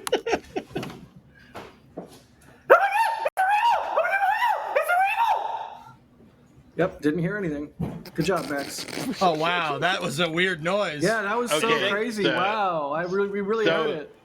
Chat heard it, but Discord noise suppression blocked it. Oh, so we didn't hear on. it, but Oh. chat heard it. Yeah, Twitch is loving it. If I have to do that, like at full volume next to the mic, it'll blow it out and blow everyone's eardrums out. All right, well, thanks, I guess. You're welcome. Why am I full screen right now? Because you suck. Because we like you. Oh, what'd you say? You lick me? Is that what you said? Yep. Okay. All right. Okay. anyways, Subject change. I am Max, I going know to you go. watch Formula One. What team you like? What? Hang on 1 second. EJ, what? I know you watch Formula One. What team you like? Okay. Well. All right. I'm gonna go. Bye. No, you're not. Stay here. Yeah, no, I don't care about. I don't care about Formula One. I don't care. Sit down. I don't. It's just fast cars. Why should I care? Give us 2 more minutes of your time. Okay, 2 more minutes. Hey, wait a minute, Max, hold up. You were just talking a second ago about how you like driving go-karts fast, all right? Yes. Shut up and listen. Okay. You got 2 minutes. 2 minutes on the clock. We enjoy your company, man. What do you want us to say? Okay. All right. 10 years ago, Red Bull were a force to be reckoned with, and Sebastian Vettel was one of my favorite drivers of all time, and still kind of is before he went to Aston Martin. Yeah, he should have done that. Somebody mute Jack, because I know Jack does not have mute powers. No, I kind of agree with Jack. He shouldn't have done that. Red Bull was still my favorite team up until all the bullshit happened this year between Horner and all the allegations and everything. Just all that bullshit. Fuck you, It really is. Minute 30. However, that being said, Max is still my favorite driver. I love Max. Yeah. Everything about him. He's great. Verstappen, yeah, he's a character. Same name as you too. So like, yeah. Jack, I will literally come take. I will throw your hat in a fire. Clock's ticking. I will throw that beanie in a fire. Clock's ticking. I will throw that beanie in a bonfire. Tick-tock, Max. Tick-tock. So There's an you NSF don't like TikTok Ferrari? account which you can follow on TikTok. So you don't like Ferrari? Is that what you're trying to tell me? I like Ferrari. Oh, all right, cool. We good.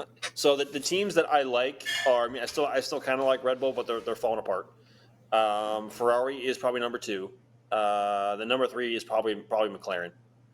I do like McLaren, even though they are really blowing it for themselves this year with inconsistency, and they just are not ready to win a championship despite having the pace of the fastest car. Aren't they like 20 points in contention? No, I mean like a driver championship. Excuse me, a driver championship. Oh, okay. Yeah, but no, they are ahead in the constructors right now. I don't know if it's gonna. 15 seconds. I'm Jack. I got 15 seconds left. Yeah, I'm Jack. I like vaporwave. Look at my orange hat. Look at my dog. That's you. That's what you sound like. Oh Jesus! Hey, baby. Hi. Look at my Land Rover. Ew, is it so good? Even though it was in the shop broken down. Really, look at my Range Rover. Wait, what kind of car do you drive? A shitbox. I used the to drive a 2002 Corvette. shitbox crap pole. That's what he drives. You used to drive. I used to drive a 2001 but he Corvette. doesn't now. But he doesn't. Why don't you? I sold He's just it. trying to steal valor from Corvette. I sold it 3 years ago to move here, so it was a very, very difficult decision to make. But I had that car for 3.5 years, so I was very happy with it. But now, I had a shitbox 05 Altima once I moved here because that's all I could afford, and then now I just have a 2016 Civic as a daily. Okay. So now, what car would you have if you could afford a nice car? on the bottom end, a C6 Z06 Corvette. I want a C6 Z06 like ferociously badly. Okay. Honestly, I do like Formula One. I just want to throw that out there. That's amazing, Jack, but nobody asked. I'm not super into it, but it's one of those things where I'm like, I should get into it. I'm just going to plow ahead. You know, I'm not even. Wow, bro, that's so crazy. Yeah. I don't recall asking you anything. Isn't that crazy? All right. Jack doesn't have a Range Rooney. He has a Land Rover. Yeah, I do not have a Range Disco, Rover. right?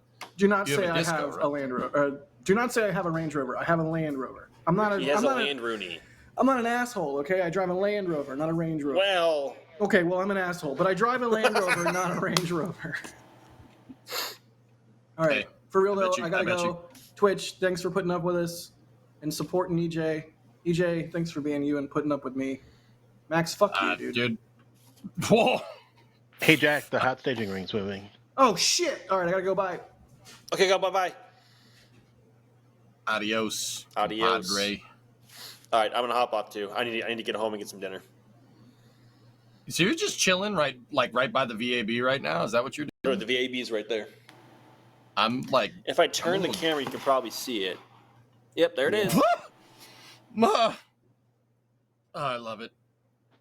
So Kevin, Hey, how do I acquire the seat that Max is sitting in, like right now? How does one do that? Tell us that you want to go to KSC, and we'll get you a guest pass, and you can go hang out. Okay, Kevin. All right.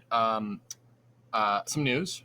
I would like to do a flame trench from KSC. Okay, just let me know when. I need a week's notice to, do all the security things. Kevin, in 2 weeks, I would like to do a flame trench from KSC. Okay. I think Jack. It is a great. Actually, Max has the shit spot right now. You need to go up on the roof. Yeah. No, I saw where. And I D would have been was. on the roof if it wasn't for the freaking wind. Yeah. That's where D was hosting the cast. Yep. Last week, I was like, I like the VAB a lot. Yeah, it's like so awesome to You just should like have- stand on that roof and see all the history around you. You can from the roof of the hut, you can literally see all the way from pad B all the way to past 40, almost to 41. Thumbs up. Hey. But now, if you think looking at the VAB is cool, you should try going on the roof. Yeah, Kevin, we should try going on the roof. That's of the not VAB. my department. Unfortunately, you need to make friends with a brown badger and a PAO. I'm friends with the chief of public affairs for the Space Force. Does that help? Maybe. For the Space Force? Like for who? Like for which? Like the Space Force in general? For the Space Force. The Space Force. Well, this is And I'm KSC property. It's not Space Force property. Yeah. Bro, I can consult the range and do what I want. You know how I know? That's what SpaceX. No, that's what SpaceX does. Oh, I forgot. You are SpaceX. My bad. I'm not worthy. Apologies. Yeah. I'm just loving this frozen face of Jack right now in the top left. It's great. All right, yo, Jack I'm gonna hop looks off too. I'm gonna go grab some dinner. All right, man. It's good working with you, dude. Hopefully, I'll see if I can do it again next week, depending on who else wants to be on. We'll see. All right. I want to do more of these though. All right. Yeah, it's fun. Bye. Later. Find an inactive pad and do flame trench in a flame trench. It's a good idea. I mean, there are pads that we could do that on. Yep. It's a good idea. Well, we need a pad with a flame trench, and not all pads have flame trenches. Hey, don't be racist. Okay.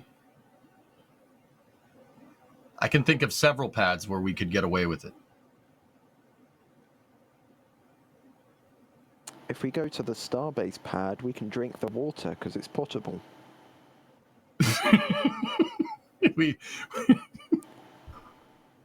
You're not wrong. It's literally drinking water. Did he read that in a book? Literally? It's literally drinking water. I trust everything I read online, no matter who says it. Wow. There's that dry British sarcasm. Ryan, you watch Grand Tour or Top Gear? I do. I watched the last one last Saturday. I Sucked, cried huh? at the end. Yep. You cried? Yes. Bro, you don't Believe it or not, understand. ladies and gentlemen, boys and girls, the Ryan Caton is in fact capable of experiencing emotion. I was shocked to find that out as well.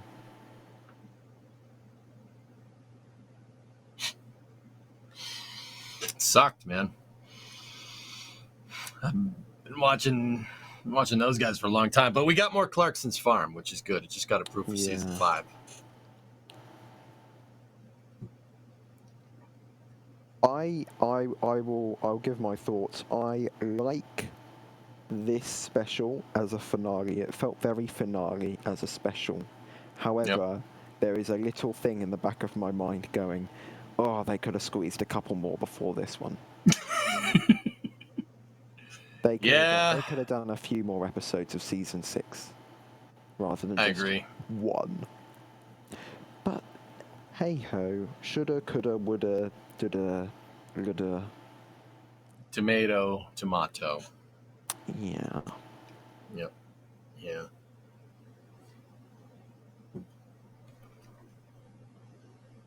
I don't know about you guys. I flipped on that Prime Video and went to Top Gear Season 2, Episode 1, and I've been just hitting the play button. Start from the beginning. We just saw the end. Start from the beginning. It's awesome. It's fantastic. Yeah, I have because here we have the BBC iPlayer, so you can download stuff or whatever. So I have like all the OG Top Gear specials downloaded on my iPad, so whenever I'm on a flight that doesn't have internet, I just binge watch those on repeat. Which is your favorite special? Oh, I like the Africa special. The one in Uganda and where they go look for the Nile. I like the Botswana is good, obviously, because it was like the first one. Oliver! The special is good. That one's good. I like all of them. I also like the Patagonia special, because they got chased out of Argentina. Yeah, because of the FKLS 1982. The Argentinians tried to take something that wasn't and isn't theirs. Anyways. Damn. That's still British overseas territory, if I'm remembering right.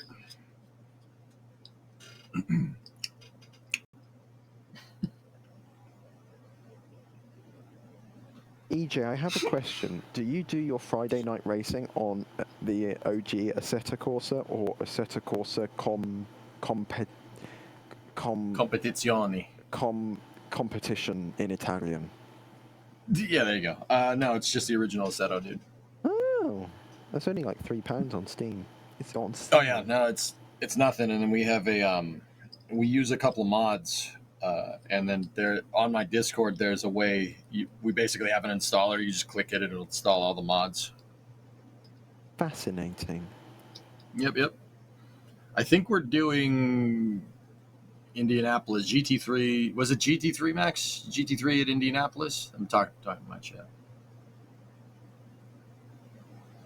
A couple. Ooh. The Ultimate Edition is like $9. There you go. There's a link. EJ_SA. Thanks for writing me, essay. Oh yeah, I should probably pull up the Membies chat. They're still over there. Sorry, Membies. Oh, there you go. You guys got it. Yeah, I stream on Twitch and YouTube. I've been streaming on Twitch for 12 years. I got like 15,000 hours in Kerbal space program. That's why I know orbital mechanics pretty damn well. Yeah, it's pretty good. I have a few hundred, and I thought that was a lot. Ryan also doesn't know how to build things. SFS2? Yeah, Kevin, that is a very serious accusation you make there. Every single one of my Kerbal crafts work as intended. Right, they crash. No. Kevin, you can't really talk about Kerbal. I don't know anything about Kerbal. I will admit that. I built a space station around Juna with and crashed it.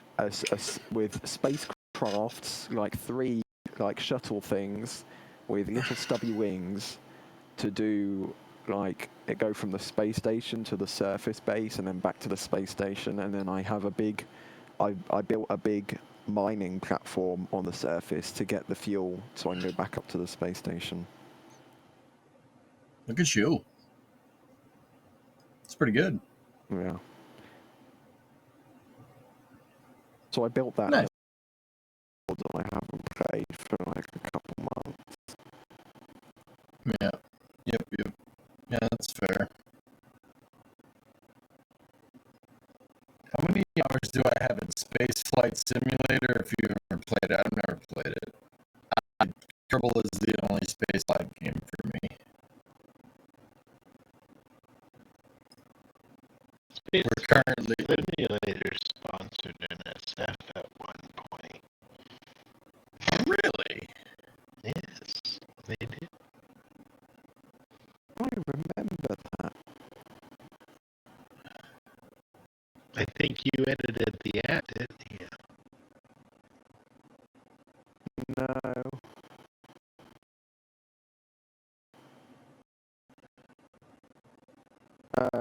Audio is robot. Who's Robo? I don't know. They're saying it on Twitch. Oh.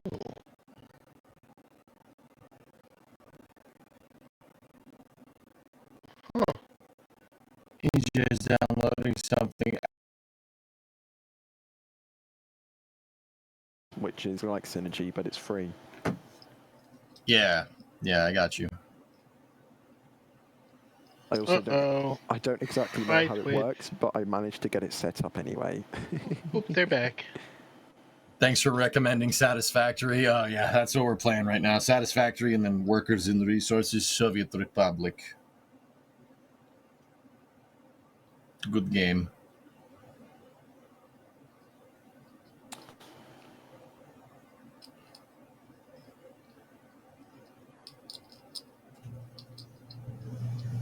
What is the one? What is it called? I can't remember. Not Bulb. running. It's called Bulb. Barrier. That's the one I could use. That's what it's called.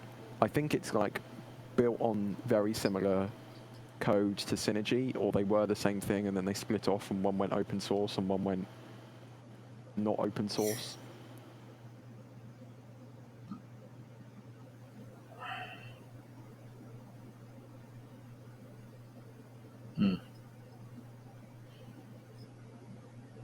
Satisfactory is eating into your guitar playing time, Crab? Yeah. I know what you mean.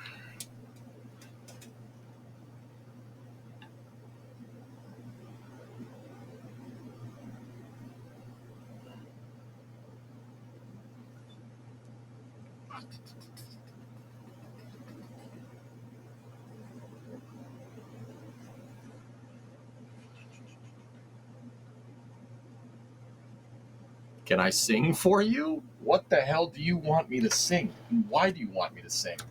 We can't get copyright strikes. You might get banned from Twitch. Yeah, that's not really how that works over there, but yeah. Okay.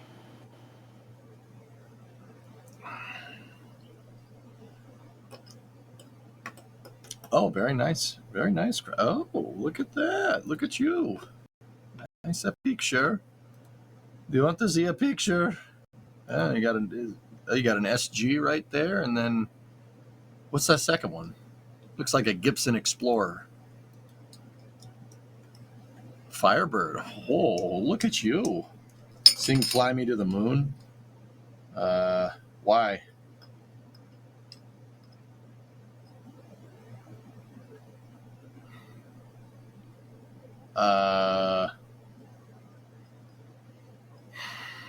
Gods of War. We're fighting with the gods of war, and I ain't gonna fight no more. Well, I'm a rebel. I ain't gonna fight no more. No way. Yeah, like that. It's a good song, man.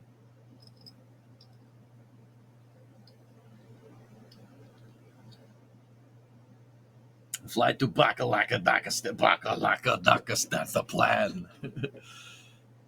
And the SG for ACDC. See, here's the thing. Crab, you want to see something interesting? All right, so look. You can clearly see what's going on right here by the head on the guitar. We got a Fender. Look at the pickups. See? Guess what we can do with this? Guess what we can do? What? Oh, yeah, how'd you know? It's just a, sometimes I make those wild guesses and they turn out to be, kind of highly accurate. Yeah, dude, that was really good.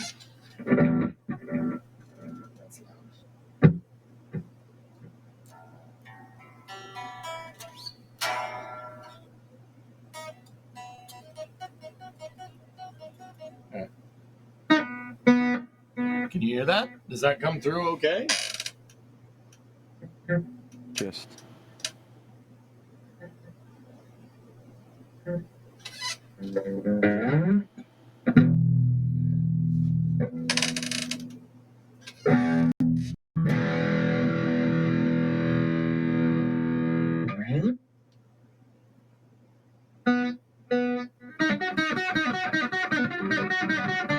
No, that's not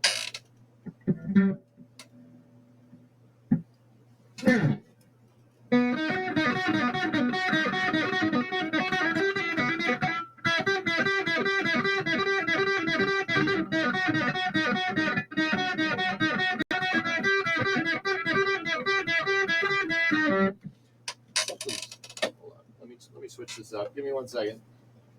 It's the amplifier.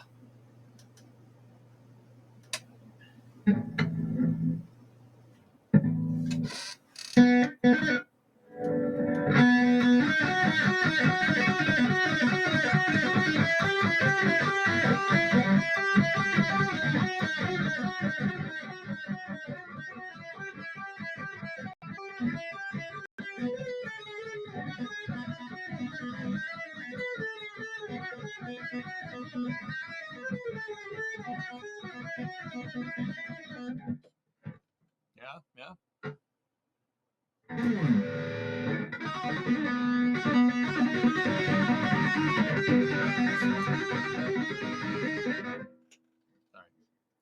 going to go grab a bite before racing starts. All right, Max. We'll probably begin very soon.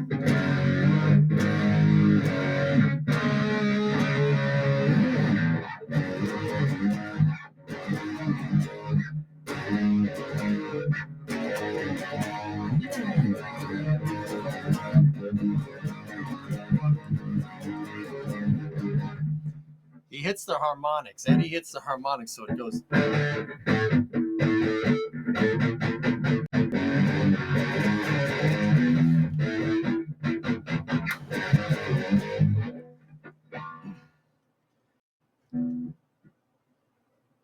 Can you play it with only harmonics and pull-offs?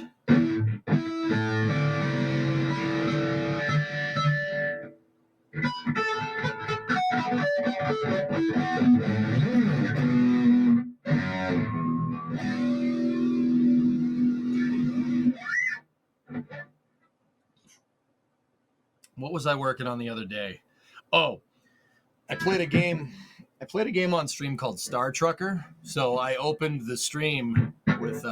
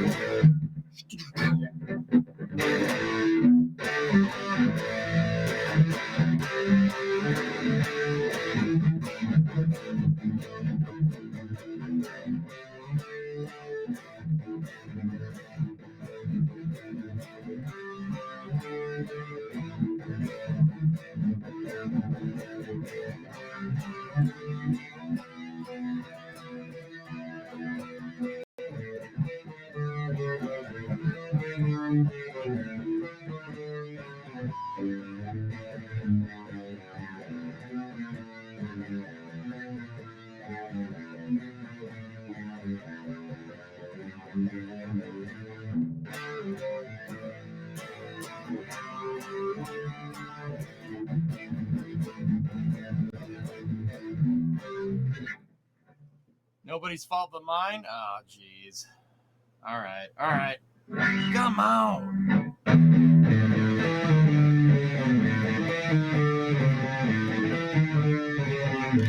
That's an awesome song. I love that. All right. You want Nobody's fault but mine. That's fine. Ready?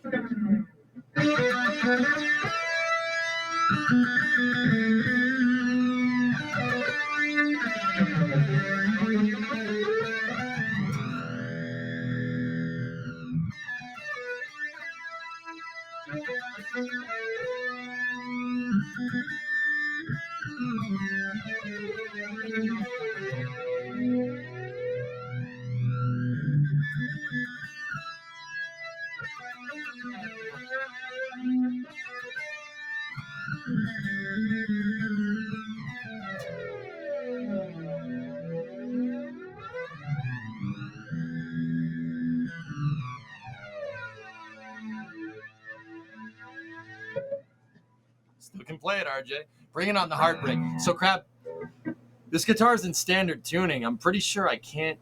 I think Def Leppard is down 1/2 step. I think. Big balls.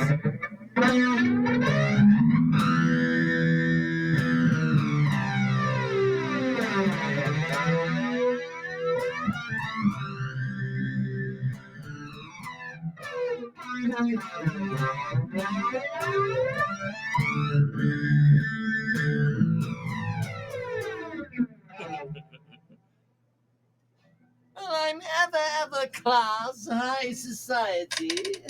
God's gift to ballroom notoriety. And I always fill my ballrooms. The event is never small. The social pages say I've got the biggest balls of all. Are we allowed to talk about that on Twitch? Yeah, of course. We're talking about parties. Have you never heard that song? No. You know, like I a thought you were fancy talking ball. about I thought you were talking about The Ray Domes at Pad 40. Yep. That were Max's picture. Yeah. No. It was linked in Memby's chat, Ryan. Oh, AC/DC, I know them. Yeah, I know. It's a great song. Not He's personally. talking about. Yeah. No. Well, I mean, I don't know. Some balls are held for charity and some for fancy dress. But when they're held for pleasure, they're the balls that I like best.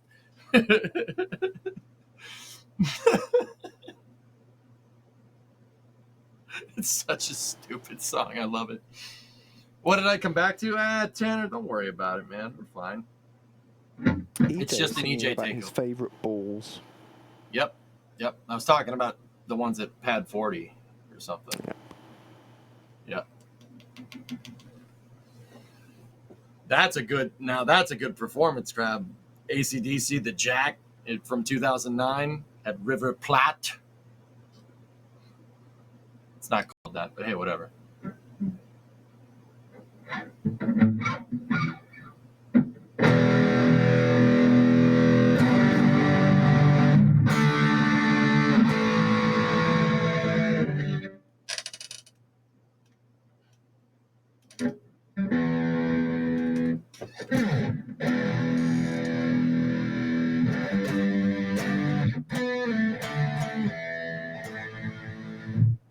No Rush? Bro. Alex Lifeson is, that's hard to do. Ever tried to learn Iron Maiden, The Trooper? No. No.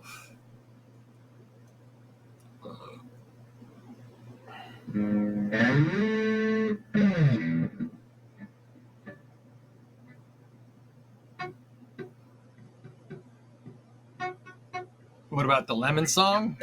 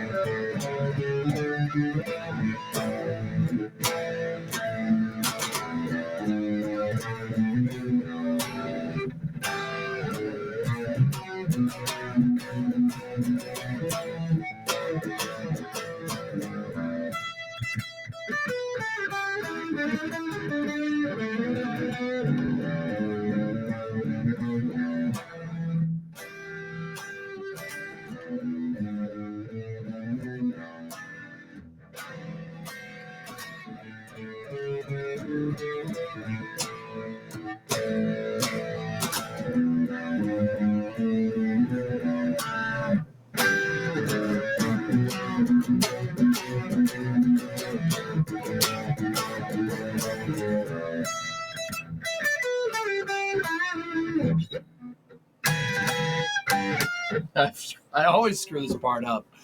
I always screw it up every time. I don't know how to play it, Kippy, believe it or not. Fuel? Nah. Is Kevin gone? We haven't discussed his supper yet. Kevin? Are you out there? I am here. I am not gone. Am I keeping you from eating dinner? Because if I am, you need to tell me. You are, but it's okay. I don't know what I want. I had pizza yesterday, which is what I normally have on Friday nights. Chinese. So, you're welcome. Yeah, maybe. You see that, chat? Okay, Memby's chat, Twitch chat. You see that? Yeah, maybe. That means yeah, I hear it, but I don't want that. It depends on which Chinese place. I think you might be right. Yeah, because I'm gonna refer you to the Chinese food place that you don't like, right? I mean, there is a Chinese food place that I don't like, but there also is one that I like. But I do go to the one that I don't like sometimes. That's a bit weird, but okay. Because they have food right? that I like, but most food I don't like there. So you don't like them, but you do like the food. That There's no makes certain perfect food. sense. I know golden earring crab. Okay, all right. Just to get this out of the way, musical taste. My musical taste is if you turned on a classic rock radio station. Oh, bro, with. Never mind. If you turn on a classic rock radio station, that's the music that I listen to. You can taste music with narcotics, Ryan. Yeah.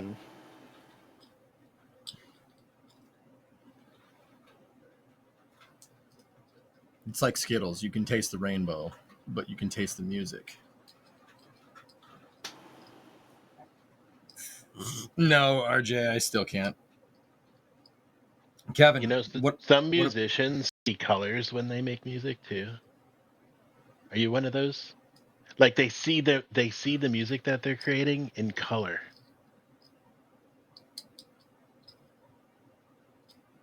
I'm gonna take their word for it. I can see that. One Christmas Eve, my family was talking about this because we have a bunch of musicians in the family, and like some of them do, like they actually see color when they make music, and that's like, you know, especially the ones that do improv. Do you have people in your family that are like that do improvisational jazz flute? Actually, my sister, my cousin-in-law, is that a thing? My cousin's wife. Yeah. You play smooth jazz on the flute? Yeah. She plays sax too. Whoa. It's the same fingering. Same what?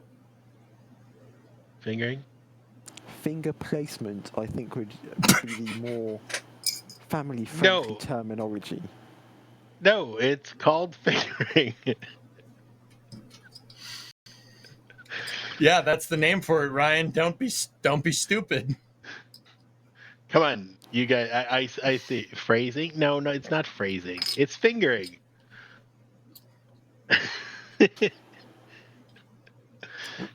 Come on, Ryan. Twitch chat. Ryan, you ever seen Hot I have not. See, Dime says right. He's right. That he says he's right. I'm a sax player. Oh, I knew you were right. I just wanted you to say it again. That's all. You just wanted me to say fingering over and over again, didn't you? Yeah. Have you tried the other flavors of long drink? Yes. Yes, I have. Yeah, dude, Kevin, I can see the colors thing. I can absolutely see that. Yeah, that makes sense. I don't know why, but that makes sense. I find it interesting, like the way the brain works and how different people feel, and how different people feel music or feel anything in life, right? Dude, I think with music, and I mean, this is not like some shocking revelation. There's there's hearing music, and then there's listening to music. Listening to music is completely different. That's a completely different thing.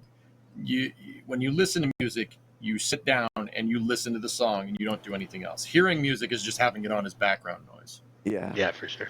I understand that because I get that, but not with music. I get that with Alex. So I don't listen to Alex, I just hear Alex. He's just a noise in the background. I don't actually pay attention to anything he says. I guarantee Alex is still in chat somewhere. Yeah, you can do both of those things, right? Yeah, and sometimes you just listen. Sometimes you just hear the music. You have it on because it's music that you like, and sometimes you listen. Yeah. And when you listen to music, it's a transformative experience if you're into the song. Yeah, that's the right word. Yeah, no, it's super cool, actually. I'm falling asleep here, so I'm gonna go. Good night, everybody.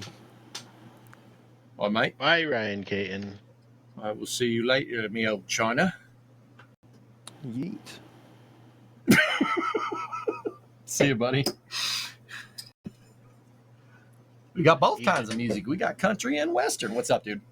If you're okay, I'm gonna end our side of the stream. If you want to. What if I'm not okay with it? Well, if you're not, then I'll stay here all night. What did you? Don't ask. Don't ask for that. I know you will. I'll be here. You want Mexican? You want Mexican? Mexican. Get some fajitas. No, you know what? The good Mexican place already closed. I'm doing Chinese. Really? The place that I like is still open, so we're good. What are you getting? I don't know yet. Dude, beef and broccoli. You can't lose. Beef and broccoli and some white rice. And some chicken fingers. You win every time. That's true. It's true. And if you're really feeling, extra brave, not brave, but, I mean, pork fried rice with beef and broccoli, you will just demolish it. And now I want that. Damn it. That might be the order. Really? Yeah, I'm letting EJ decide for me tonight. All right. Usually I let chat or Membies decide for me, but no, Tessa, your Chinese food that you like sucks. I told them what to get. Scallion pancakes? I've never had scallion. Okay, and Januba's all right. Scallion pancakes are good. Shrimp and broccoli. I don't trust seafood from Chinese places, and I probably should, but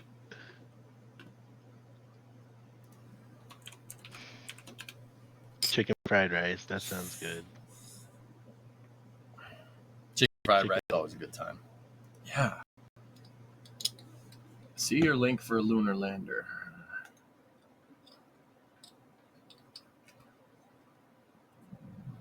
That's weird. No, hey, Pradongadunk. Beef and broccoli is a surefire winner. That's the I'm not sure what kind of Chinese food I want order. Trust me on this one. Beef and broccoli it is. $9.15 combination plate. You get the combo plate with white rice and get some chicken fingers on the side if they do it. Just regular straight chicken fingers. Trust me.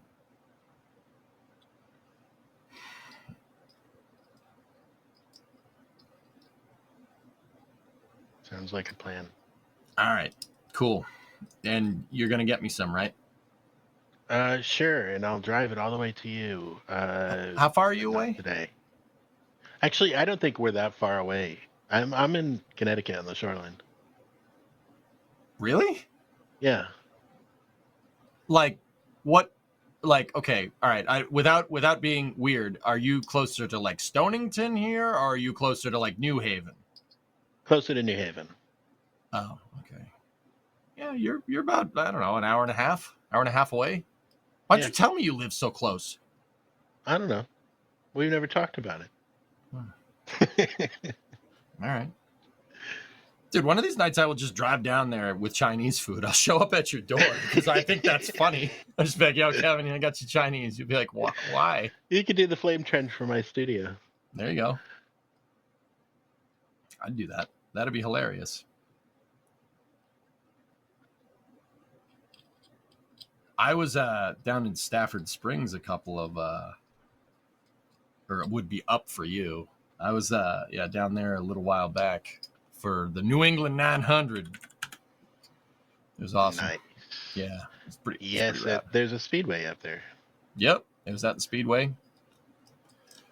Yeah, I have some friends who used to race. Really? Yeah, like that I grew up with. Like I was never really into it. But they were. Hainanese chicken rice or egg fried rice with day-old chicken rice and pork belly. That actually sounds good, Lucas. Yeah.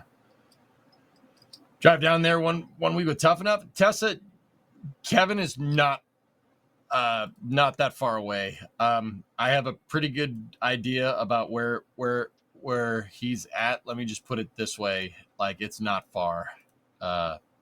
Yeah, we're talking about like less than 100 miles. Yeah, you actually don't live too far away. Yeah, definitely. Yeah, dude.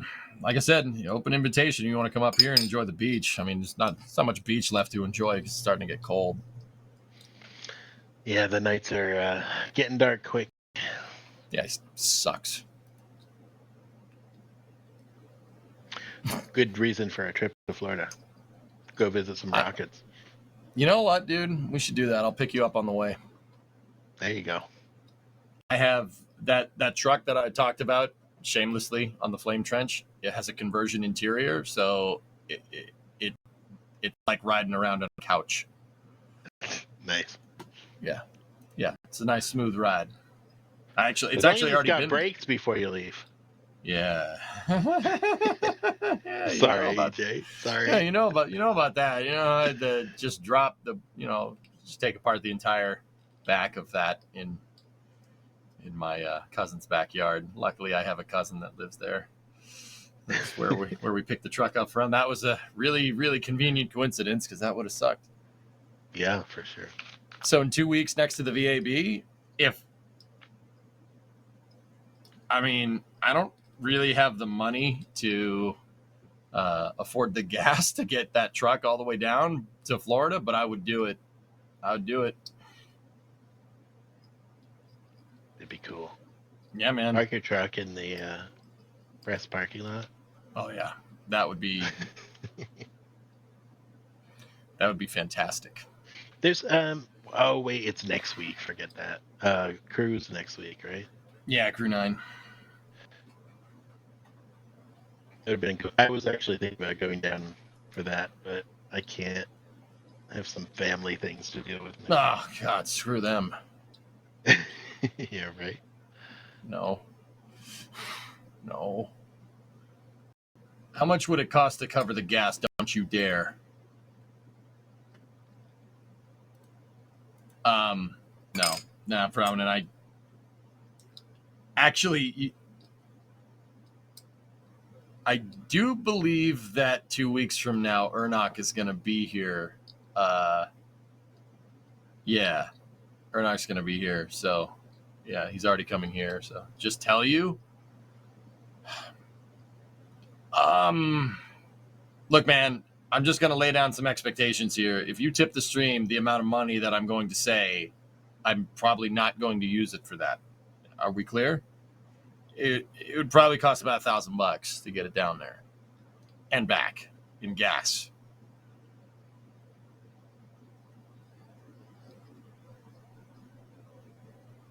Do you have that Apollo coin I gave you in your office? It's actually in the house, RJ, with my other spaceflight memorabilia that I don't tell you guys about. Would be cheaper to just get a flight. Yeah, but driving is way cooler. I mean, Brown, it gets 10 miles to the gallon. It's got a 7.6 liter engine in it. What do you want?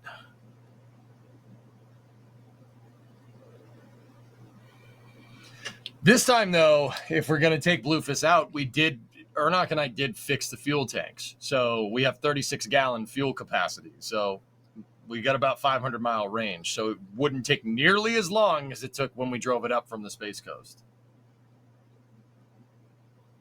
I miss putting 20 in the tank. Yeah, Lewin, we all do. Can't stream the road trip from the plane. Oh, yeah, that's the expectation, guys. If I'm picking up Kevin, we're streaming the whole thing.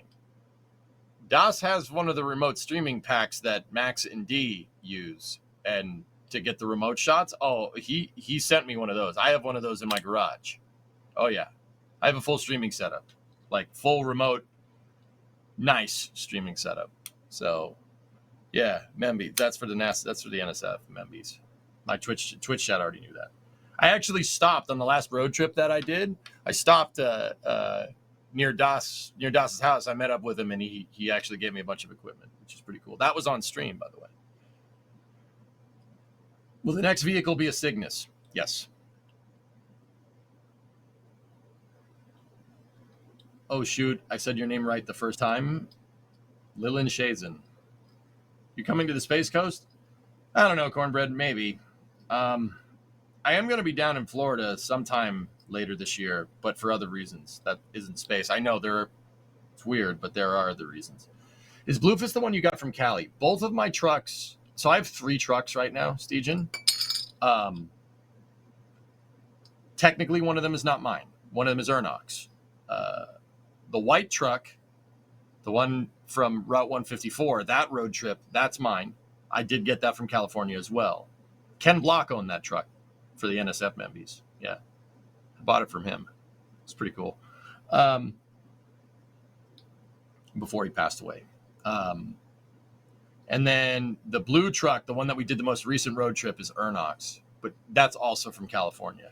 My red truck, Freb, is I got that from my uncle. He gave it to me because I got smart and graduated college a long time ago.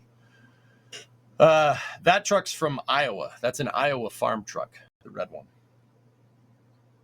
Yeah, if you really want to know. A lot of people butcher it hard. What do they say? What do they say? Like Lylan Scheisen or something? It's pretty straightforward.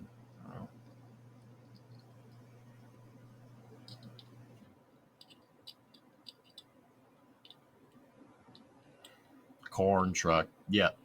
Yes, Legion. Both of the trucks that I did road trips with are from Cali. I flew out there with a toolbox, basically, fixed them, and drove home. I didn't do much driving on the second one, though, just because I realized that was a screw up on my part for EJ and Ernok's Excellent Adventure. I realized I have no idea how to drive with a trailer. Whoops. Or Lulin, whatever. I think you are smarter than the average Twitch streamer. Yeah, maybe. You need to buy a Florida man truck this time. Yeah, boy. I mean, Goalie, if we're gonna buy a truck down there, I'm probably just gonna leave it at your place. So when I come down there, I have transportation. Not gonna lie to you. You're cool with that, right? Right? I was trying to convince Das. Well, I actually haven't tried to convince Das. I just talked with Jack about it. We could put that 72K or C20 that's floating around Starbase.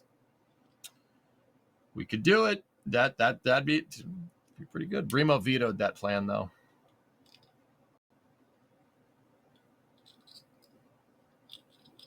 Danner does make awesome noises, yeah. All right.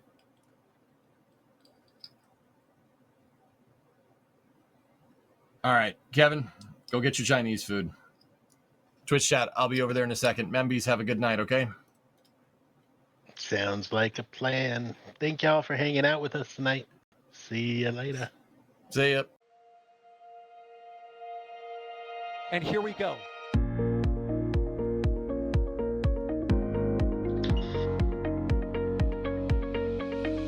have liftoff. Propulsion continues to be normal.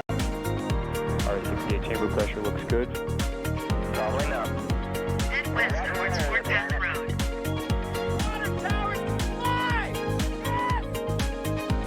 Tango Delta nominal. Flight ground IFC off. Say again, SC off. It's orange! Oh my god! Oh my god! Nicolaj! Look at this! Put that in the big bag, Signal. 343 unfolds to go. Indeed.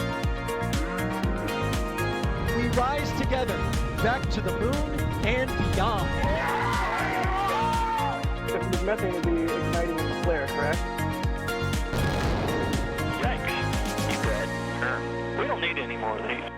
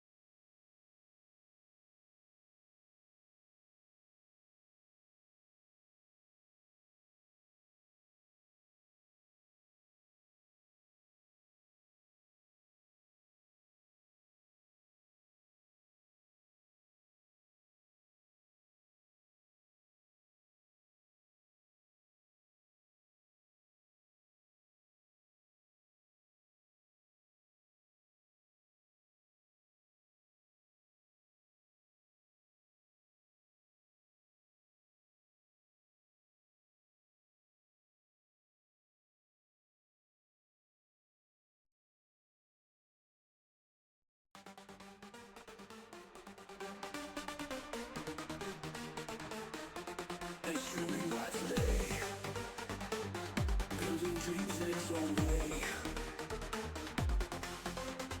Bakalaka starts the plan. He's creating a new land. Clicks and streams, they tune in fast. Communist republics from the past. He will rise to lead the way. Bakalaka on every day. Greatest ever, he's the man. EJ's got the winning plan.